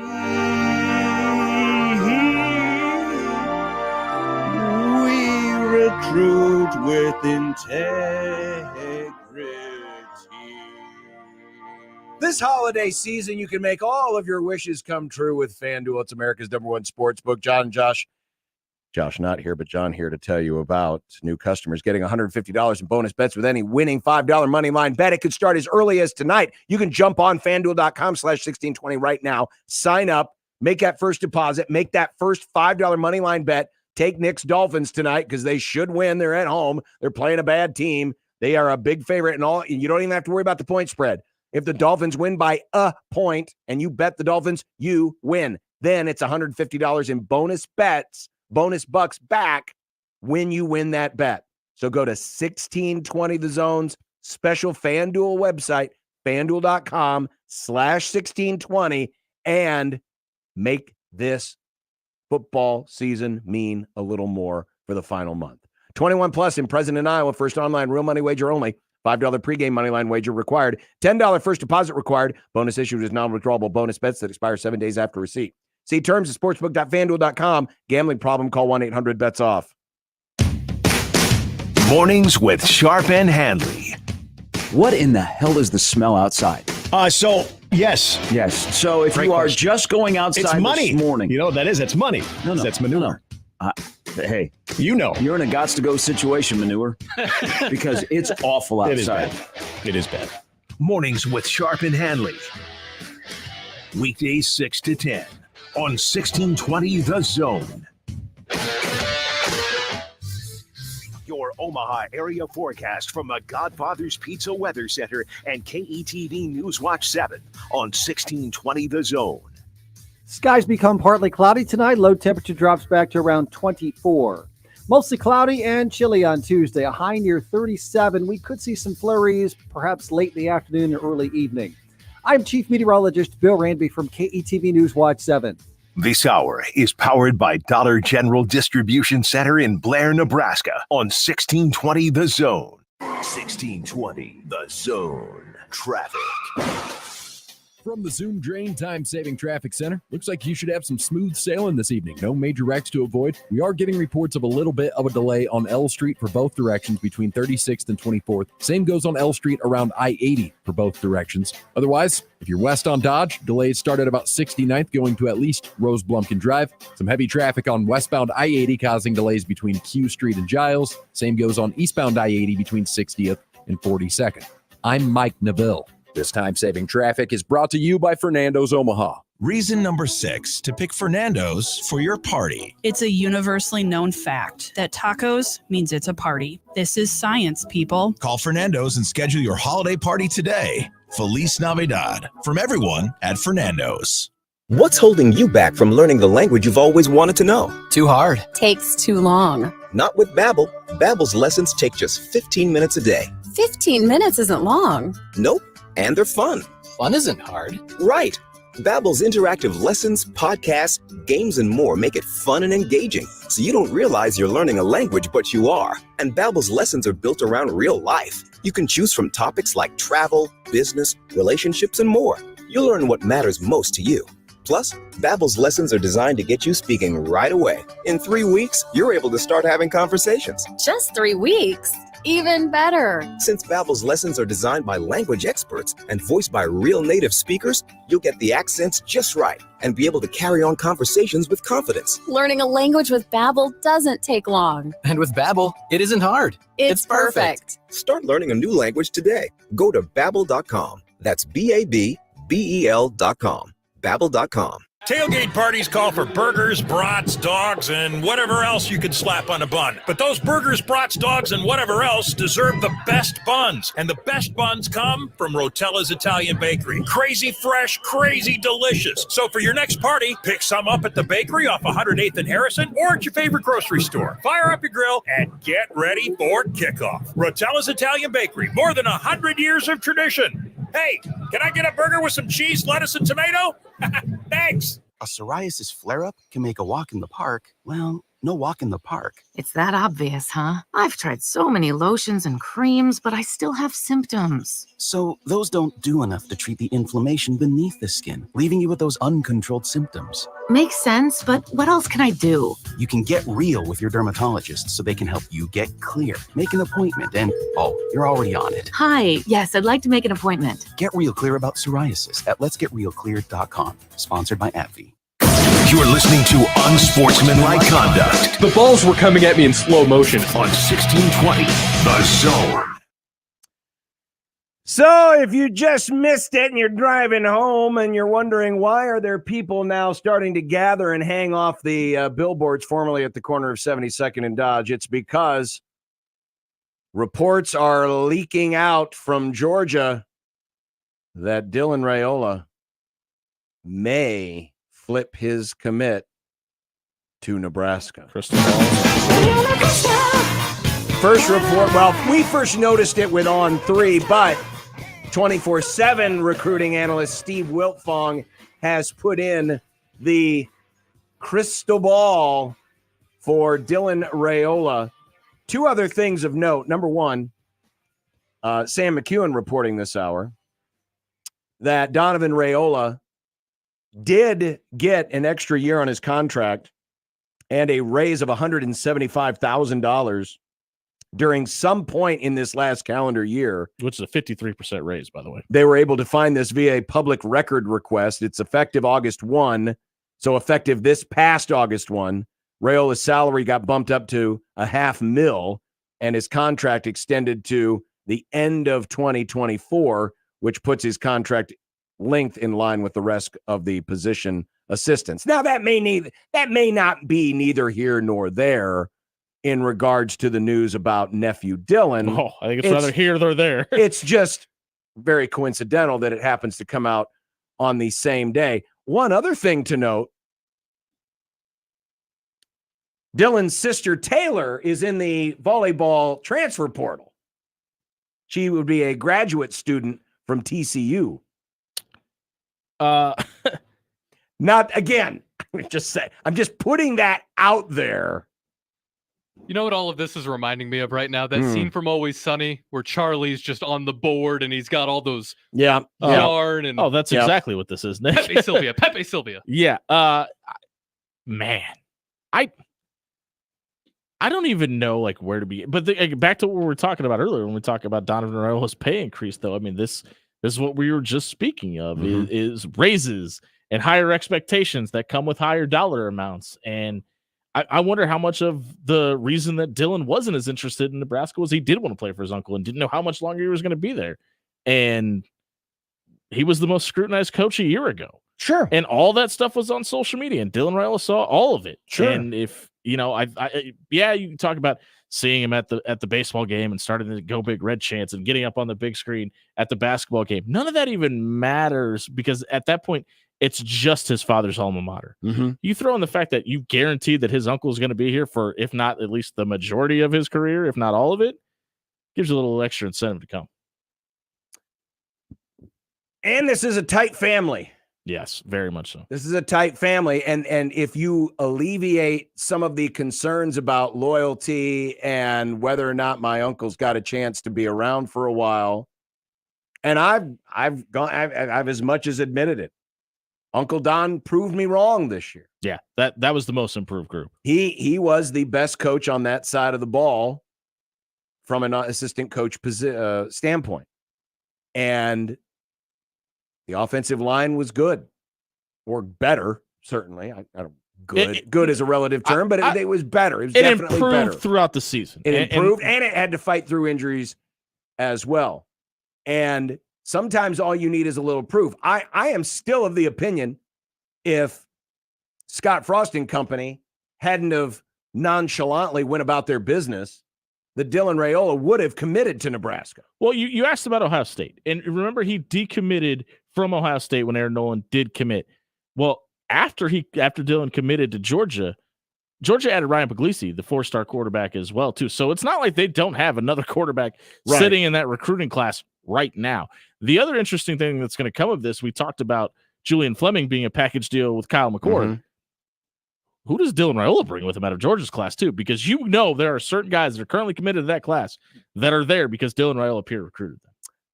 Some of them are. Now, you get to a certain point, and remember, you got a numbers crunch as well. Yeah. You got a numbers crunch that you have to get through, and sure, if you get the right types of players, you'll make the numbers work. You'll figure out a way. But to some extent, even if there were players that Dylan peer recruited, sometimes once you kind of get entrenched, it's not a guarantee that people are going to follow him. But there's a possibility. I don't see any situation where the number one quarterback recruit in the country comes by himself. I mean, if we're talking about, I could see it. If we're talking about a right tackle, maybe. But if we're, I could see it happening. But I could also see others, jumping on. But this is quite the shot in the arm potentially for this program and this coach at this time? Is it bigger now? Like, I'm trying. That's the debate I'm having with myself. Like, is it a bigger deal now in December than it was back in May? Yes. Yeah, I think so too. Because of the timing. Because here's the thing. Granted, I get it. People can transfer now willy-nilly, but this is right up against signing day. This is closing in on signing day. You could get him to flip, and then you won't have to worry about riding the Rola-coaster, because once he is here, he's going to be here. Well, and you've had this coaching staff talk about if guys are taking other visits, we don't want him. So if Dylan gives you an I'm all in, that's probably being explained like, okay, well, if you're coming, don't go back and talk to Georgia. It's also an endorsement of what happened in year one. It's one thing if you commit before this program has had a chance to get off the ground, but even after everything that happened and how it happened and the frustrating 4-game losing streak and all of that other stuff, it is an endorsement of, oh, I see what they're doing over there, and I believe them, and I'm cool with it. It would be so hard to, if you are a recruit, to look at what Nebraska did defensively and when it was working, especially if you're a quarterback, to not look at your skill set and go, imagine me in that situation, how much different this product looks like. Mm-hmm. That has to be the selling point for this. And what I asked Mitch, still the most crazy part of all of this. I was just talking about Kyle McCord at the time, but you talked about Dylan Rola. We still don't know who the quarterback's coach is going to be. That's the craziest part about all. They're doing this, I agree, without the position coach sitting in the building. So we think. What other package deal could be out there? Hell, maybe he's bringing Georgia's quarterback coach with him. Oh, wow. We thought about this. That could be a possibility. Rob's gone. Hi, Rob. Thanks for calling. All right. He had a question about scholarships and NIL, and if that Rob is the $1 million question at this hour. Because if you land both Kyle McCord and Julian Fleming, then you throw Dylan Raiola and probably friends into the equation, what the hell happens with the scholarship number? Because they're way over without those guys. Yeah. Well, they're, like I said, they'll find ways to make the numbers work. They'll find it'll make the accounting a little difficult, but they'll find ways to make. There may have to be some harder conversations to be had with some individuals, but they will make the numbers work. It's kind of like the Dodgers signing Otani. Now they probably have the money already, but they're the Dodgers. But you go out and land the big fish, and then you figure out later, where am I going to mount this thing on my wall? And that's so you're in a spot. They'll be fine. Don't worry. The numbers will figure themselves. Just a quick side note: Georgia's offensive coordinator is their quarterback's coach, so Mike Boba's probably not coming here. Fair point. Would be a hell of a deal, though. Maybe there's more money. There's more money Trev's got to spend. Maybe Dominic is going to be the quarterback's coach. I mean, he spent years with quarterbacks up his rear end. That's a good point. He should know the position very well. He knows them very intimately. Well, a little more friendly than we want to be. All right, coming up, we've got some content. We'll get to all of that. Bet of the day as we get ready to wind things down. And who knows who else will commit in the next 30 minutes. By the way, no one's committed yet, but there's rumors. 1620 The Zone. The best way to catch all the action is on 1620 The Zone. And no line for the bathroom. Host is roasting every morning. Host is roasting every day. Since 1972, family-owned and locally roasted Host Coffee Service has been roasting the finest coffee for businesses and restaurants. If you're ready to change to a better coffee provider, it's time for Host Coffee. Omaha's best coffee since 1972. Host Coffee is always roasting something good for you. It may be cold outside, but the deals are getting hot inside 42 degrees with our winter sale. We're warming up this holiday season with smoking deals for you, like our premium Kratom starting at $9.99, CBD starting at $10.99, e-juice starting at $14.99. You want a hot deal on Delta? We have them starting at $4.99. Check out 42degrees.com for the source of pipes, vaporizers, candles, and incense, and a knowledgeable, professional, and friendly staff. Buy your mom's house. Restrictions apply. Products may contain nicotine. Nicotine is an addictive chemical. Luxury with performance. That's distinctly Cadillac. The 2024 Cadillac CT5 features twin-turbo 3-liter engine, along with premium comfort of heated, ventilated, and massage front seats. The confidently capable Cadillac XT6 features an ultra-view sunroof and Cadillac Smart System driver assist technology. See both these luxury automobiles now at Woodhouse Cadillac. Discover a world of sophistication and refinement at Woodhouse Cadillac, 112th and Dodge, where we're making car buying better. Woodhouse.com. Car repair is car repair. Most places you go can change your oil or fix your brakes. The difference is the experience you'll get at Omaha Car Care. We're part of the community. We were born here, and we believe that our relationship with you should be built to last. We're going to consult you, not sell you. We're going to give you a free loaner car. We're going to treat you like a valued friend that we want to continue to see in the years to come. I'm Rick Betker, owner of Omaha Car Care, and we'll be along for the ride. Some days I cover up because of my moderate to severe plaque psoriasis. Now I'm hitting the road with clearer skin thanks to Skyrizi, Rizumkizumab Riza, a prescription-only 150 milligram injection for adults who are candidates for systemic or phototherapy. With Skyrizi, 3 out of 4 people achieved 90% clearer skin at 4 months. And Skyrizi is just 4 doses a year after 2 starter doses. Don't use if allergic to Skyrizi. Serious allergic reactions and an increased risk of infections or a lower ability to fight them may occur. Before treatment, your doctor should check for infection and tuberculosis. Tell your doctor if you have an infection or symptoms such as fever, sweats, chills, muscle aches, or cough, or if you plan to or recently received a vaccine. Thanks to Skyrizi, there's nothing on my skin, and that means everything. Your doctor today about Skyrizi, the #1 dermatologist prescribed biologic in psoriasis, and visit skyrizi.com or call 1-866-SKY-RIZZI to learn more. Don't miss this week's Zone Deal. This week's half-off deal is Cops. Receive 2 $25 gift vouchers for just $25. Cops makes delicious pizza, fresh salads, and tasty charred wings. For the basic menu, click copspizza.com. And for the extended menu, visit them at Shadow Lake Town Center, 180th and Center, and the newly reopened 72nd and Jones locations. Zone deals go fast. 9 a.m. Friday, 1620thezone.com. 1620 The Zone's Unsportsmanlike Conduct is brought to you by Union Bank and Trust. Now back to the program. Look, I made you some Unsportsmanlike content. Unsportsmanlike content. Unsportsmanlike content.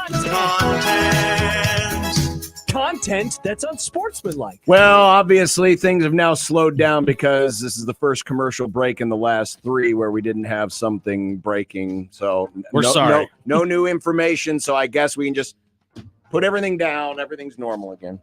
We were doing a test drive of the Rola-coaster. That's all it was. We wanted to make sure it was still in good working order.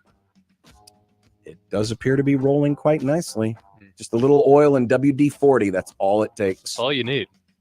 Who's the biggest winner and who's the biggest loser in the final analysis of Shohei Otani's $700 million deal with the Dodgers? I mean, the biggest winner is Otani and his agency, which just got a nice, big, fat payday. Biggest loser, the people of Toronto, who were teased into thinking it might be them. And the Dodgers accountants, who will have to figure out how the deferred payments work. Poor Magic Johnson. Magic Johnson's the biggest loser here. His bank account just got a little more empty. And the Los Angeles Angels of Anaheim. They thought there was a chance. There was that rumor, too, out there that the Angels may still have a shot at Otani and swerve. Nope. Yeah, no, that wasn't going to happen. So the Angels became even less relevant. They still got Mike Trout and all those playoff wins that he has. People forget. Jaden Daniels won the Heisman Trophy. Did anyone outside of Louisiana notice? The people in Tallahassee did. In case you're wondering, the only game this year that the current Heisman Trophy winner didn't equate for more than 1 touchdown in was the game against the undefeated ACC champions who missed the playoff. Good point.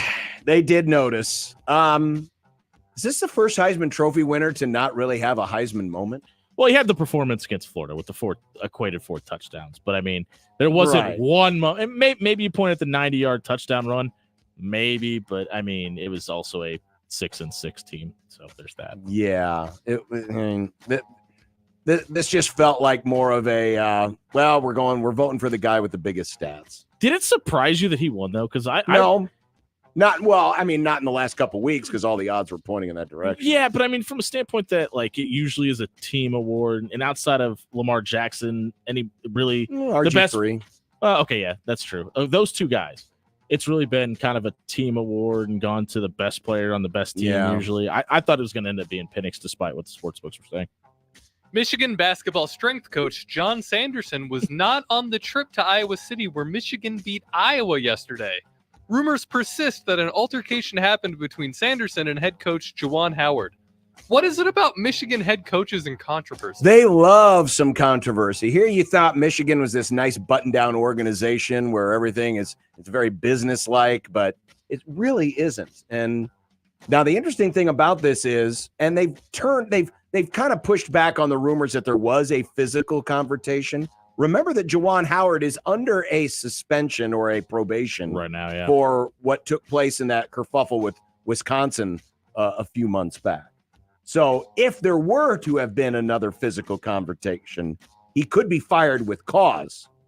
Yeah, and Brendan Quinn of The Athletic reported that as of right now, nothing is set to be changed as far as his job duties but there is a meeting scheduled between the Michigan AD and Juwan Howard set for tomorrow. So we'll see how that all unfolds. St. John's lost to Boston College yesterday in a game in which the Red Storm gave up 86 points. Afterwards, Rick Pitino said, "We're stuck with what we have, and it's the first year, and we're going to go through the pains the first year, but we're not going to win playing this defense. We're stuck with what we have." That has to be his first-year players that he brought in feel good. Yeah, I think this is an overreaction. I mean, we hear coaches talk to their players through the media all the time. Yeah. And Rick Pitino's been around the block enough to know what he can and can't say to motivate a team. And I think he's saying this to his guys. Hey, I brought you here. Don't make me have to be stuck in this situation. Poor Rick Pitino. Don't you feel sorry for him, John? You just feel terrible for him. They're off to a 6-3 start. Their best win is against Utah. They were winning that game too, so it's not like they weren't up in a situation out playing Boston College. Things could get rather interesting though because their first two conference games are home against Xavier, and then they get to travel to UConn on the day before Christmas. Fun times. Fun. Bronny James made his first appearance in a USC game after his cardiac arrest several months ago. He scored 4 points off the bench, but the Trojans lost to Long Beach State. Dare we say this was more special for LeBron than winning the NBA Cup? I would think so, yes. Great story, though. I mean, honestly, when I heard this, when the story first broke, you think back to guys like Josh Jones who never played the game again because, they're just some things you don't want to mess with. But for Bronny to bounce back as he is and now appears to be healthy enough to go, I'm happy for him, and we'll see how his career goes. Yeah, this is 100% more special than a meaningless in-season trophy. Nobody. Though cares. LeBron was very happy to lift that thing up and hold it up, and people were celebrating. They were very happy. Weird. LeBron did something that would show up on his Instagram page and looked happy about it. I could never imagine. Yeah, nobody cares about that trophy, and I can't even imagine my child going through cardiac arrest. This is a bigger deal for several reasons. Aaron Rodgers is reportedly going to get the all clear to resume playing ahead of the Jets' Christmas Eve game against the Washington Commanders and their really cool, ugly ass, awesome black and yellow uniforms. Should Rodgers actually play? No, emphatically no. There's no reason. The only reason to do this is so you can go, hey, look at me, I'm doing this, and you told me I couldn't. You got $75 million from this franchise, and you owe it to them to stay healthy and available for next year, where you're going to be 41 years old, by the way. Zach Wilson actually played pretty good the other night, completed 75% of his passes in that game against the Texans. You might want to try to develop that a little bit more than worry about a 41-year-old quarterback. If the Jets were still in the playoff chase, yeah, absolutely. Yes, then yes, because that's why you brought Aaron Rodgers here. But you're not going to get there just for an "I told you so" or "I proved to the world I can do it" moment. Listen, it's already going to be amazing that you come back next year. Why risk it for meaningless games in December? We have 2 thrilling Monday Night Football games on tonight. It's a doubleheader where both games happen at the exact same time. The Dolphins against somebody and the Packers against somebody else. What are you watching tonight? I'm actually excited about this Dolphins-Titans matchup. I mean, you have this awesome offense that you have in Miami, and obviously the chase for Tyreek Hill to get to 2,000 and possibly win an MVP. Titans, as much as a tire fire as they've been this season, they're the number 9 defense in the NFL right now. Number 19 pass defense. So obviously, but listen, what we see this coaching staff like to do in South Beach is ride their running game and let that open up the passing game. And that's kind of what the Titans do well. So I mean, I think that line's way too big. So what are the Mannings covering tonight? Which Dolphins. Game are they doing? They're doing the Dolphins game. Will Dylan Raiola be on the Shouldn't cast? they do both of the games? Wouldn't that be more fun to have both the games going and they could just react to everything that's happening? That would be funny. Like a red zone Manning Yeah, cast. a red zone Manning cast. I would love that. I don't think they hilarious. pay those guys enough to do that. Scott Hansen doesn't go pee for 8 hours. I'll have them on in the background, but more importantly, CM Punk decides tonight whether he's signing with Raw or SmackDown. Don't watch So CM Punk. it's It's the most watched moment in WWE history, Nick. Yeah. On the Twitter machine. It So sure it's a big is. deal. Yeah. What do you got against CM Punk? What did he do to you? He's a He was tool my bag. first heel. He's a tool bag. When I was watching SmackDown, he was my first heel. It was him and Edge, and Well, I've always got to think against both He's of a them. Cubs fan, so he's a good enough guy with me. Oh, John likes the guy with the Pepsi tattoo. We have talked way too much today about the Chiefs, but there's one more thing about yesterday's game. What did we think about Tony Romo misidentifying Taylor Swift as Travis Kelce's wife? So in the middle of this call, he mentioned that, oh yeah, and there's Taylor, because they the obligatory every time Travis Kelce farts, they got to show up to the private box, and there's Taylor Swift doing Taylor Swift things, and Tony Romo casually says, oh yeah, and there's Travis's wife, and then he caught himself at the end and said no. But listen, would it be the most incredible flex of all time if they just got married and didn't tell anybody and told the Josh Odsons of the world, you all think we're doing this for publicity? We're actually what in love. Taylor Swift would do is they would elope, not tell anybody, or do it some really private affair. She'd release an album with a bunch of Easter eggs that imply that they did, and That's a good then point. nobody would actually know for sure until like 3 years later. whatever you do, if you're going to work the wedding, don't invite Jake the Snake Roberts. Yes, he might hit you with a steel chair. Because he would bring the snake, and then the snake would pop out and then bite Travis on the arm. Make sure you invite the Undertaker because he'll save you. I got to do the plow one. The city of Lincoln has announced its names for its fleet of snow plows.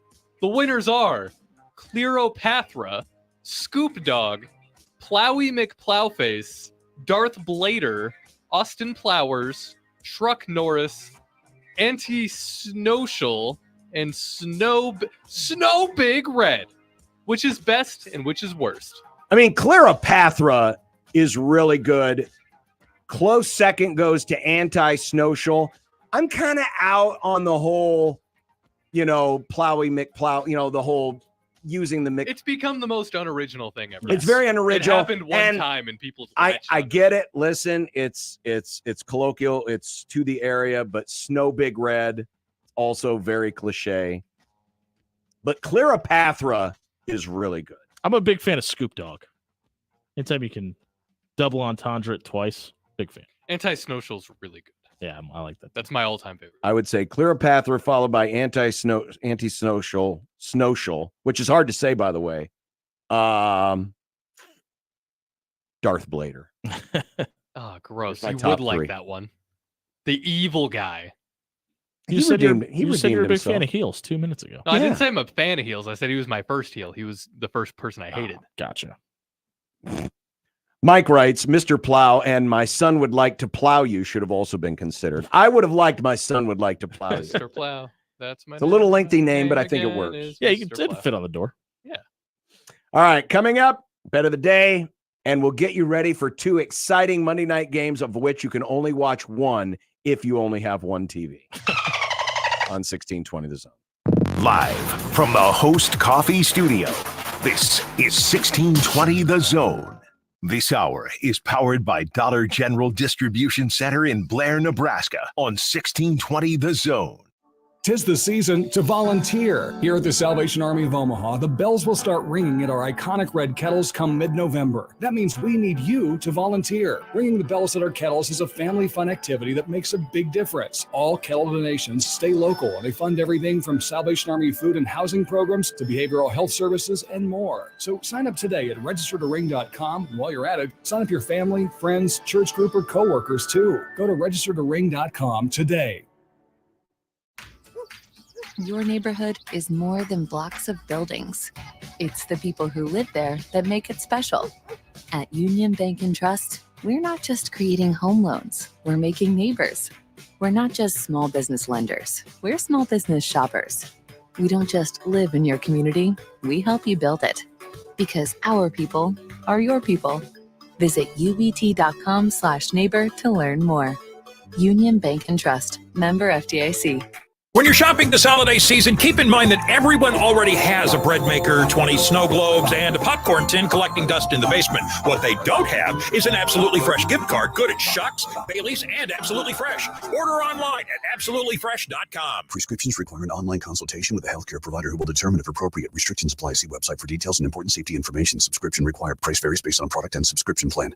Hey guys, did you know there's a generic form of Viagra that works just the same, but is 95% cheaper? And you can get it online? Just go to hims.com/radio. Through Hims, you'll get a free medical consultation, discreet shipping if prescribed, a 100% online process, and trusted generic alternatives to the name brands at up to 95% off. That's right, get generic for Viagra, the same active ingredient as brand name Viagra, but for 95% less. It's the same medication, still prescribed by a licensed medical provider, but with zero copay, no expensive appointments, and no awkward face-to-face conversations. To start your free online visit, you need to go to this exclusive address, hims.com/radio. That's hims.com/radio for your free online visit. hims.com/radio. Shop during the season of inspiration at Woodhouse Mazda. Get the best deal on the 2024 Mazda CX-5. Combined with standard I-Active all-wheel drive and an available turbo engine,